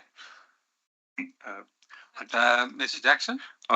Strangely enough, I have the answer to that very specific question. Thank you. The current zoning of that land is actually 2 zones, and it's got a lovely wavy boundary between the 2 of them. The section closest to the Macleay Valley Way is an RU2 zone, and the section closer to the river is an RU1 zone. Previously, it was zoned what they call zone number 1 (D), which would allow aged care facilities permissible with consent. And that goes all the way back to 2006 when that was approved. Thank you, Mr. Jackson. And the other, I've Councillor Bain, are we going to move an amendment at this point?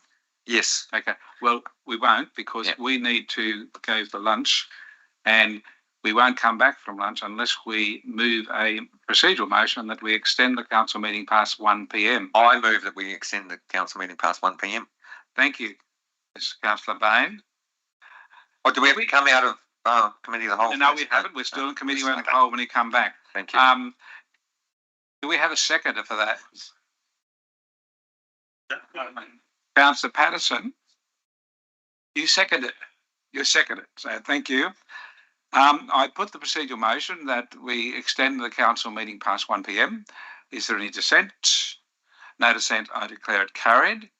And from this point forward, I adjourn for 1 hour. We will be back at 1:30, councillors.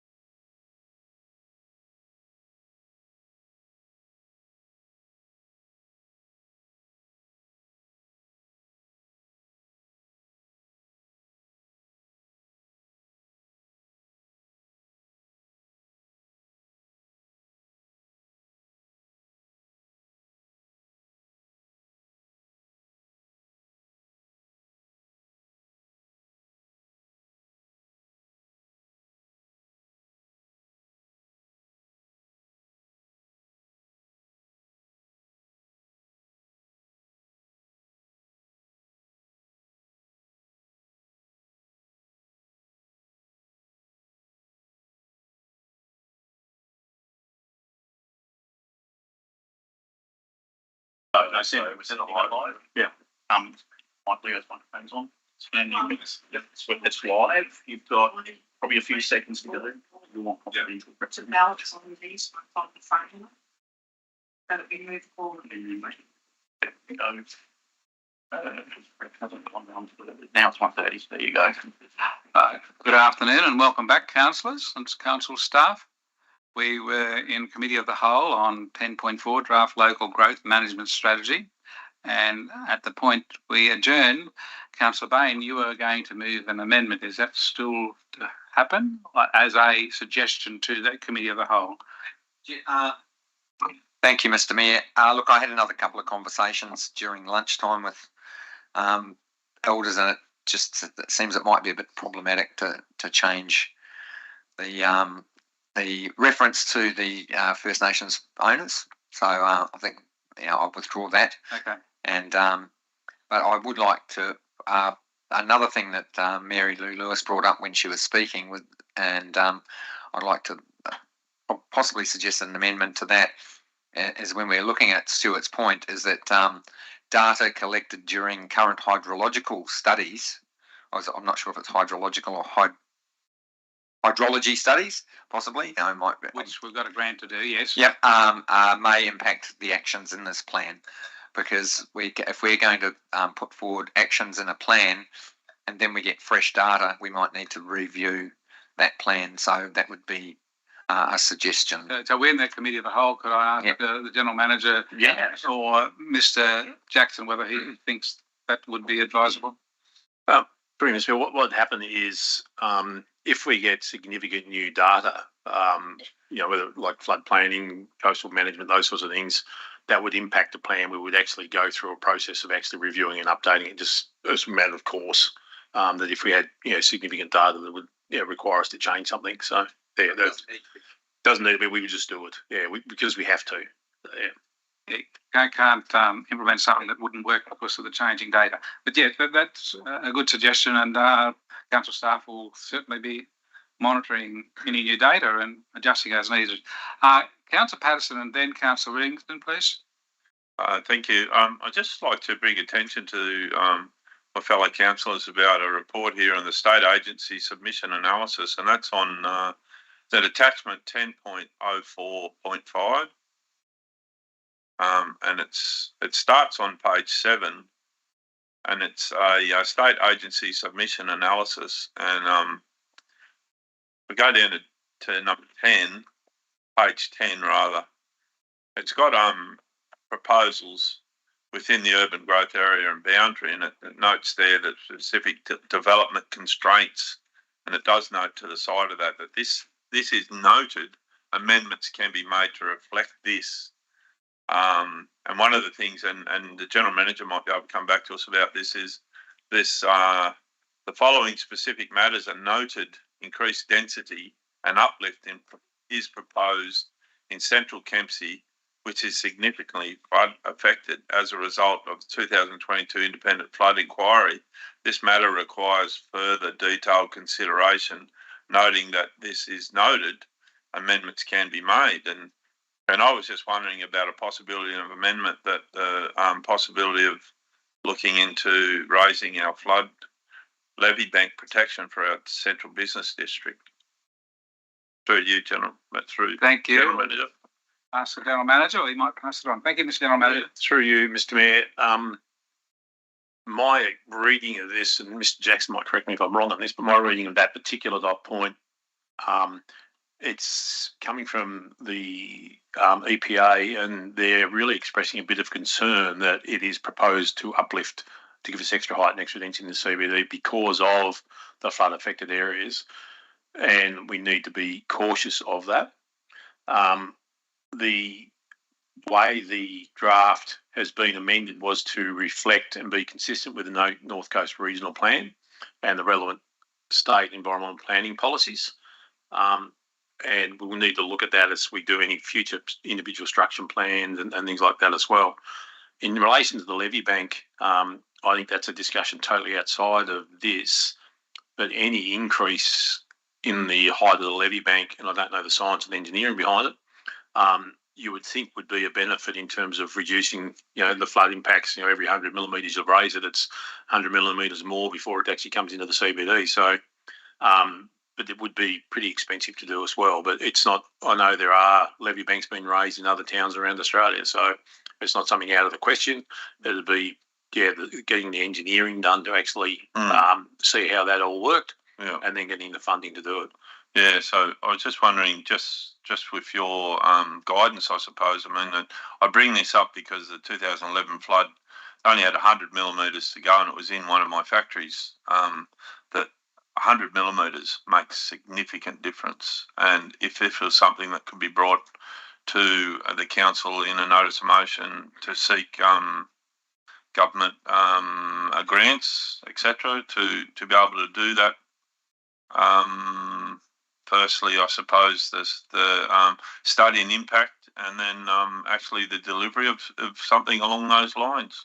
So yes, thank you, Councillor Patterson. Of course, if you work with staff and come up with a notice of motion along those lines, I'm sure we'll put it to a upcoming council. Councillor Riddington, please. Thank you, Mr. Mayor. I just would like to just have it clarified from Mr. Jackson, if I may, that the Stewart's Point structure plan is going to happen at some stage.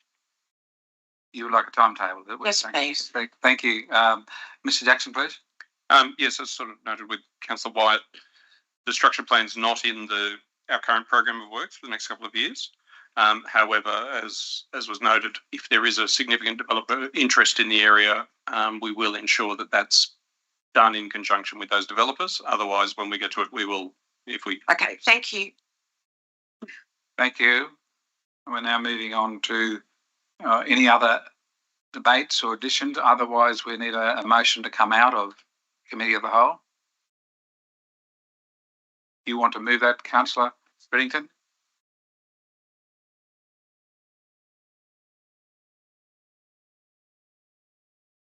Do we have a seconder? Councillor Butterfield.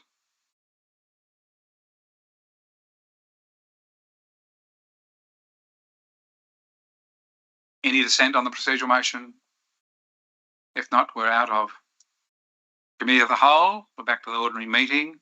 Is there any further debate? Councillor Patterson, please. Just a question, if I may, through to Mr. Jackson. In relation to the reasoning of this report, what's your feedback on this? Is this report something that we can utilise to protect the future growth of our area? What's your feedback on this report? Mr. Jackson, please. Yeah, so through you, Mr. Mayor, the report does set the tone and some guidance as to the intentions for development. However, as I guess was pointed out with the Stewart's Point example, this report looked at the likelihood of growth and a response to that. When something happens that's sort of outside of sort of statistical likelihood, such as let's throw 1,000 dwellings into this area, it certainly does have to be looked at more carefully and responded to as a holistic assessment of the impacts of that. But this is certainly a guide towards where we believe growth will occur and how that may be managed. Thank you. Thank you.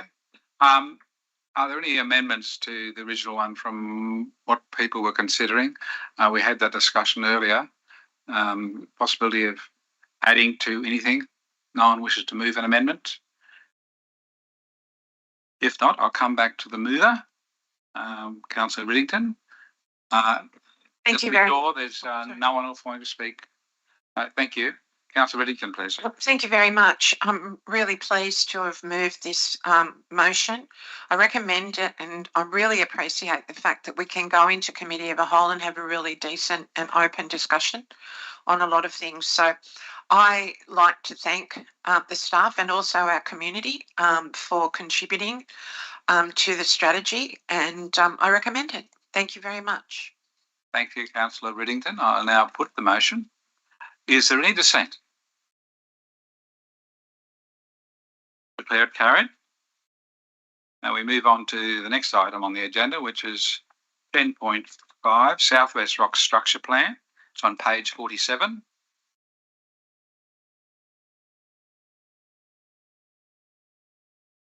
Recommendation the Council adopt the Southwest Rock Structure Plan. And I'm looking for a mover. And there's only one light, so I presume Councillor Whittington, you're the mover. Well done. Hard work moving things. A seconder, please. Councillor Ferguson, yes. Councillor Whittington, speaking about Southwest Rocks. I am, thank you, strange as it may seem. First up, I'd really like to commend the staff on the work they've done and also the community. The community have been really involved in this entire process. We've had some great community catch-up sessions, great feedback, really good draft. I think the council have taken on board the majority of community suggestions, so I commend that.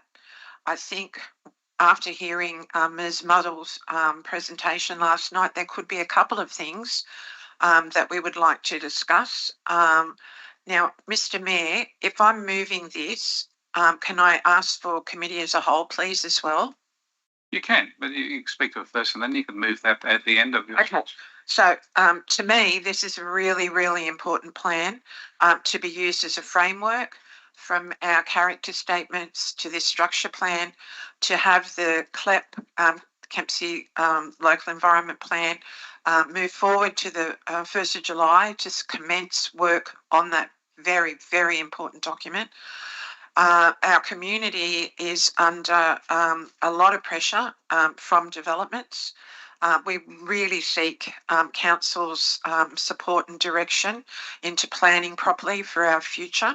This structure plan goes a really long way, especially, and I'm sure most councillors would know, I have been really strong on the height limits across Southwest Rocks, because in a few pockets of Southwest Rocks we did not have height limits, and that was of real concern to the community. So I'm really pleased that our community feedback has been acknowledged and put into the plan. I also would like to probably clarify, when we do go into committee of the whole, Ms. Muddle's concern about Gordon Young Drive and the zoning there, with possible educational precincts being mooted for the future. I really would like support from the whole of the council on this plan. So from my point of view, I strongly support it, and I would really like to ask the Mayor if we could go into committee of a whole, please. Right, there's your procedural motion. Do we have a seconder for that? Councillor Wyatt?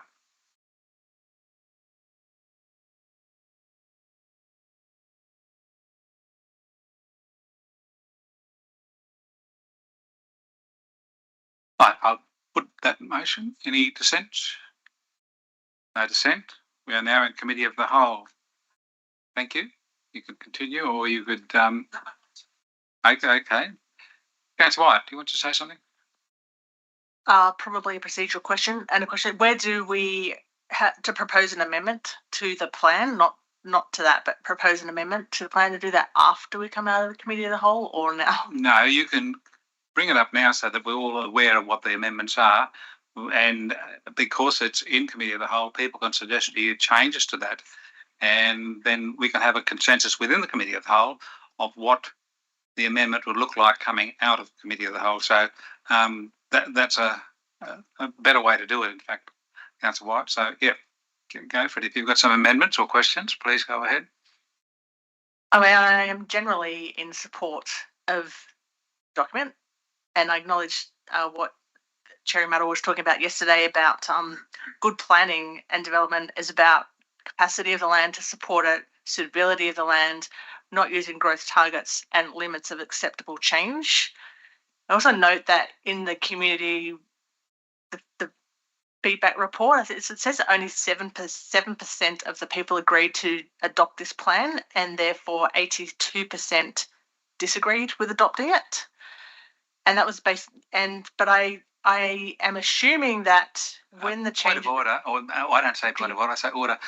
Could you give me those numbers again and could explain why they don't add up to 100? It's in the. Oh, okay. Sorry. In the community submissions page, the paper, the one that council puts back about assessing the results of the surveys, Yes. says that 7% disagree, 7% agree to adopt and 82% disagree. But I spoke to, it says here, recommendation summarised, overall outcome was 82% of respondents did not agree with adopting the draft strategy. Of the remaining respondents, 9.6 were neutral and 7.5 agree the draft strategy should be adopted. But I spoke. Sorry, could we see the page number of that so we can Oh, I find? didn't write the page. Sorry, Councillor. It's in the Your Say McClay summary, and it's on page 2, just at the very bottom of that page. Okay, thank you. We'll go there and look at that. But Thank you for explaining that there were 9.6 neutral. So that was where the numbers kind of configured it. Oh, right, My okay. brain wrong, but yeah. Okay. Thank you. Go on. I do understand. I do believe that might have changed now because there is the proposals in there to change. There were some changes with those land zonings around Gordon Young Drive and Keith Andrews, I think. But what I would like to propose, and get clarification first, with the Gordon Young one, on page 44 and page 50, there's a map, and so there's a map and a table. The map on page 51, there's the whole block is yellow and it just says this is proposed for zoning. And then in the table on page, I think it's page 50, it has the zoning is proposed to be C2-C4. So my question is, of that block, is that whole yellow block proposed to be C2 or C4 or a combination of both? It's that one. Mr. General Manager? My understanding is it's actually a combination of both. We've actually marked it to be C2 and C4. It doesn't identify just what parts are which. That's what can we identify? Yeah, okay. So my proposal then is to make that whole zone a C2 zone. And the same thing with my same question with the Keith Andrews one is there is recommendation there for R1 and C2, and on page 55 the zoning map it just has the whole thing as yellow. So which part of that is C2 and which part of that is R1? That's all that. Page 50. Is that larger block proposed to be C2 and the little one the residential zone? Which document are you actually looking at there? Is that the actual structure It's the plan? structure plan, yeah. Page It's only got 55. 52 pages in it. Oh. Which document are you in? So as we go, Councillor White, you've just talked about one area. We need to put that in writing so we can have that as an amendment so we can all examine it before we move on to your next point. And that way we can all be on the same page of what we're looking at. So the first one you wanted to do was make it one zone. Which were those two areas so we can put that in writing? The Gordon Young. Gordon Young. Gordon Young Drive, yeah. That was the recommendation. That was the ask. That's what Sherry asked us yesterday, is to change that all to a C2 zoning.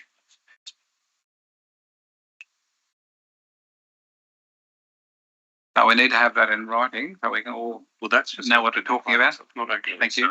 We've got the wrong page. Let me open the page. Actually, Open it. sorry, Document are we in?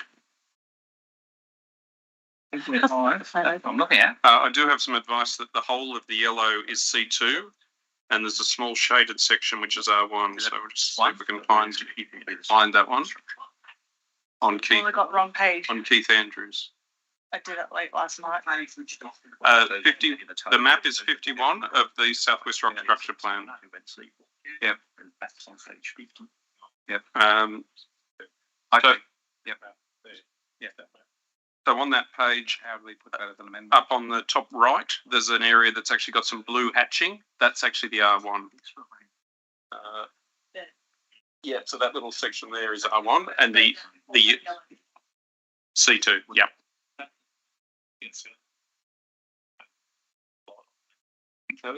So we've already done what Sherry has asked us to do, is to convert all of that to a C2 zone. Yeah. Yes. Councillor White, we need some advice from the General Manager on this procedure because there's an LEP that's already lock these in, we're actually in a council meeting burying zonings without putting it out to the public. Is that correct? The General Manager might explain further. Yeah, through Ms. Mayor, what my concern is changing a zoning on the fly. We haven't talked to our planners about what the implications of that are. I can't give you advice sitting here. What's the changes on Gordon Run going from a combined C2, C4 to just C2? I can't give you advice to make for you to make an informed decision of what the implications of that are in the short and long term by doing it on the fly here. So if you are wanting to change particular zonings within this, I believe, unless we've got some advice coming through from our staff on the fly as well, I believe you need to defer this. Tell us what the questions are so we can come back with answers on that, because I don't want you making changes to recommended zonings without the information in front of you to actually make that decision. So doing it like this, you don't have the information. Just a moment, Councillor White. Mr. General Manager, if we want to pursue this, we should defer the item to another council meeting. It's up to you as councillors, I believe, for us to give you appropriate advice around changing those zonings on those couple of areas. We can't do that here because we don't have the planning staff here to actually do it.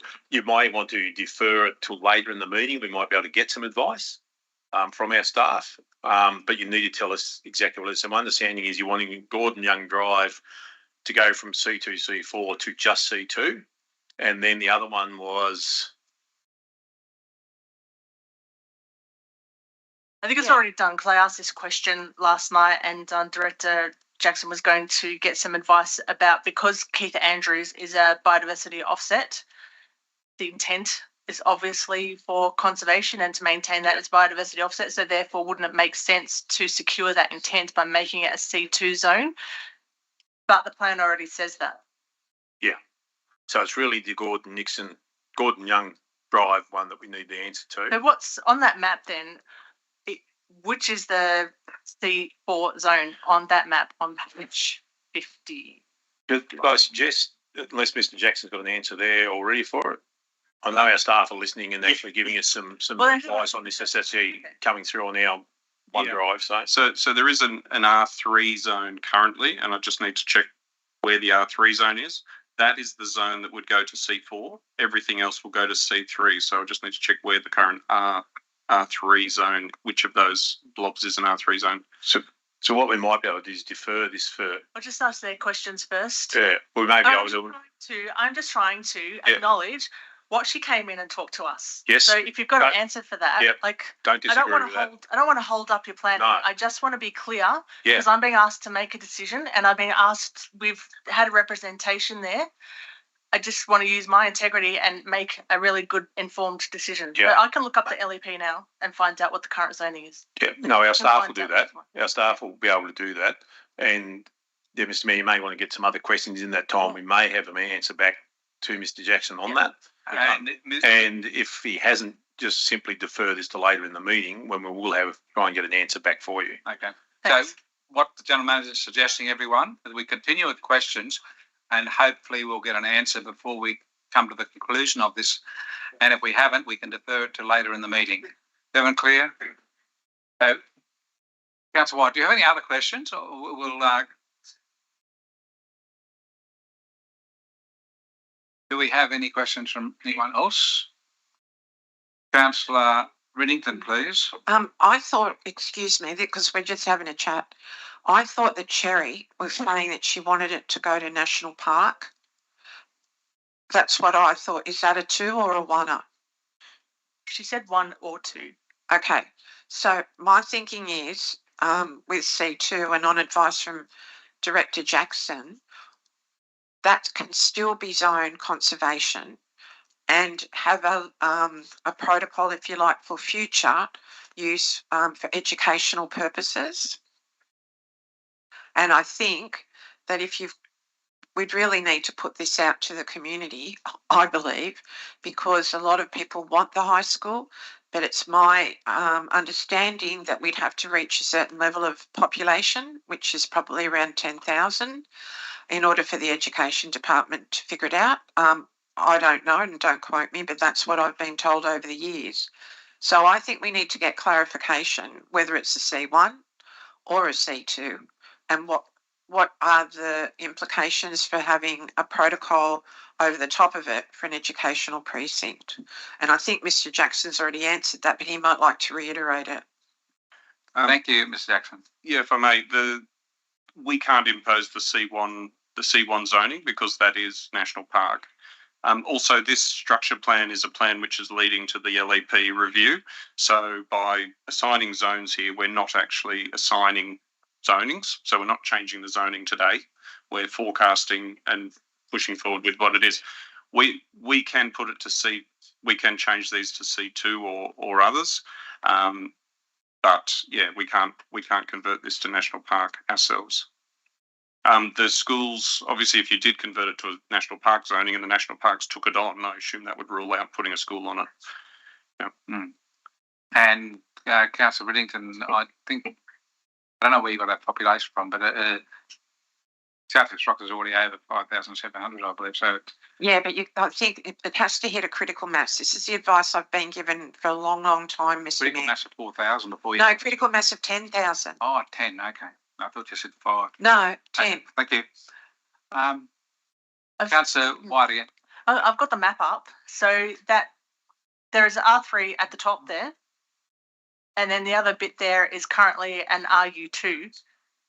And then the rest of it in between, which is white there, is in the local environment plan an E2. So that would be converted to a C2. Yep. So it's this bit here at that corner that is possibly the one that is being proposed as the C4. No, the bottom left is C2. It's the larger blob that's C4. The larger piece up on the top, essentially to the top right and onto Gordon Young Drive. That's C4. And the C. Okay, so that's. Just, help me, please, Councillor White. What page is this on, please? I just went online to have a look at the LEP. Oh, okay. Thank you. And I just looked at the shapes and mapped them up. Yep. Like kindergarten shape mapping. Yes, thank you. Yeah. Okay. So it's that bigger chunk. So a C4 zone doesn't then allow residential subdivisions. Mr. Jackson. I'll need to confirm exactly, but yeah, I do believe that's correct. Yeah. I mean, C4 zones are also, they're really, I mean, the fact that you can put a school there or anything else, they're really not conservation zones as such, but thanks for clarifying that anyway. The school could go over C2 as well. So, yeah, the steps are very powerful.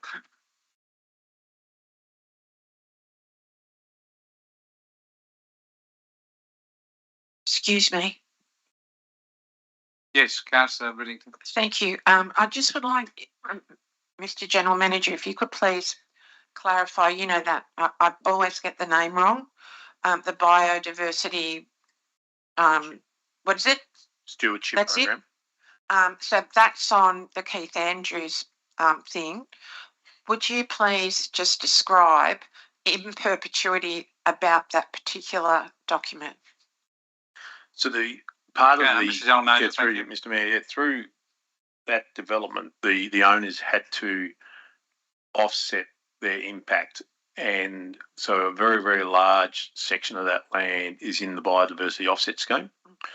That restricts any development on that, and that is something that goes on the title of that property. So it's something that's carried on, and it could only change if the government at somewhere in the future changed the legislation to allow some change to that. Yeah. Thank you. Any further speakers or questions? Councillor Patterson, thank you. Just looking at the page we're on, 51 on 10.05.1 structure plan. It notes there the area subject to proposed building height regulations in the green. A couple of questions. First one is it because at the moment there is none, or are we just enveloping them into 10.05.1, page 51? 51, okay. Thank you. You said yes, 55, but this confused me a little bit. Yeah. Thank you, Councillor Patterson. Through you, Mr. Mayor. Yes, if I may. yes, if you got. Thank you. Yes, those areas don't have height limits at the moment. You'll notice that the Rise development is one of those green areas. Also, some of the Heritage Precinct as well, which were all areas which did not have height limits. And there's a spot there on the Country Club lot as well, which is all noted, which were all items where there was no current height limit imposed. Yeah. So then, if you go to page 50, which is above that, and it actual proposed KLLP 2013 amendments, where it says building height change, it's got current, underneath current, where it's got dashes, it's got no numbers at all. Does that mean currently there's nothing, or currently it's the same as part 8.5 metres? No, currently there is no building heights on those items. As I say, like Phillip Drive there, numbers letter C, lot C. There's currently no heights on that and all those other lots, and so this is to capture that and to apply a height limit across the board, different height limits. But and just furthermore, where it says in G, 11 metres in Gregory Street, what parcels of the land are they? Because I can't relate them to the map underneath. 11.5 metres. IGA bit. Pardon? Isn't that the IGA bit? Yeah. At the back of the nursing home, Oh, right. where it comes down the hill. So there's three parts of it. Yeah. That way you haven't got the height limit sticking up, you're graduating it down the hill. That's not it. That's not the IG. Oh, across from IGA. 98 Gregory Street, 102 and 255 to 279. It's 92 is the outdoor centre, the outdoor adventure centre. Yeah, that's exactly where I'm talking about. Yeah.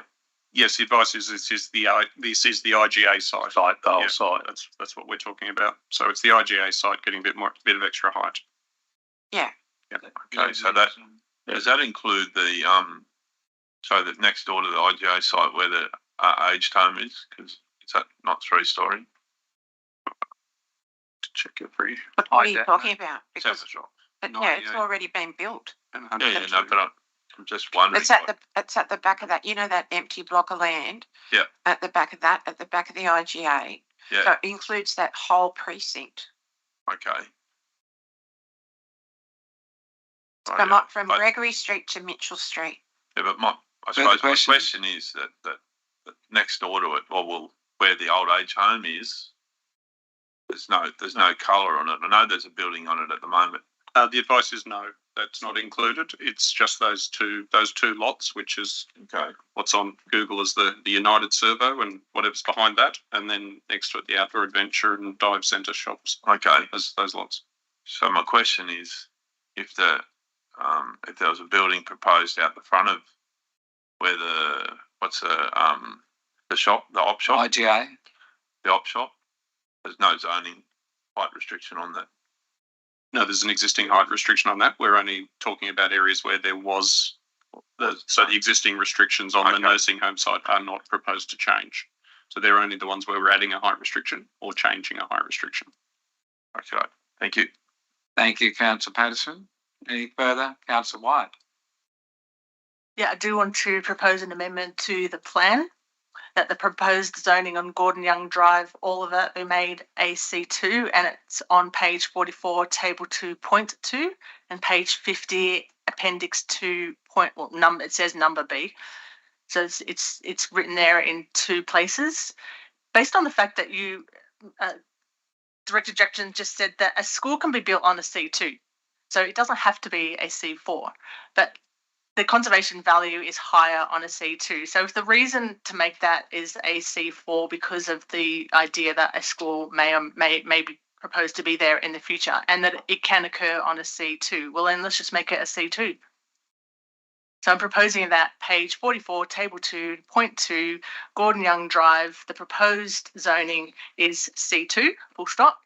And second one is page 50, appendix 2, number B, same thing, is that the proposed zoning is C2. Can we just clarify that? Thanks. Yes, please. Only because I'd really like this to go out to the community for consultation if we're going to do that, because to me, the advice would be C2 with a proposal maybe in the future to get a critical mass to build a high school or an educational precinct.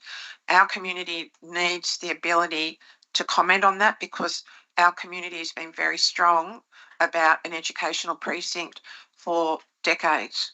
So I would agree with the General Manager and Director Jackson. I don't want to do sweeping stuff in this plan at the moment until we get to the CLEP. I really take on what Cherry and the Voice has said, and I agree with it to a certain degree, but I think C2, at the moment, it's left blank in this plan because it needs to be looked at properly, because there's more than one zone. Is that correct? Mr. Jackson? Well, I don't know. Isn't there two So, zones? so there are the two zones proposed. One is the C4, and I've got here the objectives of the zone. So it is called environmental living. So there is residential. However, the objectives of the zone are to provide for low impact residential development in areas with special ecological, scientific or aesthetic values, and to ensure that residential development does not have an adverse effect on those values. So that's what a C4 zoning would do. And obviously a C2 is a higher level of conservation. And you just confirm, you mentioned that first up, you said that an education, I mean, the sticking point here is the education facility, high school. So, and you mentioned that a SEP can override this anyway. So high school can still go on a C2 zone, but the C2 zone is not environmental living that you just described. Councillor, Mr. Jackson? I believe the C4 is allowing us to put the school in, and the C2, the school is not permissible under the SEP or under our WEP 2013. So C2 would not permit a future school, only the C4 would allow that. Sorry, that's a different advice than I gave earlier. My apologies. What about this? So the back of the lot would be C2, which would rule out the school, and the larger piece over the top would be C4, which would allow a future school. Sorry, just C3 allows. Coming to you, Councillor Patterson, I'll just get Councillor White clarified. I mean, the interesting point there is that the C4 allows environmental living. That's subjective to start with. It's whoever's going to be making that decision is what is environmental living, but a C4 does allow residential development. And this is exactly what this community is saying they don't want. And we're sticking on the point of the school. I'm not disputing that we need a school, or they need a school, or they want a school. Actually, I don't have an opinion on the school. But I'm not disputing that part of the community wants a school and it's important. But I am being cautious over the fact of making that a C4 zone when we have had presentations to this council saying that the Department of Education is not overly, it's based on numbers and it's based on all sorts of things, and that if a school is going to go there, then it might have to be a private-public partnership of some description, or private. It's not a guarantee that a school would be there. There's a whole lot of information that needs to go on around there. In the meantime, developer can come along and say, I've got 250 houses, it's environmental living. And we can do it because it's a C4. So that's just where I'm being cautious. And I don't know, it is really one of those either or, isn't it? Because if we want a school, we do it with C4, but we take that risk in that a developer could come along and say, I've got 200 houses, environmental living, and environmental living because it's got native trees. So I don't know. So if we do C2, that's a higher standard of conservation, but the state government could still come in and say an educational precinct. Not without rezoning it. Sorry? Mr. General Manager? Again, I'd caution councillors about making this decision. The discussion is very clear that no one is clear. That is really clear, okay? So I'd be really cautioning about making a decision when you do not, I believe, you do not have enough information to make an informed decision on this. There are some parts of the community wanting this, some parts of the community wanting that. In this area, what you're talking about at the moment is also potentially impacting private land, and we don't know what that impact is or what the liability of the council might be by actually suggesting this rezoning either. So if you are wanting to look at this, I believe we need to actually defer it and have another discussion and bring it. We can bring it back to the July meeting. But if you're wanting to do that, we do need to get the very specific areas you're wanting, so we can actually go, and it's pretty clear, this one is the main one, is to go and say, okay, what are the implications of changing this, and give you the maps and give you a very clear picture of what that means to change it from what's being proposed in the plan to what's being proposed by Councillor Wyatt at the moment. There's probably no issue with it, but you don't have the information to make that decision. Okay, thank Can I you, just Mr. get one General Manager. other question though? But this is a proposal. So this is not the LEP. Even though this says this in this plan, we can still change it in the LEP. Yes, but if you adopt this plan, if you go to the appendix says proposed LEP amendment. So we can actually make these amendments to the LEP before the LEP is actually revised. So that's what you're adopting. Yes. So that's my concern. So until you get enough information, I don't believe you're in a position to make an informed decision on that particular matter. We don't have that information right here, right now for you. No, the point is simply, before you make a decision, Councillor Wyatt and councillors, you need to, as the General Manager said, have an informed decision. At the moment, we're not clear on the implications. So what we would need to do is have a motion to come out of committee and then a motion to defer this to the July meeting. With the specific. Yeah, and what we would do is next Wednesday, as part of the General Manager's briefing, we'd actually bring this detail to you.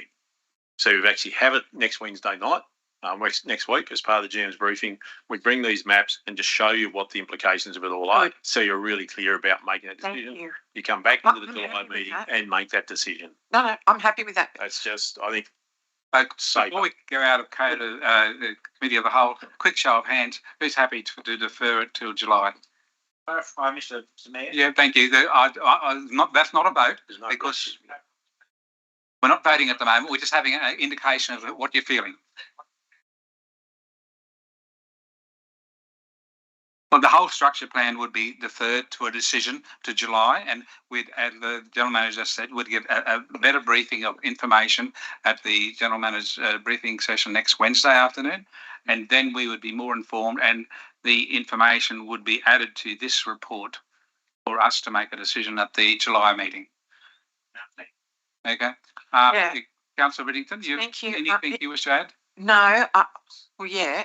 I think that if we did defer it, I was really hoping that this would pass today. But having considered Cherry's presentation and Councillor Wyatt's opinion, I'm happy for it to go to July. I'm happy for the briefing to happen next week, and let's just do it. Okay. Right, we'll need a motion to come out of committee, and then we need a motion to defer. I've been having my light on for quite a while. I didn't see it. I'm sorry, Councillor Patterson. So your turn. Sorry. Yeah, sorry. Just to be part of the discussion, you know, I would add the fact that parts of the community are for development. I'll just add that. And who owns the land? Who owns the surrounding land? Has this been utilised in the DPOP for population growth, commercial growth? Has this been utilised in all that? So if I see if we make a decision on changing that now, it's going to be something that's just going to run into so many more parts that councillors have already done their homework on, the council staff, you know. So yeah, I won't be voting for a change to this, but I would say I'd be happy to hold it over. Okay, thank you very much, Councillor Patterson. And I apologise again. I missed your light. I didn't deliberately. Councillor Sewell and then Councillor Bain. Thank you, Mr. Mayor. Mr. Mayor, I just want to, I've had some phone calls yesterday evening. So just for clarification, if I may, Mr. Mayor. And the gist of my point is that does this structure plan, will it impede progress and development of South West Rocks? I think it just clarifies what can happen and when. So, Mr. General Manager, any advice there? Yeah, through yes, Mayor, it's a pretty broad question. Some would say in some cases yes, because you've gone from land that's got unlimited height to putting 11-metre height limit on. So some would say that impedes, others would say that's actually a good thing. So some of it's quite subjective. What it does is put in place your key residential growth areas, and the zoning remains the same. So you're still going to have that residential development that's actually planned there. It's just certainly consolidated and clarified some of the areas around the heights and made some really minor changes. There's not a lot of change in this from what's currently there, but it has given certainty over those blocks that didn't have heights on them, that they've now got height limits on them. Thank you. Councillor Saul. Councillor Bain, and then back to Councillor Patterson. Yes, thank you, Mr. Mayor. My question, because right up until this point, in this meeting right now, I believe that we can't change the LEP until we come to the review, but that I thought, I agreed with, I thought these were proposed changes. I didn't realise that there's an appendix saying these are proposed changes to the LEP. And does that mean that we can change the LEP basically at any time, or what's the process of changing an LEP? Well, I believe that the council can make any decision to direct things. But Mr. General Manager, please. Yeah. Thank you, Mr. Mayor. Well, I'm not a planner. We can at times, and this council has on numerous occasions, you've changed the LEP. You made decisions to change the LEP. You put things in there through planning proposals. So you do that. There's a process to go through for that. With the changes in this, whether you do them now after you've adopted this, or whether we'd actually look at doing it as part of the LEP review, that's something we'd need advice on. And again, that's something we can give you advice on next Wednesday in terms of when they are likely to occur. Is it something we'd actually do the work to get it done straight away, or is it something we'd actually wait for a couple of years and do it as part of the overall LEP review? Thank you. So really up to us now. Councillor Patterson wishes to speak again. Thank you. Just in relation to these changes, my question is about the Rise development. Considering that they actuated the DA that was quite a few years ago, 93, yep, when there's no height restriction. Just for a question, are they able still to enact the building of that, even if we put a height restriction on it now, because they're enacting something that was back then when there's no height restriction? Mr. Jackson, I reckon I can answer that, but you have a go. Well, if they chose to build exactly what was on those plans with the very mildest of amendments, yes, they could enact that, those 1993 plans. But it wouldn't. However, they do have a DA with us, which is substantially different to that at the moment, and part of that DA approval would be surrendering the old, involve surrendering the old DA. Okay, so which would mean they could not, from that point forward, go back to the old plans. Okay, thank you. Thank you, Councillor Patterson. So we need a motion to come out of Committee of the Whole, and then we need a motion to defer. So, Councillor Bain, please. I'll move that we come out of Committee of the Whole. Seconder, please. Councillor Saul. I'll put the procedural motion that we come out of the Committee of the Whole. Any dissent? No dissent. Carried. We're now back in Council. And do we have a motion to defer this to the Council meeting of July? Councillor White, did you put your hand up? No? Yep, Councillor White is moving that we defer. Seconder, please. Councillor Saul.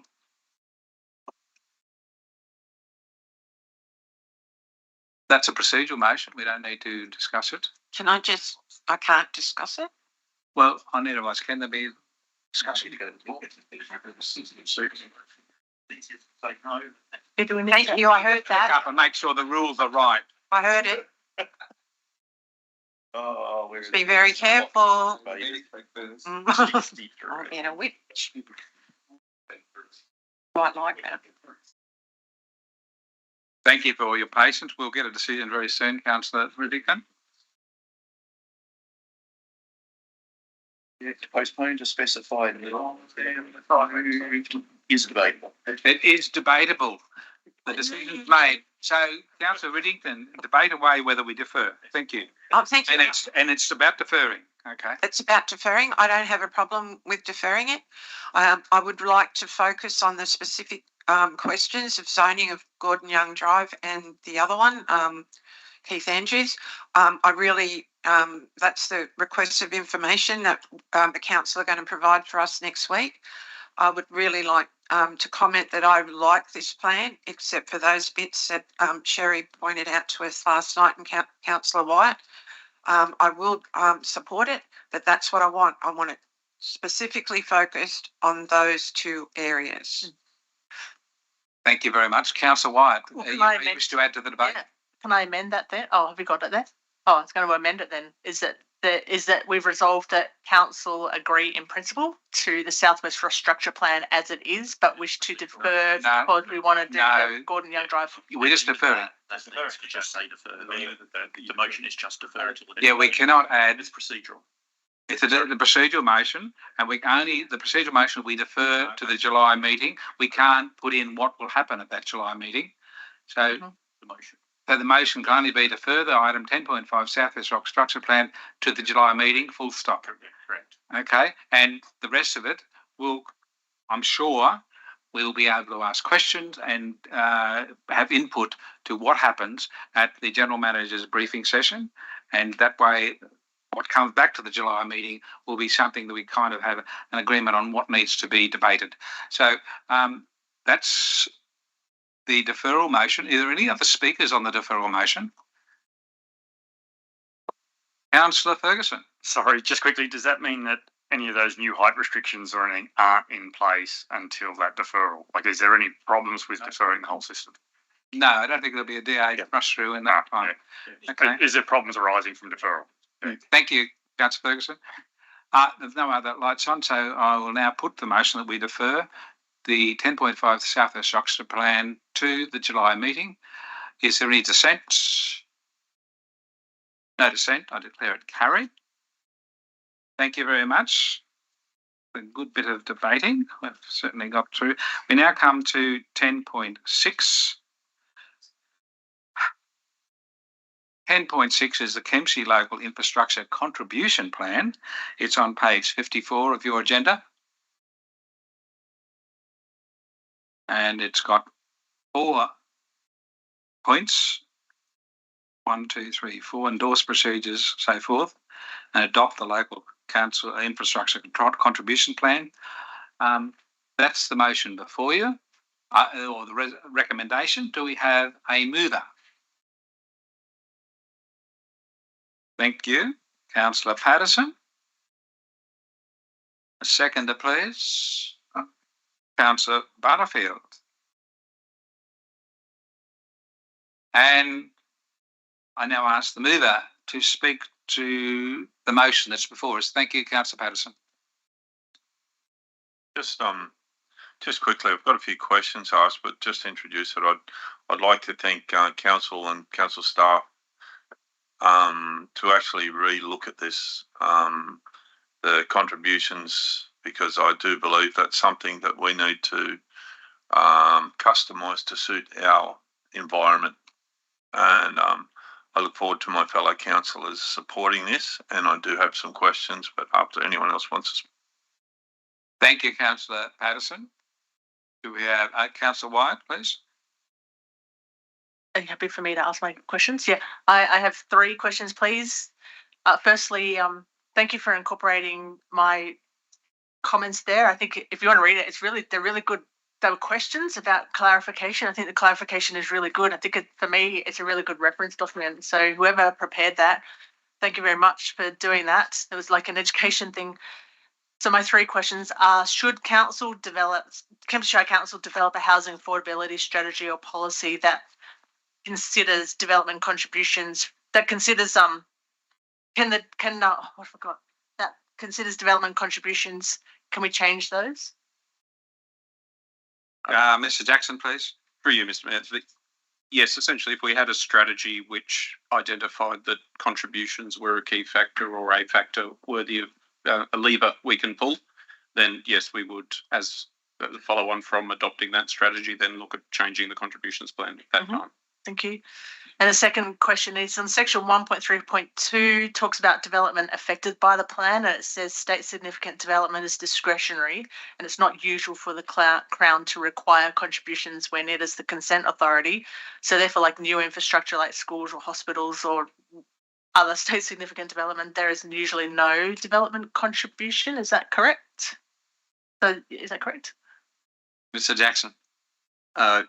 Yes, correct. It is discretionary, and yes, those agencies usually opt out of paying those things to local government. Yeah. So, I mean, should they? Okay, right. And were there any development contributions applied to sort of the housing and the subdivisions at Southwest Rocks that were determined by state government or local environment, land and environment court? Mr. Jackson, yes. The short answer is yes. It's usually actually the state agencies excusing themselves from paying it, not excusing from developments that they're approving done by others. They're happy for developers to pay, just not themselves. Oh, that's okay. Thank you for that. So, I mean, if like if a new school or a hospital, there was any pressures on sewage or roads or whatever, we would have to foot the bill to upgrade anything. Mr. Jackson. We'd look at various charges. Perhaps sewage is one that perhaps they can't excuse themselves, but contributions like this with broad-based contributions would be a no. Yeah. Thanks for that. My main concern was about the contributions for development that was approved by the state. Thank you. Thank you. On that matter, when, I don't know if any staff would remember this, but we had an upgrade of Kempsey Base Hospital, $80 million development. Did the state have to make any contributions at that time? Because we would have loved to have done the car parks up for them, but yes, no contributions? No, and they didn't have to provide their own car parking. They did provide some car parking, but they technically don't have to. Right, okay. We need to change that if possible, but I doubt if we ever will. Thank you. Any further comments or questions? Councillor Saul, please. Thank you, Mr. Mayor. Just a minor question. Are our contributions in line with other shires and other towns and cities for our developments, please?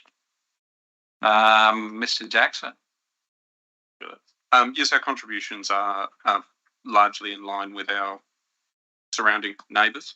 Yeah. Thank you. Councillor Bain, please. Just one of the concerns I had over the discussion about Spooners Ave, the amount of development there, but that the developer contributions are insufficient to meet the increased pressure on infrastructure. So how do we square that circle of saying, well, we want to encourage development, but we also want to ensure that we have sufficient contributions to build appropriate infrastructure? Thank you. Mr. Jackson. Through you, Mr. Mayor. Yeah, the development contributions area is a bit of a complex one in that the contributions can only go towards the upgrades required by that uplift in development. So if you add 10% population to an area, then the development contributions can only pay towards 10% of the infrastructure upgrades. So for something like Spooners Ave, adding 10 houses to Spooners Ave is certainly not going to give you the $8 million plus you need to upgrade that road, and that's where we run into the problem. Yeah. And is that sorry? Yes, yeah, Mr. Mayor. Is that again? Is that percentage of developer contributions legislated through state? Through you, Mr. Jackson. Yes. The percentage itself is not legislated. It's actually the nexus between the development is legislated. So the development the contribution can only be towards the nexus of that development. Yeah. Thank you. Any further debate on what's before us? Councillor Patterson. Thank you.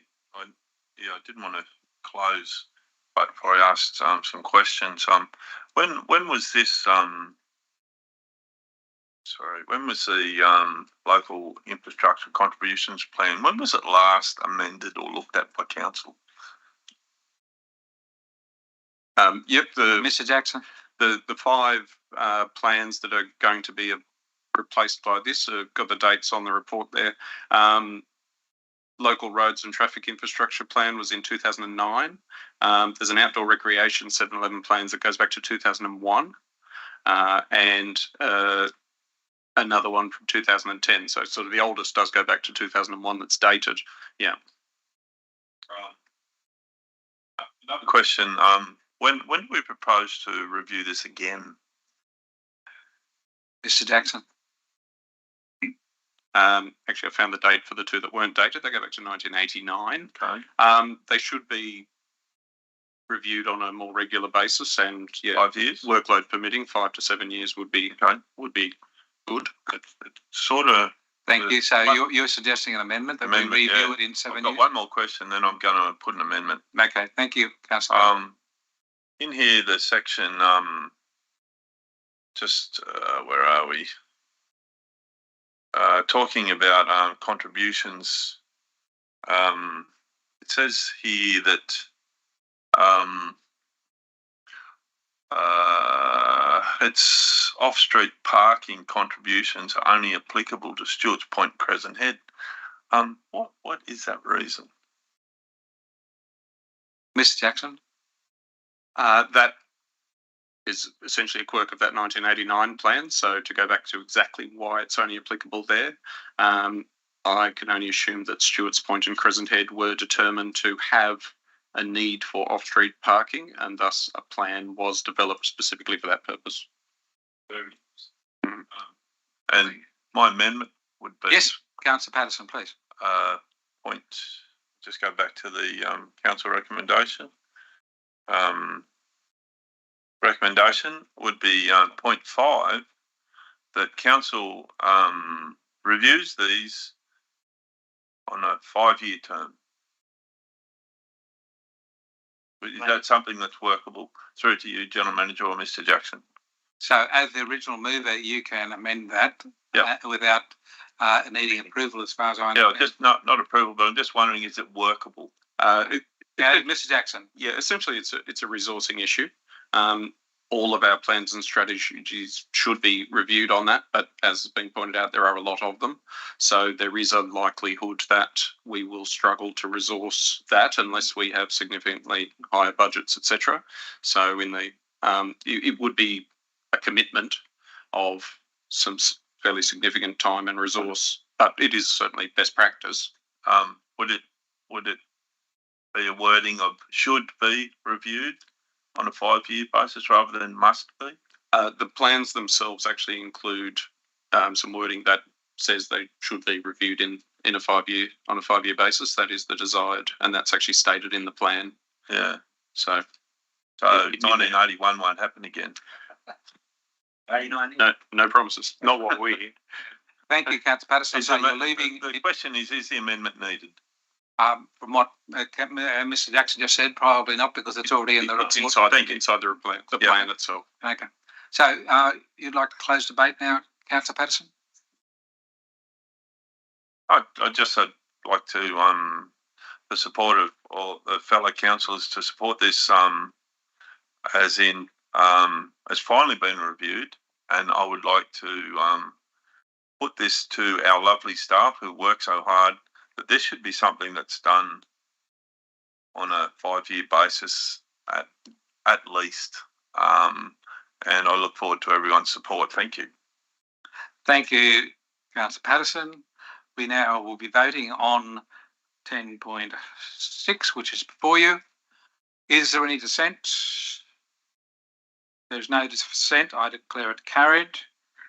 Before we go on to 10.7, I've just been advised by the General Manager that the information that was embargoed about the Governor's visit on Friday has now been lifted, so we can now announce that the Honourable Margaret Beasley, Companion of the Order of Australia, King's Council, will be visiting Kempsey on Friday, and it'll be an honour for councillors and council staff to meet her, and she would like to know about our area, and I'm sure we've got lots to inform her on. So that's great news.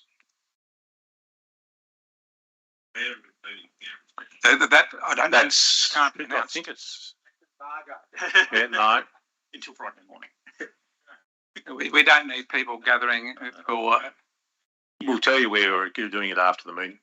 Yes. Okay. Thank you very much.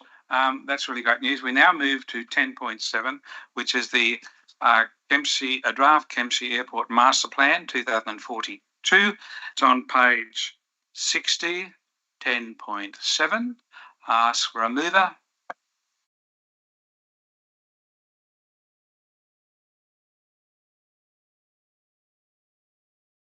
I see you there, but I was wondering if we'd spread it around. Councillor Ring was hoping to move it. Councillor Ring, you were hoping to move? Yes, you can move it. Very good. Under control. And a seconder, please. Thank you, Councillor Patterson.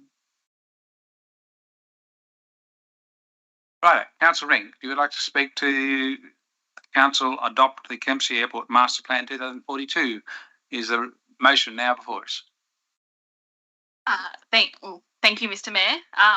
I would like to recommend that Council accept this recommendation for the Kempsey Airport Master Plan. I think it's remarkable that Kempsey has an airport, and I commend the hard work of Council employees to develop this plan and the funding that they've managed to get for planned upgrades.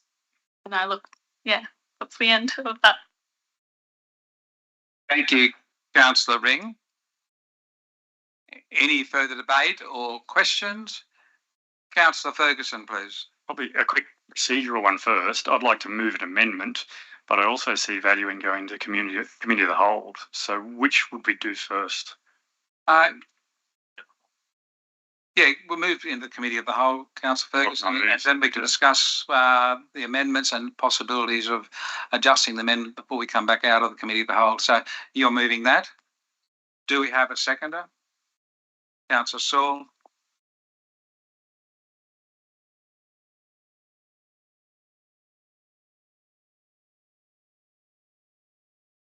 I'll put the procedural motion. Any dissent? No dissent. We're now in the committee of the whole. Councillor Ferguson. Thank you, Mr. Mayor. I have a couple of reservations with this one. The plan in itself, there's been a lot of hard work in it. However, I have reservations in removing a building that is serviceable and generates an income. We need all the money we can from the airport. So removing a building that's being used and is currently being rented, I believe, I question why we'd do that. And also I'm against the placement of the fuel facilities, primarily on the grounds of safety with a proximity to an active runway. We were actually informed last night about the unanimous decision for support for the location. And I've actually spoken to a couple of the airport users and have several emails already to support what I'm saying, it's not a safe location and not the best location for that fuel. I can go through and read some of those quickly, whatever. Is that okay if I do? Yes, yep, please. So I basically said, I'm concerned about the fuel facility, and the first one was, I share concerns regarding the fuel facility. I'll be honest, I hadn't turned my mind to it previously because I was preoccupied. Given your aviation background, I'm sure you understand the problems associated with having a fuel facility so close to a runway. I'm not aware of any airport in Australia with a fuel facility so close to a runway. And that person went on to mention the dangers if a large helicopter was refueling in that facility. It could create a danger for small aircraft in a stage of landing right beside. The second one, who was actually a member of the Kempsey Airport Users Group, who I've noted is actually not actually on the stakeholder consultation on page 12. So it was a bit odd that the Kempsey Airport Users Group weren't consulted on something at Kempsey Airport, especially with the long list of people who were. He says, it is news to me that users voted unanimously unanimously on that location being preferred. I certainly didn't have a vote, and other hangar owners I've spoken to are also mystified by this statement. In fact, most are opposed to where the fuel facility is proposed to go. Contact has been made with CASA, who have stated that it does not contravene any regulations, but finds its position a little unusual, being so close to an active runway when there are other options available. And he goes on to a few other things, but he said, finally, on behalf of Airport Users Group, for councillors to give serious consideration to altering the position of the fuel facility on the master plan to a more rational and practical position. So yeah, I suppose that's sort of in summary. The last one was probably too late to comment, but I am mystified by the idea of relocating the fuel facility so close to an active runway and agree with all the comments below. Further, to say that the current location is also inappropriate as it's and has been since it was built. He goes on to say that he's getting prop wash through his maintenance hangar when they're refueling, and everyone seems to be saying that the original position where the fuel was is probably the best one, which I believe is marked alternate on the plan. Thank you. Excuse me, Mr. Mayor. Excuse me, Councillor Simon. Whittington. Thank you. Can you explain what that wash was, Simon? I'm sorry. So basically, when a large helicopter is landing or moving, they've got to drive enough air to the ground to maintain being airborne, basically. When that air hits the ground, it then goes out. So if an aircraft is moving to position to fuel, which they do right close to the bowser, there is a lot of wind created across the runway. So a small aircraft coming in is very affected by wind. They've got to be very careful how they do their final approach. And if all of a sudden the wind changes on that final approach, it could be the difference between landing on the tarmac nicely and being on your roof upside down on the grass beside the airport. Oh, thank you very much. I had no idea. I was more thinking, is it the fumes from the refuelling that are in the wind? Just the massive wind. Okay, thank you. Thank you, Councillor White. Yes, please. I 100% support that as well. I had an email and a conversation about the same thing, about the fuel, and I'm not aircraft savvy whatsoever. The other reservation that I have is about the terminal building, and I'm a bit confused because the plans and the intent are not aligned. So I just want to confirm that it is or isn't the intention to demolish. And the reason I say that is because in the business papers it says the initial phase 2.A, zone 2.A recommendation is to demolish the old terminal building, and that's on page 62 of our business papers. And then in the master plan, the Yorsay McClay one, I think, point 7 on page 65 says there is no intention to demolish the terminal building. And the master plan says on page 25, section 6.1, the preference is to redevelop the terminal building. And then in the plans in the annexure on figure 31 on page 44 shows removal and replacement with hangars and operational building and ambulance. So what is the intent there? We've got two different things. Like the community, the public submission response says there is no immediate intention to demolish the terminal building, yet it clearly says in the plans that there is, because there's diagrams that show it's overlaid. There's hangars where the old terminal is, and there's an ambulance and a tiny little operations building where the current terminal is. It's overlaid over the top. And then obviously in our business papers it says that zone 2 new commercial precinct demolish the old terminal building. So what is the intent, please? Thank you, Mr. General Manager.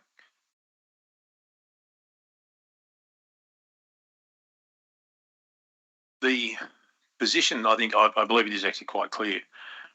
The terminal building has limited useful life, and this is actually in the document. There is no intention to go and demolish the terminal building right now. We'll continue to use it. The rent that comes in there is very minimal, probably wouldn't cover the actual operating and depreciation costs of it at all. However, it is at least some income.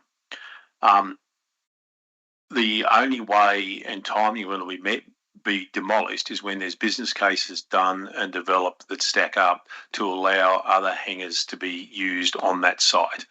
So the terminal building will never be used as a terminal building again.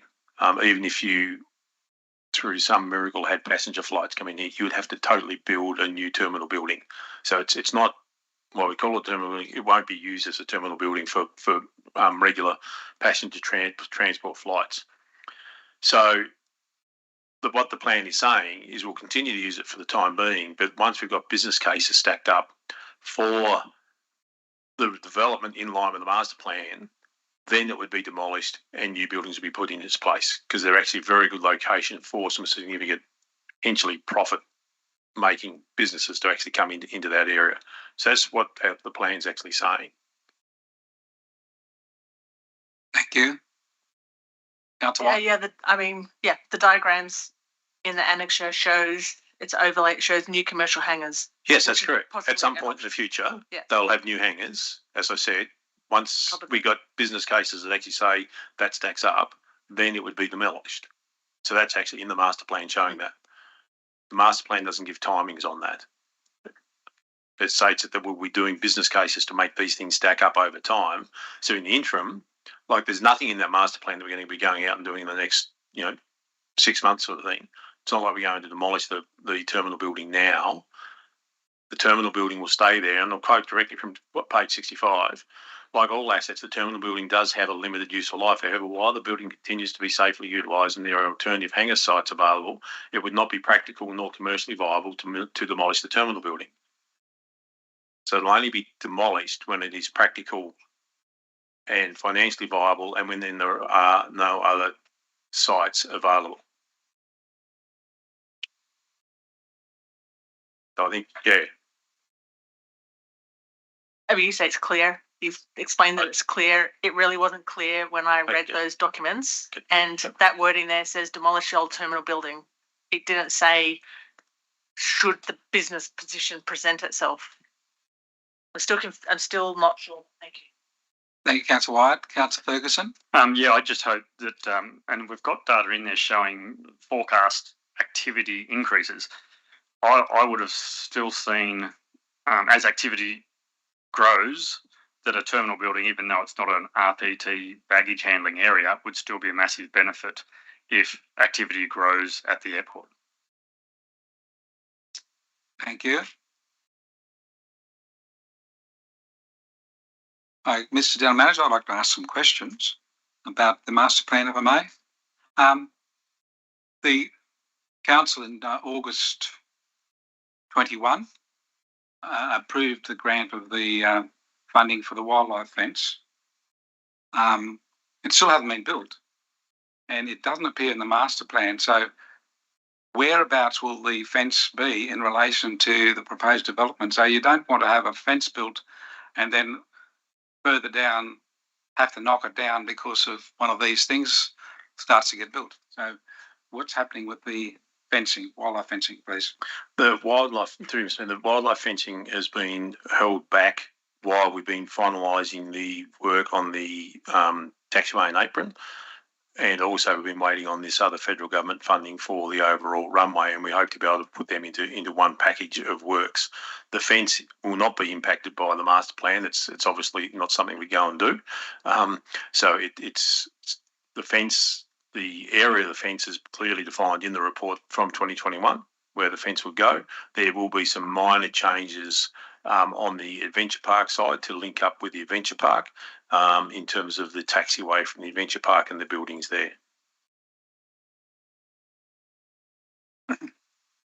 My next question, in the preamble to the aviation master plan, it says on page 5 that Macleay River County Council took over the airport in 1970. How did they get that advice when it actually happened? Kempsey Shire Council in 93. Page 5. Yeah. There it says. It says not. 93 was when it was deeded to us, but we operated it when it was in under federal ownership.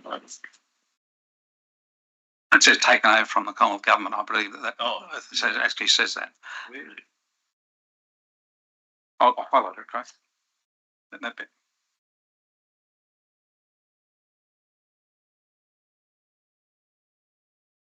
Page 11. Yeah. That.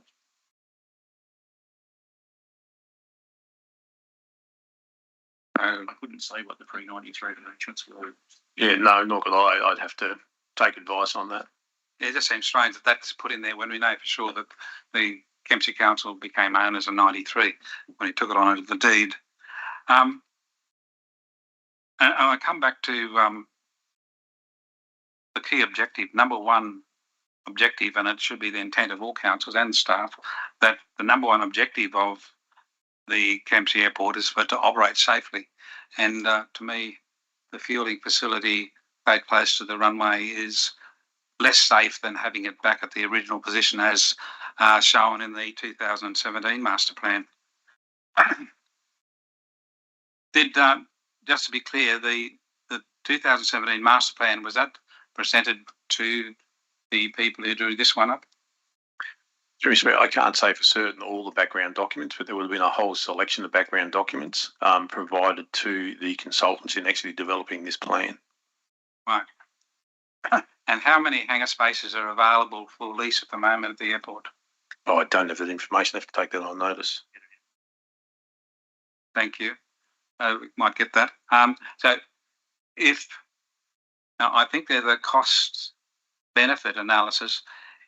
To put more hangars in, you've got to have enough hangars to help pay for the infrastructure, putting the roadworks and the stormwater in, I presume. So at what point would you need to build another section of road, as shown on the master plan, around where, what do you call it, the windsock is on the eastern side of the taxiways there? Yeah, through Mr. Mayor, any growth out there is really totally dependent on demand. So it depends on the demand of what we actually have as to when the timing of where it would be, of when it would be, and also the nature of what the demand is as to where that would go as well. Right. So at the moment, until we find out for sure, there could be a demand. There could be extra people asking for hangars, but we're not sure of that at the moment. Yeah, we've had businesses over the past couple of years approaching us about the possibility of hangars. One of the key things about a master plan being adopted by council, it actually allows some level of future planning and for prospective tenants to actually see where the airport's going and where we hope it to grow. And it gives some certainty around that. So therefore, it should be more attractive for people to actually come and want to do business there. Thank you.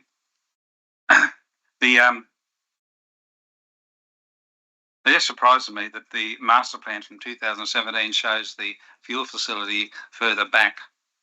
So that wasn't discussed in this master plan, that the fact that a previous master plan said it should be there. Would I be right in guessing that they didn't see it? Through Mr. Mayor, I've already answered that question. I don't know all the documents are there. I think it's very presumptuous comment that you've actually just made. I'll refer all the councillors to page 12 and 13 of the master plan. On that, you'll see the stakeholder consultation. Outlined there very, very clearly is the meetings that were held face-to-face or via phone, and also email correspondence across the whole range of the users of that facility, and the dates that are actually those meetings that took place.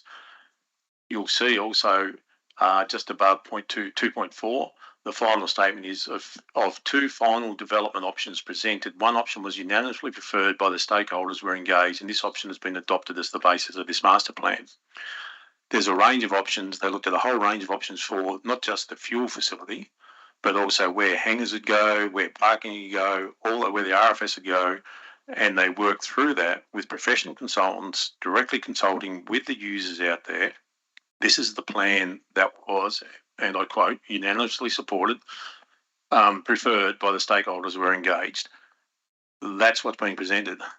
As indicated at the briefing last night, if council is of the mind to move the fuel facility, that is not a major issue. Right. Thank you.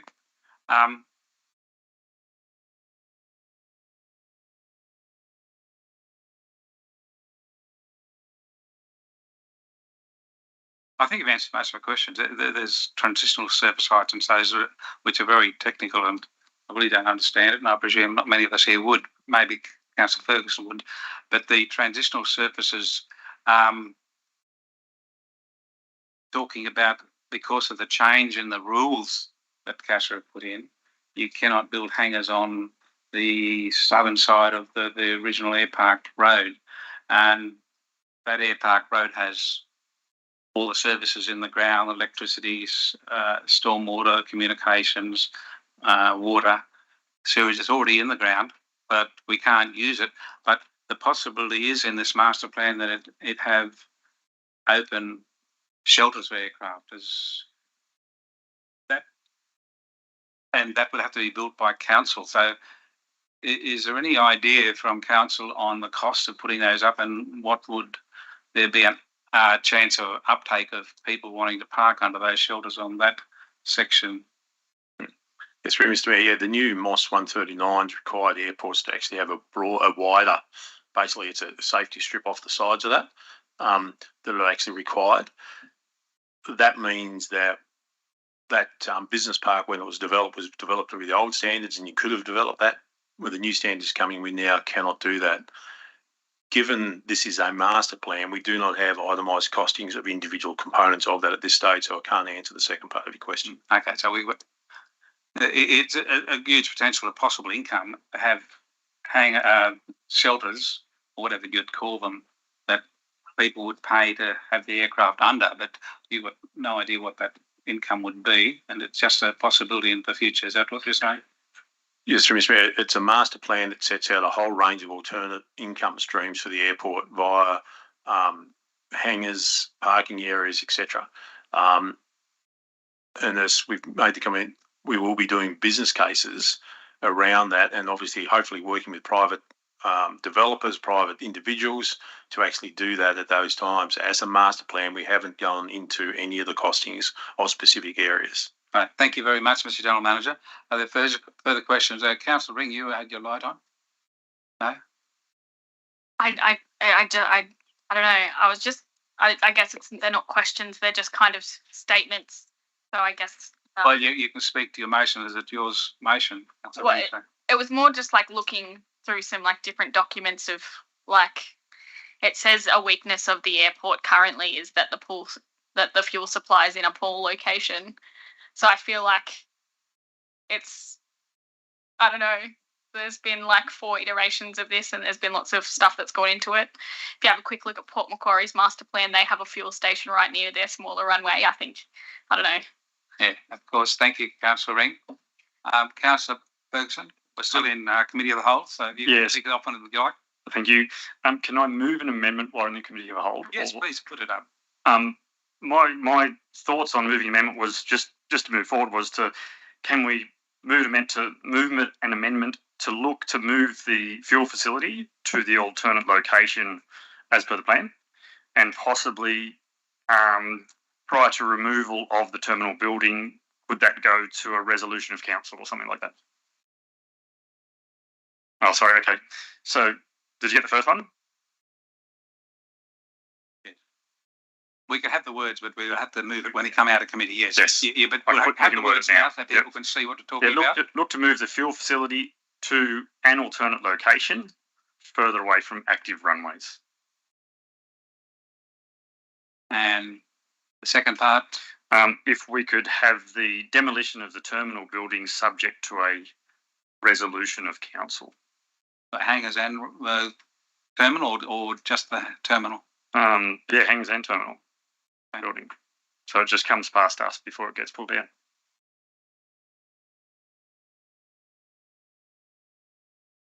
Hangars, plural. A few on the master plan would be have to remove. Thank you. Councillor Ferguson, do you wish to speak to that at all, or to explain further? No, I think we've kicked it around enough, but I'm more than happy for input from fellow councillors. Thank you. Any other input? Councillor Patterson, thank you. Just a couple of things. One of those is about the responses when we went out for a survey. I believe this is part of this report. Just noting the anonymous responses about how do we actually regulate those responses, that may be the same person 10 times over out of 15 responses if they're anonymous. How do we know that? That's a good question. Maybe Mr. Thorogood could explain how those things come into your say, McLeay. Yeah, through you, Mr. Mayor. Look, whilst these sorts of platforms can have some protections against people gaming the system, so to speak, and making multiple anonymous responses, at the end of the day, they are what they are. They're anonymous responses. So there is no guarantee that somebody hasn't submitted multiple anonymous responses. It's probably unlikely, I think, that most people would put in that much effort, but it's certainly possible. Councillor Patterson, yes. But just when there's such a small amount of response, the likelihood of that, I don't know. Yeah. Anyway, when we had the bus tour and we're out there and the council staff was talking to us about the fueling position, and the question was brought up about its location, and we were told straight by I think it was a lady that time, that because the fueling setup was all above ground, there was no in-ground piping, so it wasn't a big deal to move it. And what I believed in the process of development, that was going to be moved to suit the development as it was proceeded. So I don't know whether we need to make a separate sort of thing in this amendment in this to move the facility, because if we say to move it, we've got to pay for it. If in the development of the facility, part of the funding would go towards the movement of the fuel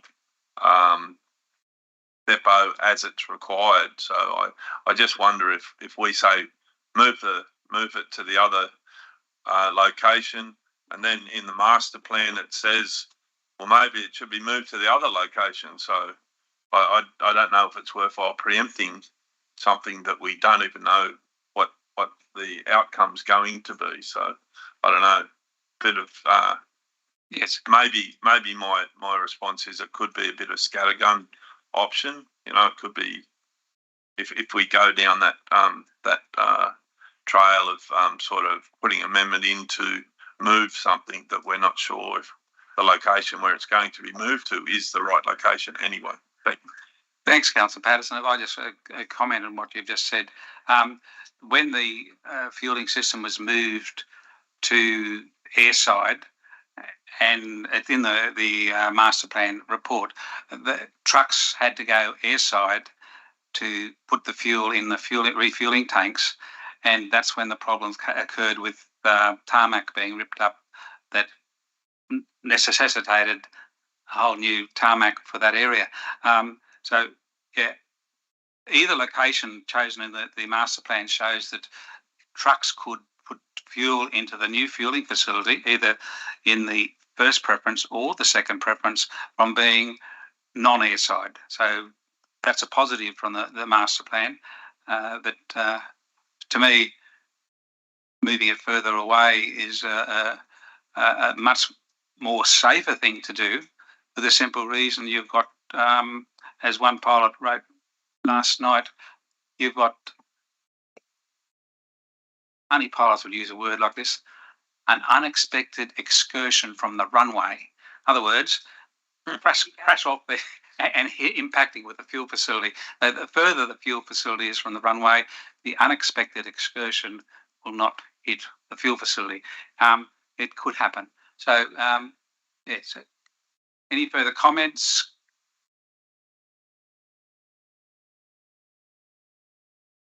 No? If that's not the case, we'll move out of meeting of the Committee of the Whole. Sorry, I have one question.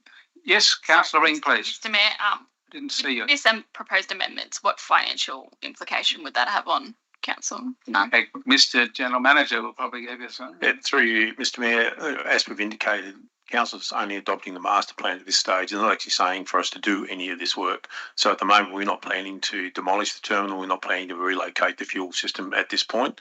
They'll only be done when it's actually viable to do so. And there's a business case. Yeah. Yeah.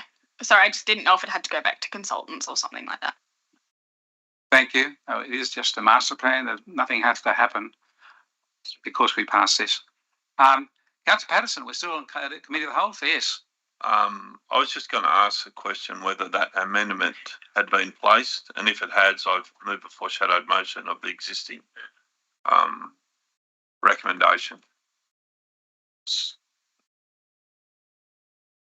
Sorry, I missed that, Councillor Patterson. I was questioning with the amendment, has it been placed? And if it has, I move a foreshadowed motion of the existing recommendation by council. Yeah, well, we haven't actually had the amendment. But that's what I was asking. Yeah, so when we come back out of Committee of the Whole, Councillor Ferguson moves the amendment, then we can have a foreshadowed motion, for sure. Mr. General Manager? Just some clarity if we can. Point one's fine. Point two, the demolition of the terminal issues. Hangars are really getting into operational areas. If we're talking about individual hangars, these are often owned individually anyway by other people, and we may have no option in relation to bringing them back to council whatsoever. Even the terminal, I believe, you're actually getting into operational areas once you adopt the master plan. But if you want to have the demolition of that terminal come back to council, then that's up to you. But I certainly wouldn't advise having the hangars in there because some of them are owned privately, and we have no say in those. So they're actually owned. Some people own the buildings. Okay. They just lease the land. They just lease the land. So yeah, and once you've adopted the master plan, you've given the structure that you want to see that airport develop, and for that to develop, buildings will go, new buildings will come, and that's really operational. Okay, thank you. But if you want to keep the terminal in there, you know that's fine. But I'd certainly pull out the hangars. Councillor Ferguson, one thing is a suggestion there from Mr. Milburn, but I would also suggest not have look to move the fuel facility. I just have move the fuel facility to an alternative. Yeah, happy with both. Yeah, so we just get rid of look to, and that just moves further away, straight off on the master plan. And do you wish to take hangers out as well? After Yes, please. Yeah. Yep, two adjustments. And refer a report back to council prior to the demolition of the airport terminal. Yes, that's what your intention is. And yeah, we did also discuss dropping look to off point one. Yeah. So just move fuel facility. So we just to move that. Yeah, but you haven't updated one. My reading, Mr. Mayor, again, of point one is that it allows staff to have a look at what that location will be. And within that, we'd actually be looking at minimising any impact on potential commercial development because some locations you could actually impact where you might put future hangars and things like that. So we'd be looking carefully about where that is. So we're fine with that because it's not prescriptive about exactly where it has to go. It'll be a bit further back. Yeah. Somewhere. Yep. They said actually in the 2017 master plan and the 2020 42 one we have in front of us, it has two slightly different locations for the fuel facility. So as a second option. So yep, thank you very much. We move out of Committee of the Whole on a motion from someone. I move that we move out of. Oh, sorry. Sorry, with the light on over there. My apologies. Arthur Payne. Thank you. Yeah, my apologies, Mr. Mayor. I shouldn't have interjected. I move that the ordinary council meeting be resumed. Thank you. Do we have a seconder? Councillor Wyatt. I put the procedural motion. He's assent. We're back in open council, and I believe Councillor Ferguson has an amendment to the original motion. If I could have that up on the screen, please, to get the wording correct.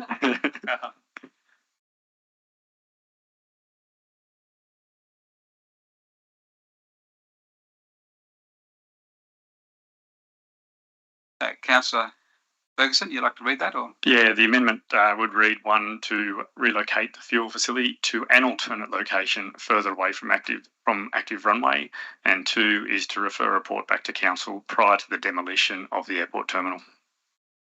Would you like me to add the word "the" before active, please? Yes. Yeah, we only have one. Yep.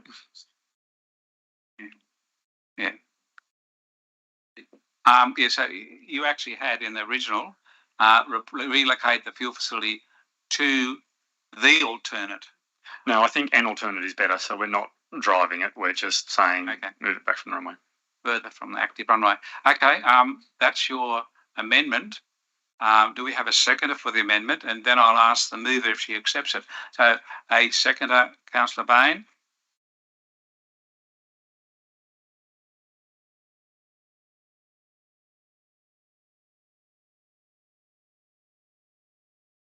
Moved and seconded the amendment.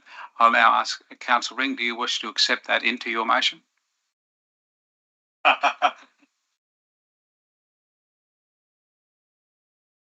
You don't have to. We could move the amendment and have a decision. Can I? Lights on from Councillor Patterson. You have a question? Because we're not having debate yet. We're just asking this question. I just wanted to let Councillor Ring know that I'll be putting a foreshadowed motion that we go back to the existing recommendation, because the original recommendation, because this is a master plan, we're telling them in the master plan now that we've got to move this before we've done that plan. So I feel that that's very... You're speaking to your foreshadowed motion. Sorry. Yes, the words of what your foreshadowed would be, we know that. Councillor Ring, so you've got a decision to make. Do you wish to accept it, or do you wish to us to vote separately on the amendment? If we accept the amendment, then it becomes the motion. Okay? I ask that we vote for the amendment, Mr. Mayor. So you're not accepting it in. Okay, so we're not accepting it. Thank you. Is there any debate on the amendment that's before you before we vote on it? We don't vote on it yet. And remember, if we approve the amendment, it becomes a motion. And the motion has to be, if it's defeated, then we can go to the foreshadowed motion that's been put up by Councillor Patterson. So, speakers for or against the amendment? Councillor Patterson. Against, I might as well kick it off. I'm just speaking against it because we're telling these guys how to do their job through, on all respects, Councillor Ferguson, a couple of phone calls. These guys up here don't operate on a couple of phone calls and a couple of emails.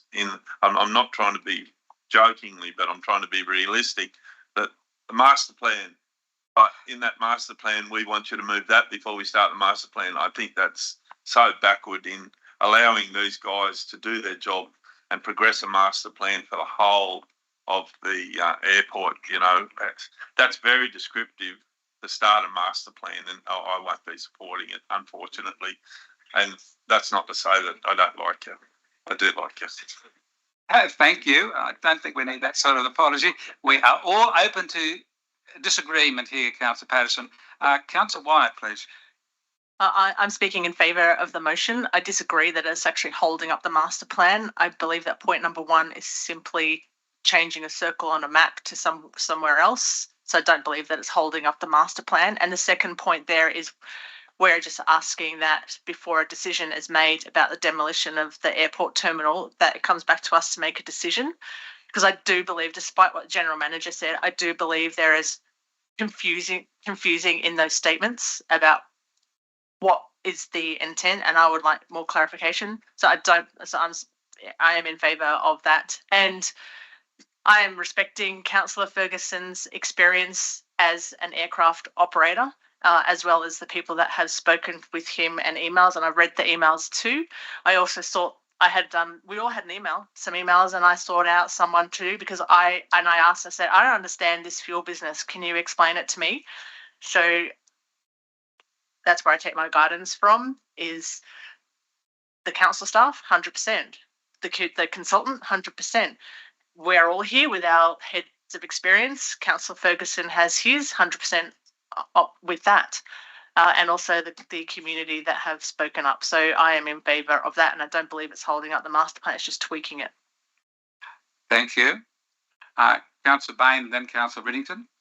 Yeah, I'd like to speak in favour of the amendments. I'm again, I bow to higher wisdom about aircraft operation. I don't have much idea of it, but I don't think that as elected councillors making a statement regarding safety is trying to micromanage, and the intent is not to micromanage council staff. Really appreciate the work that council staff do. However, we're also, as elected councillors under the Local Government Act, we're like a liaison between community and council to a greater or lesser degree, and there is significant, or I've had significant concern regarding the demolition of the airport terminal. This just says that it's going to come back to council. It just puts it out there that the community will be more, feel more responded to, and that's for what I'm interested in is around that transparency and being responsive to the community. And I absolutely believe there's no disrespect intended for council staff, so that I will support this amendment. Thank you. Councillor Riddington, please.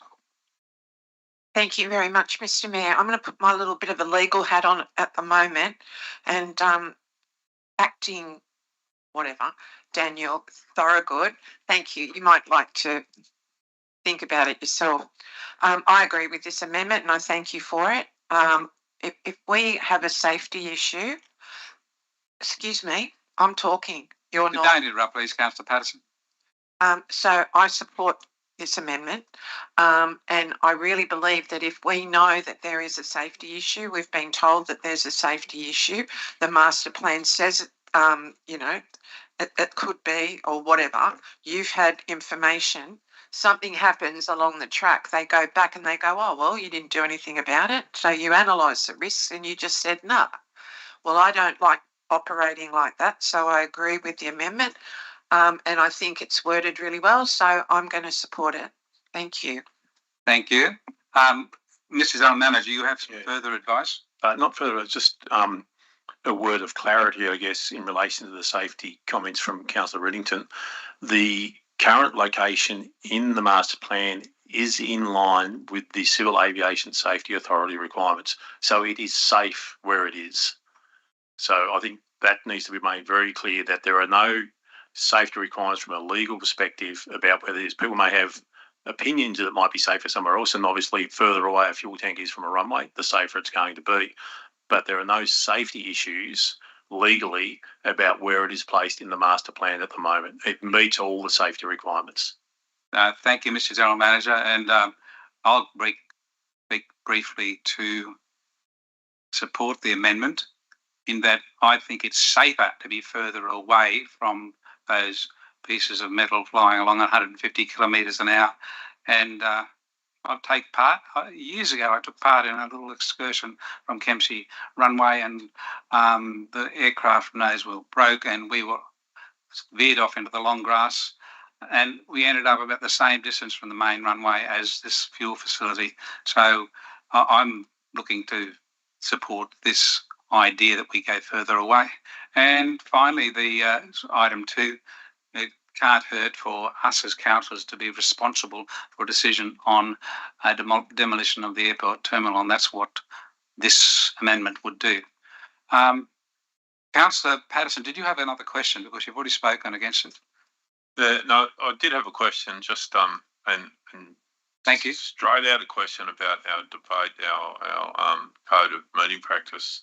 There was 3 for the amendment and 1 against. That's not how I operate, and it's not in the code of meeting practices. It has to be 1 for or 1 against. Okay, that was a previous expectation from a chair, that it's not undermined, because I've read the rules of the code. I'm still speaking. And the code of meeting practice, it does not say that you have to be 1 for, 1 against.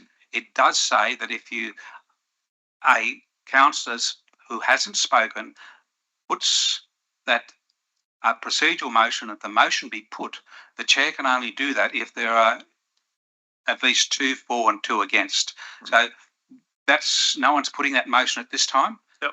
So that's the only time that comes into operation. And I apologise to Councillor Riddington if she thinks that I was trying to speak over her. Yep. Much respect. Thank you. Thank you, Councillor Patterson. Councillor Butterfield, please. Yeah, thank you, Mr. Mayor. I'd just like to speak for this motion. Councillor Ferguson, when he was talking about the wash off the aircraft, I've actually seen firsthand years ago at the airport a plane attempting to take off, not from the wash from another anything, but the wind actually flipped it on the side. And recently, a friend of mine, I think it was Dubbo, he was taking off, and a gust of wind was quite windy. He flipped over. He had multiple broken bones, fractures. He's still in hospital now under rehab. So I can understand where Councillor Ferguson's coming from with the wind with the small aircraft. So I speak to the motion and agree with the thanks. Thank you, Councillor Butterfield. Any further speakers? A question about Councillor Saul. Thank you, Mr. Mayor. General Manager, both we've seen an amendment and the original motion. They seem very similar. What are your thoughts on either? Are we going to be going backwards or sideways or just slowing things down? Mr. General Manager. Through Mr. Mayor, there's no significant issues in relation to what's being proposed in the amendment. Point 1 allows us the option to be looking at where to place it further away from the runway, but allows us to consider where it's going to have the least impact from the commercial development as well, while still ensuring the fuel facilities is accessible and functional. The second part, as I said, in relation to the demolition of the terminal, my personal belief is you're getting into operational matters once you adopt the master plan. However, if you want that to come back, we'll bring it back. Thank you. Thank you, Councillor Saul. Any further speakers? Before I put the amendment, I'll ask the mover of the original motion if she wishes to speak before I put it. No. Thank you. I'm now putting the amendment, and just so you all understand, if the amendment's passed, it becomes a motion, then we have to vote on the original motion. So I'll now put the amendment. All those who dissent on the amendment, would you please show a hand? 3 against. You've got those. Thank you. I declare the amendment carried. I now tell you that this is the motion.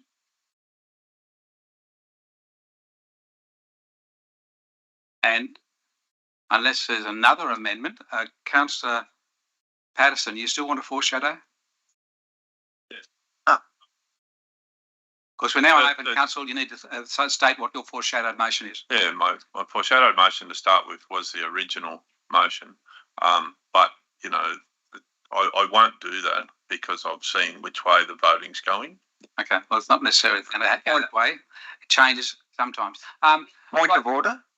Point of order. Yes, Councillor Bain, what is your point of order? My understanding was if the amendment was successful, that then becomes the motion and then we move on. Is that correct? We have to then vote on the motion that it's now become. We haven't voted yet. Sorry. My apologies. Okay, so I'll now put the motion. Is there any dissent from the motion, please? 3 dissenting, 6 in favour. Thank you. I declare it carried. We now move on to 10.8, and we've got 37 minutes to complete our agenda. We must end at 4 p.m. So, works on private land. We've been fully briefed on this. It's the motion that's before us. There's 3 actions. Is there a mover for this? Councillor Bain? A seconder, please. Councillor Riddington. Councillor Bain, please. Yes, look, this was unfortunate, but mistakes happen.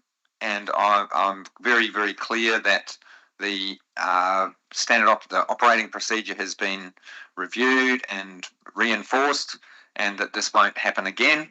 I think a healthy workplace culture, accepts the fact that mistakes will happen, and we just have to use it.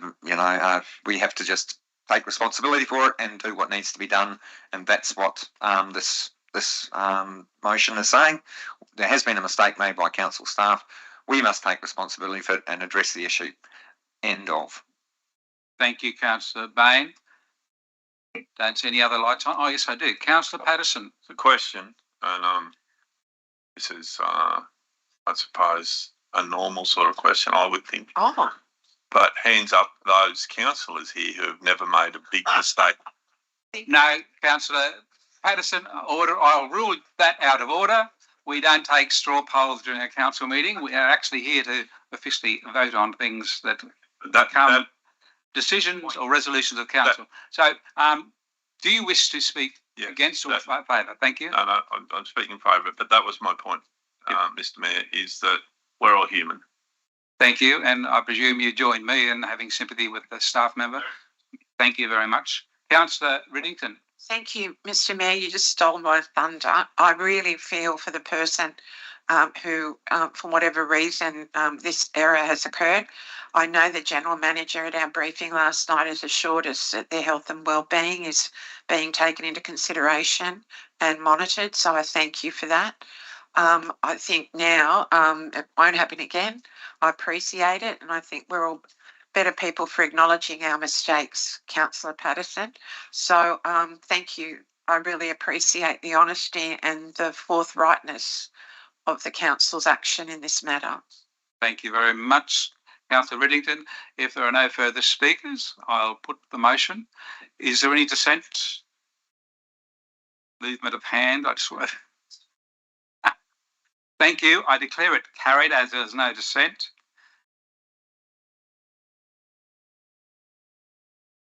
We now come to 10.9, the short-term rental accommodation strategy. And I remind councillors we are now 34 minutes away from having to end the council meeting.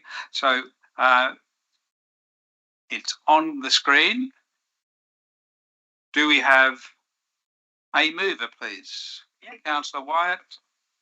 Do we have a seconder? Councillor Riddington. Councillor Wyatt, please. Before I talk, can I just ask a procedural question? Do we have time? We just go have a choice. Oh, okay, radio. Yep. Well, first up, General Manager's gone. First up, I would want to propose an amendment and just change the wording from housing strategy to social and affordable housing strategy. That is what we talked about in the discussion last month. And based on last night's discussion, General Manager said that was okay if others are okay. So just, like to change that to social and affordable housing. Yes, and as the mover, you can do that. Well, that's that what now becomes part of the motion. I also have another amendment, which I'll talk about later. I just wanted to say that my intent for this motion last month was to, get some evidence to make an informed decision about social. Yeah. Oh, sorry, you're looking at me as if I'm in trouble. No. I just saw the General Manager coming back. I had to be wounded. Paranoia. Rubbing his shoulder.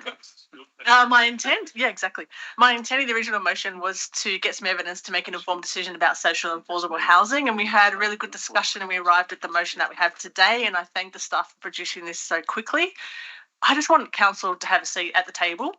The federal government has allocated $2 billion and another $10 billion if the political machinations can be sorted out. And the $10 billion is for housing policy, not actually bricks and mortar. It's a significant issue in terms of social equity and accessible to secure and safe housing. And it's been raised everywhere. There are some councils that are getting involved now with public and private partnerships. And public housing, I'm pretty sure it's been built it's either Port Macquarie or Wauchope and in Coffs Harbour in recent years.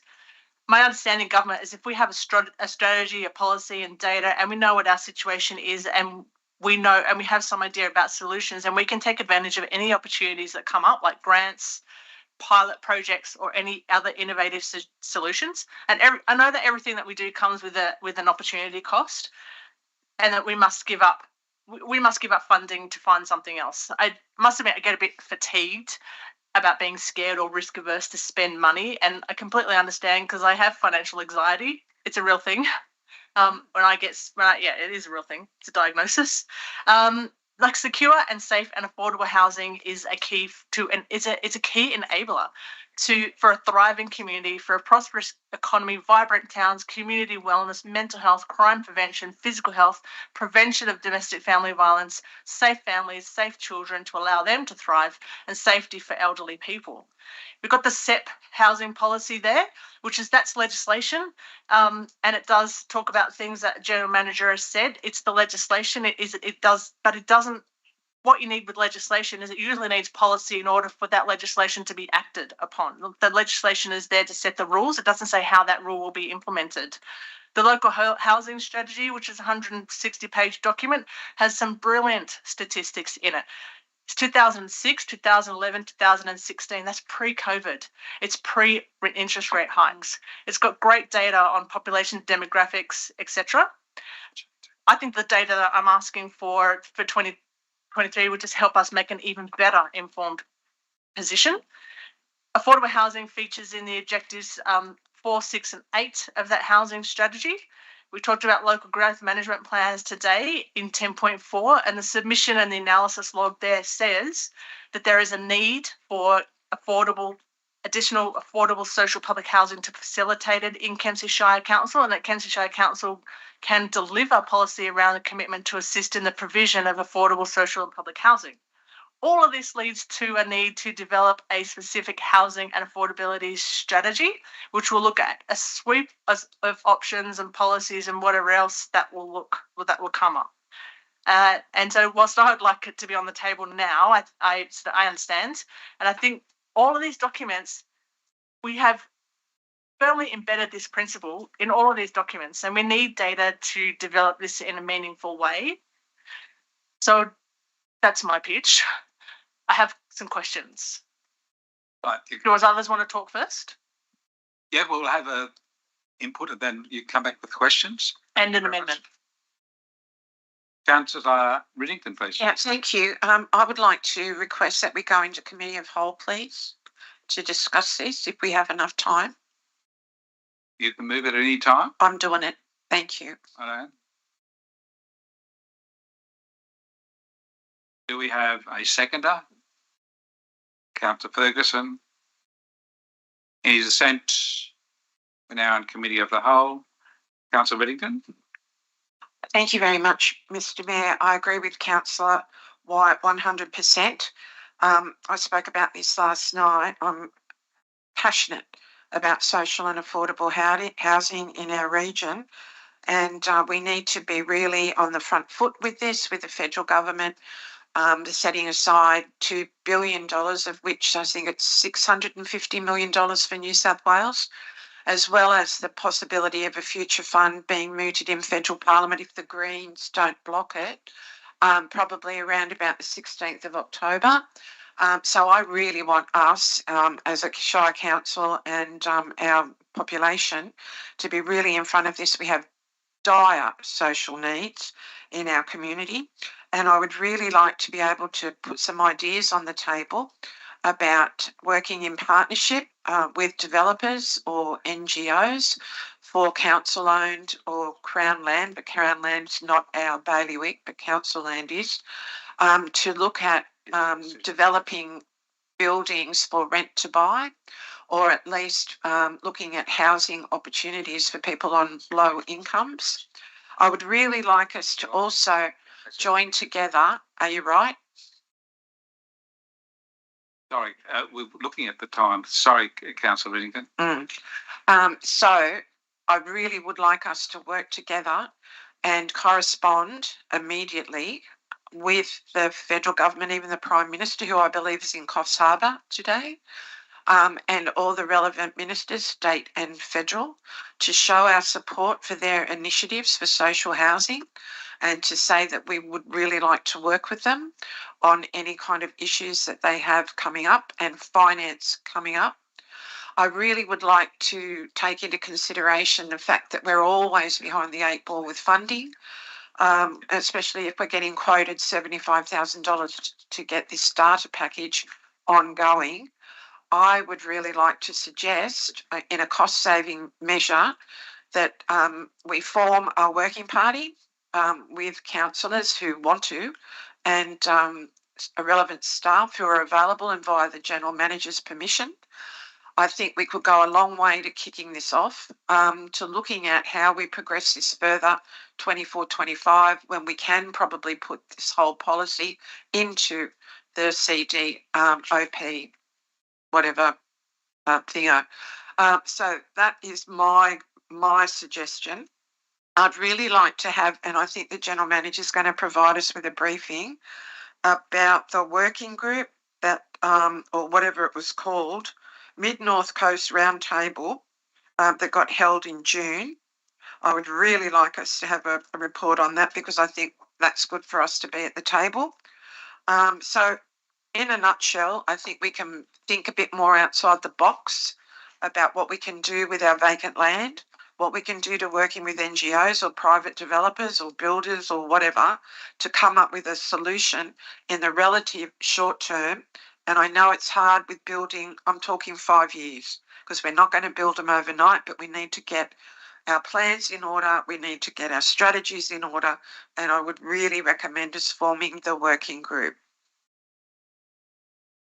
Thank you. Further speakers, please. Councillor Ferguson. Can I just ask a quick question of Councillor Riddington? You certainly can, and she's under no obligation to answer it, but yes. Oh, thank you, Mr. Mayor. Through Mr. Mayor. Were you saying that we would do the working group in place of approving the 75,000 or complementary to? Complementary to. Okay. I know that 75,000, we're not going to pull a rabbit out of a hat. So my thinking is I would really like to be able to get my hands on the 25,000 first up data, although I must admit Councillor White in her wisdom is able to access data free of charge. So perhaps that can be funneled into the working group, but I'd really like us to start, because if we don't start, we're going to miss this boat. Thank you. Any further speakers? Councillor Bain.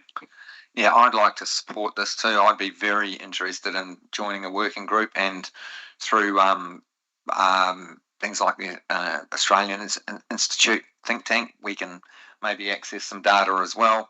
I think it's well worth we councillors getting a head start on this, so that we're not putting a cost impost on the council, and that we can maybe come up with some ideas that we can work together to move forward. But I think, yeah, the sooner we start, the better. I agree. Councillor White. The questions may I just ask the questions that I was written down? For sure. Yeah. I just wanted to confirm that it says that indicative costs would be 25,000 for the data in the first year, and then 10,000 annually, and the consultancy would be $50,000. So the data's $35,000, give or take, and then the consultancy is 75. Through you, General Manager. Yeah. Mr. What's Jackson. the total? Yeah, no, 75 was the total, so it was 25 for the first year, 50 for the consultancy, and then ongoing, if we so needed, the data would be 10,000 from then on, if you so chose. Mm-hmm. And I mean, we talked about this last night too. Was there any other consideration given to any other data sources from urban geographers or institutions or some of the other state, federal government reports? Mr. Jackson. Through you, Mr. Mayor, the Mid-North Coast Roundtable that was held last week with DPE did actually provide a good data set. It might not provide everything that you're after, but there is some data there which is certainly of interest, and I'm sort of ready to circulate that, and obviously we can provide a further briefing on the topics of that roundtable. Essentially, the subject of the roundtable was housing affordability. And it was led by the DPE and brought in reps from Clarence down to Port Macquarie, all the councils. So I can't wait to read that report. Yeah, I can't wait either. That's cool. The community ID data, which as you said is 25,000. Are they paying for data? I mean, how is that? How do they get their data? So is that fee that we're paying for the data, and then they're charging for council for an interpretation of that data? Like, do you know what is made up of that cost? For you, Mr. Mayor, Yeah, the ID source data from various things. Obviously, they recut the census data and present that in numerous ways. In this case, it means going off to various websites and providers such as the Airbnb, real estate, all of those people to find out about both rentals and short-term rentals, accommodation, and find as much data as they can and massage that into a format that they're reasonably comfortable is reliable, which is the difficult data set to source. If I can just add to that, Mr. Mayor, that is then made available as part of our ID package online, so the public can actually access that in quite easy and readily used formats. I mean, that's just like the basic desktop stuff that I did without obviously paying for information. But that would be exactly what I would be looking for in order to make informed decisions. Does council have a collection of shovel-ready list projects that can be funded if funds become available? Mr. General Manager. No. That's a quick question and answer. Thank you. You finished? No. No, okay. So we've got Councillor Redding going to have a very good question. Oh, okay. Only when you're ready. I'm toying with the idea of putting in an amendment. Like, I definitely want to keep that there, but adding in another amendment to that is that you go ahead and pay for and purchase the 25 and you spend the $25,000 on getting the data. But I fear that might not be accepted. But employ extra staff, would you? I would like to put a motion that we pay for the $25,000. Yeah, through Mr. Mayor, it's a decision of council. If you choose to do that, that's fine. What we would do is it would actually just add $25,000 to the current deficit. So it would be put into the budget. I think timing-wise, Mr. Douglas might correct me if I'm wrong, but it will be put into the budget as our first quarterly budget review, given you've already adopted the budget, and it'll just be added to the deficit. Is that about? So you can do it. Because that's why I asked if you had shovel-ready projects. I don't know, magic might happen and you might have $25,000 up our sleeves that you could say, this is ready to go, here we can spend it. There's $10 million worth of loan. Councillor. You finished, Councillor White? I will propose that as an amendment when everybody's finished discussing it. Thank you. Councillor Riddington, please. Okay, Councillor Patterson, I didn't see your light. Oh, it keeps going out for some reason. I reckon it's those guys. We're talking about putting money onto our deficit, I suppose. But Councillor Riddington and myself spoke about this a lot. I propose that an amendment in this goes number 3, that the amendment that council sell the sale of council unused land, flood prone or flood free, to fund this $75,000 project without going into deficit. Do we because have I know there's lots of blocks of land that are even flood prone that have no building entitlement, that have people interested wanting to buy them, that would go towards funding this, so we wouldn't have to go into deficit. Are you asking a question of the General Manager? I suppose that it's an amendment possibly, because we're up there with $75,000 and Councillor White's looking at getting us to go into deficit for that, but I would say, look to the sale of council unused land to fund this project.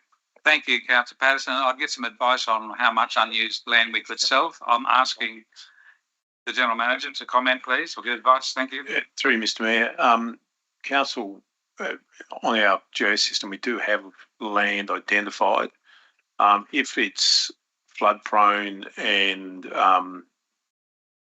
you're limited on what you can build, you will get limited return on that. We'd probably think carefully about how you would word that, allowing staff the opportunity to assess what land it is and then put that to market, given there'll be costs in marketing it as well. So you could do that, and it is a way of funding it. Yeah, so that would be an amendment that I propose. Councillor White, whether that was suitable, I don't know the time frames, but whether we put that on the deficit or we actually fund it and be responsible councillors. Yeah. Can I just clarify? You're talking about that for the $25,000 or the $75,000?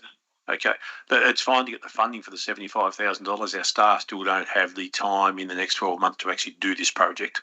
So while we might have the money sitting there, you won't have the resource to project manage that.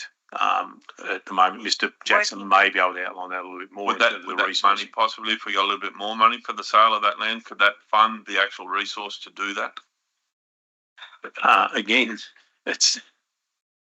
I know I sound a bit objective at a bit obstructions at times, but it's not wanting to do that. I'm trying to make sure our staff get through day to day. There would be time taken in actually finding the land, getting the market, and selling it. So that may take you 3 to 6 months anyway before we can actually have the funds to actually then deal with the project. If you say you got $150,000, you can put 75, but then we've still got to go through that recruitment process and get that person here and actually deal with that. And if it's an external consultant, we've still got to manage that external consultant. So there's still a draw on our staff resources to actually do all of that. In concept, it's really good. But in practice, where our staff are and the workload they actually have, you just adopted the biggest budget you ever had. The workload the staff have got, I'm really conscious about making sure that we are conscious of their health and well-being with the stress we're putting on them. And that's a genuine concern that we actually have. Part of my thing is if we could fund a consultant to do the actual work.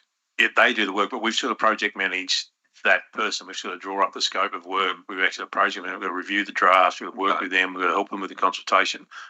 And that at the moment, the staff are already doing the LEP, the DCP, the Section 94, or the contributions plan of South West Rocks.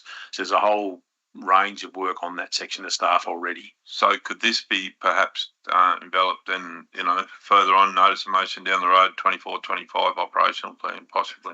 Well, that's what's been recommended there, is that it actually be put into the budget in 24-25 with that. Adding $25,000 to the deficit to get the housing data and getting all that in this year, given the deficit you've adopted, is not a major issue, and that doesn't really require any significant work. It's actually once you start engaging a consultant, that's where the work starts. So, but you could still add that we actually look at and sell some land, because that will still fund it and gives you a way of actually funding this project. And it's using the land to actually free up other serviceable land that could be used for social and affordable housing. So there's a really good positive link between doing that.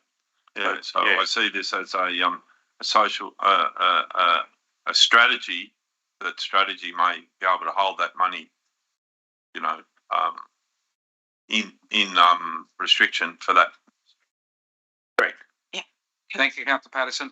Councillor Riddington, you've been waiting a long time. I have, thank you. So I've already said I've asked Director Jackson a month ago to provide me with a list, or all of us, but I did ask the question, of vacant council land as well as unoccupied council buildings or unused council buildings. And I know, and I agree with the General Manager 100%, and I agree with Councillor Patterson, we can, if we get the list, if we look at what we could probably sell, it might get us out of the bit of a hole that we're in at the moment, because I don't know why and please, I'm not being critical, I don't know why we hang on to land for future proofing when the future is now. We are in the hole now, and we need to be able to sell some land, look at what vacant land we've got, enter into partnerships or hive off some land for a consultant for 75 grand. We need to start doing this and stop talking about it. I agree we need to move it on. I would agree with Councillor Patterson. Let's have a look, because I think this dovetails nicely into the housing strategy, that we really need to look at what land have we got, what's on it, is there anything on it, are there houses that have been burnt out that council have or maybe taken over. I don't know that you do have any, but you might. Let's just really cast our eye onto it, and I'm really happy to be part of the working group.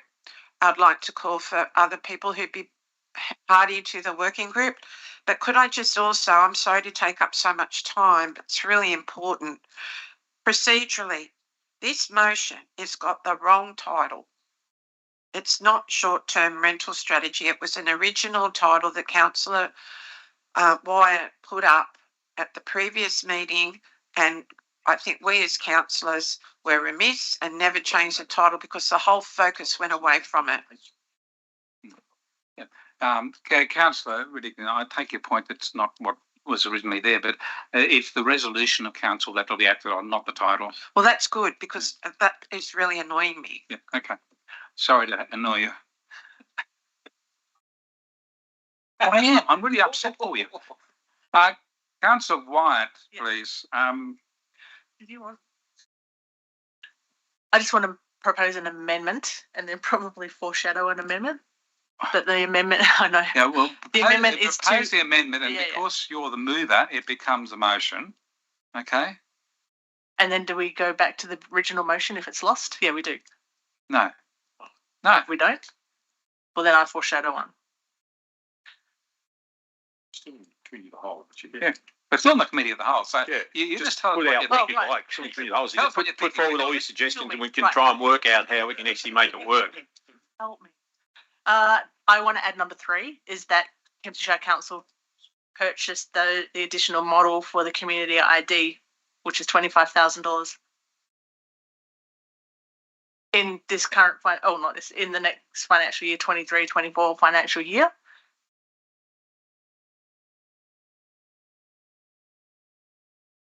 So that's the motion that I want to put up, and As point 3. Yeah, and then if that's lost, I want to go back to the original one. How do I do that? Yeah, you can't. But I'm not. The amendment's lost. Then she can go back on. So you're moving an amendment to your own motion, and if you leave it as an amendment not included in your original motion, then we can go back for that if it's defeated. Yeah, until you're. Just take the value out. Thanks.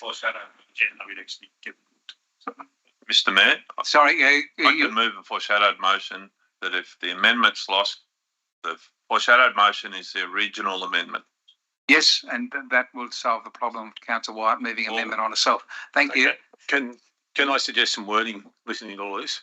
Yeah, we're in the committee of the whole. Mr. General Manager, go for it. Number 1, as it is. Number 2, consider the inclusion of the preparation of a social and affordable housing strategy in the 24-25 operational delivery program for a value of $50,000. 3, purchase the housing supply and demand affordability tool at a cost of $25,000 in the 23-24 budget, and this be included in the first quarter QBR. And 4, the General Manager identify land that could be sold to fund the balance of the project. Get all that? Councillor Wyatt, do you accept those suggestions? Thank you, Mr. General Manager. We're still in the committee of the whole. We can move on. We're getting 8 minutes out from the conclusion of the meeting. Just to remind you. So we'll get it up on the screen, and then we can decide whether we come back out of the committee of the whole.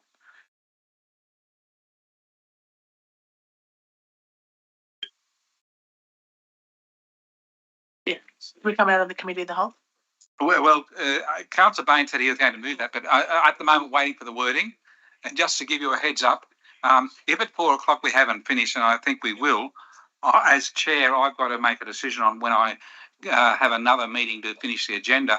And I propose that we would do it at 3:30 on Wednesday, so that's an hour before the General Manager's briefing. We should be able to complete it under an hour and be ready for the briefing. No, the next Wednesday. Yeah, the next briefing. Wednesday next week. Sorry, not tomorrow. Yes, absolutely, Councillor Densel. Well, again, I'll do a straw poll because Councillor Patterson likes them. Quick hand up. Who could make 3:30 Wednesday next week to finalise the meeting? At 5 people. We'll have a quorum. Thank you. You don't. If you can't make it, you can't make it, and we can have a council meeting with a minimum of 5. Correct. Thank you. I'd just like to affirm my decisions. Here we go. Yeah, go off. No, the code of meeting practice says we've got to conclude. We don't want to wear you out. No, you cannot. Locked in. So, and if you defer, it has to be to a different day. So up on the screen is the wording as suggested by the General Manager and accepted by Councillor Wyatt, I hope. And Councillor Bain, you had a procedural motion? I was going to move that we return to a normal council, that we leave committee of the whole. Thank you. Do we have a seconder? Councillor Ferguson. Any dissent? We're now back in open council.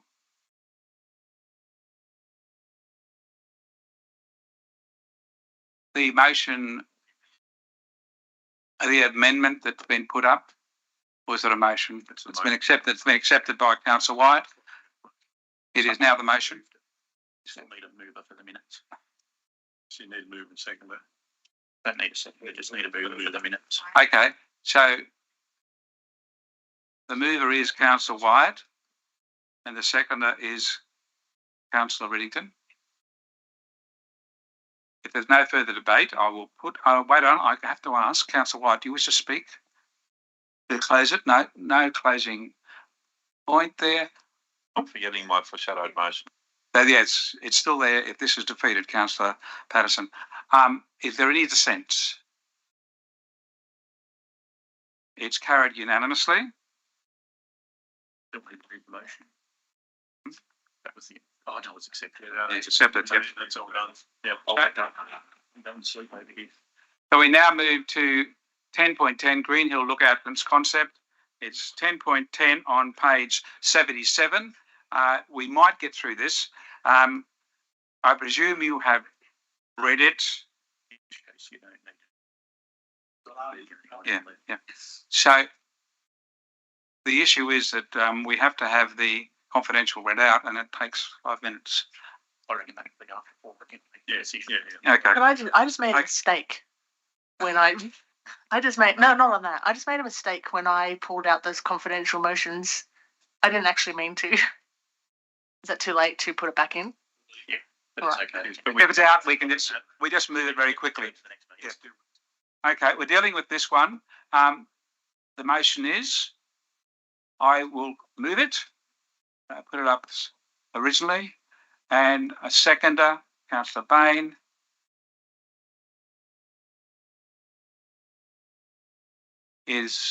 I will quickly speak to it. We need a concept design, and once we have the concept design, we can put it out for grant funding. I ask councillors to support it. Is there any further debate? That was quick. Yeah, I do. Sorry. Yeah, I do. Councillor Wyatt. It's not going to take. Yeah, we've got 4 minutes. Look, I just my recollection from the meeting before, in the previous meeting, was that there was a discussion about activation of all the lookouts across the Shire, and I thought that there may be a planned or a strategic approach to look at activating all of those lookouts. Mr. General Manager. Through you, Mr. Mayor, yeah, certainly there was a discussion about it, but the resolution of council was to actually specifically bring something back on this item. Thank you. And the concept design will look in a consultation about who gets engaged and what the name would be and all those sorts of things. Then that'll come back to council. Any further? Yeah, I do. Questions?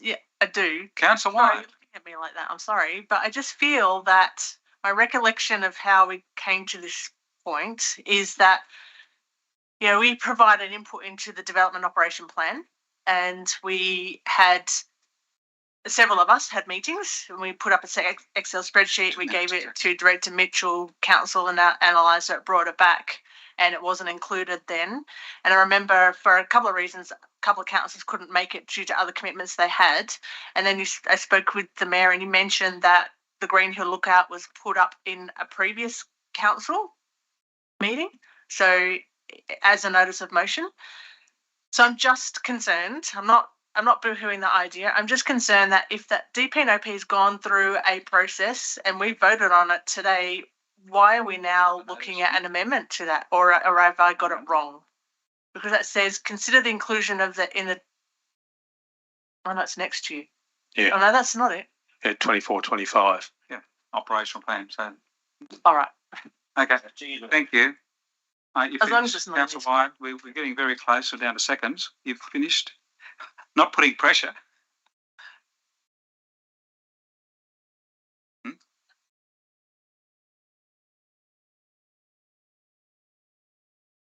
Thank you, Councillor Wyatt. Is there any dissent? I'm not speaking an answer. There's no dissent. I declare it carried. We have questions from. You'd have to take 3 motions. Moving confidential. Or if it's on its meeting, you'd have to take 3 motions in 40 seconds. Right, I will adjourn the meeting. And Defer that item. Just defer that item. defer item 11. 12.1. Take it through in the block. Okay. That's only 12 on left. Only 12.1. And now on 11.2. I had to pull down to the 11.2. I took out of the block. Yes, it is. Did it? Yep. Did 11.2 get pulled off? That's what I moved. I only get 12, 1 and 9. One. I did get pulled out. Sorry, yes. Yeah, I pulled it. those. So I'll defer the agenda that's left to 3:30. No, 4 o'clock. 4 o'clock on Wednesday next week. And at that point, we can read out the decisions in confidential because we'll have to go live. They have to be taken at the meeting at which they're read at the meeting at which they're taken. So, some advice, please.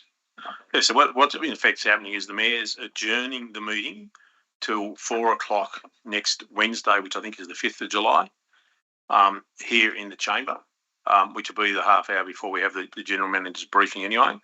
The agenda just simply carries over as it is. Minutes won't be issued until minutes won't be issued until after that meeting, until we finish the meeting. So essentially, it is the one and the same meeting. We just continue through that meeting. So it's just simply an adjournment. Resolutions can be acted on. Yeah. One's already passed, yes. Yeah. Sorry. I think. I'll need to let Giles know that. Yeah. So basically, the meeting is now officially adjourned. The mayor's actually adjourned the meeting, and I'm adjourning it and thanking everyone for your length of stay here, including anyone on the internet who's watched all of this. Thank you for your patience. It's very possible related on another hand. And that's the end of this meeting until Wednesday week.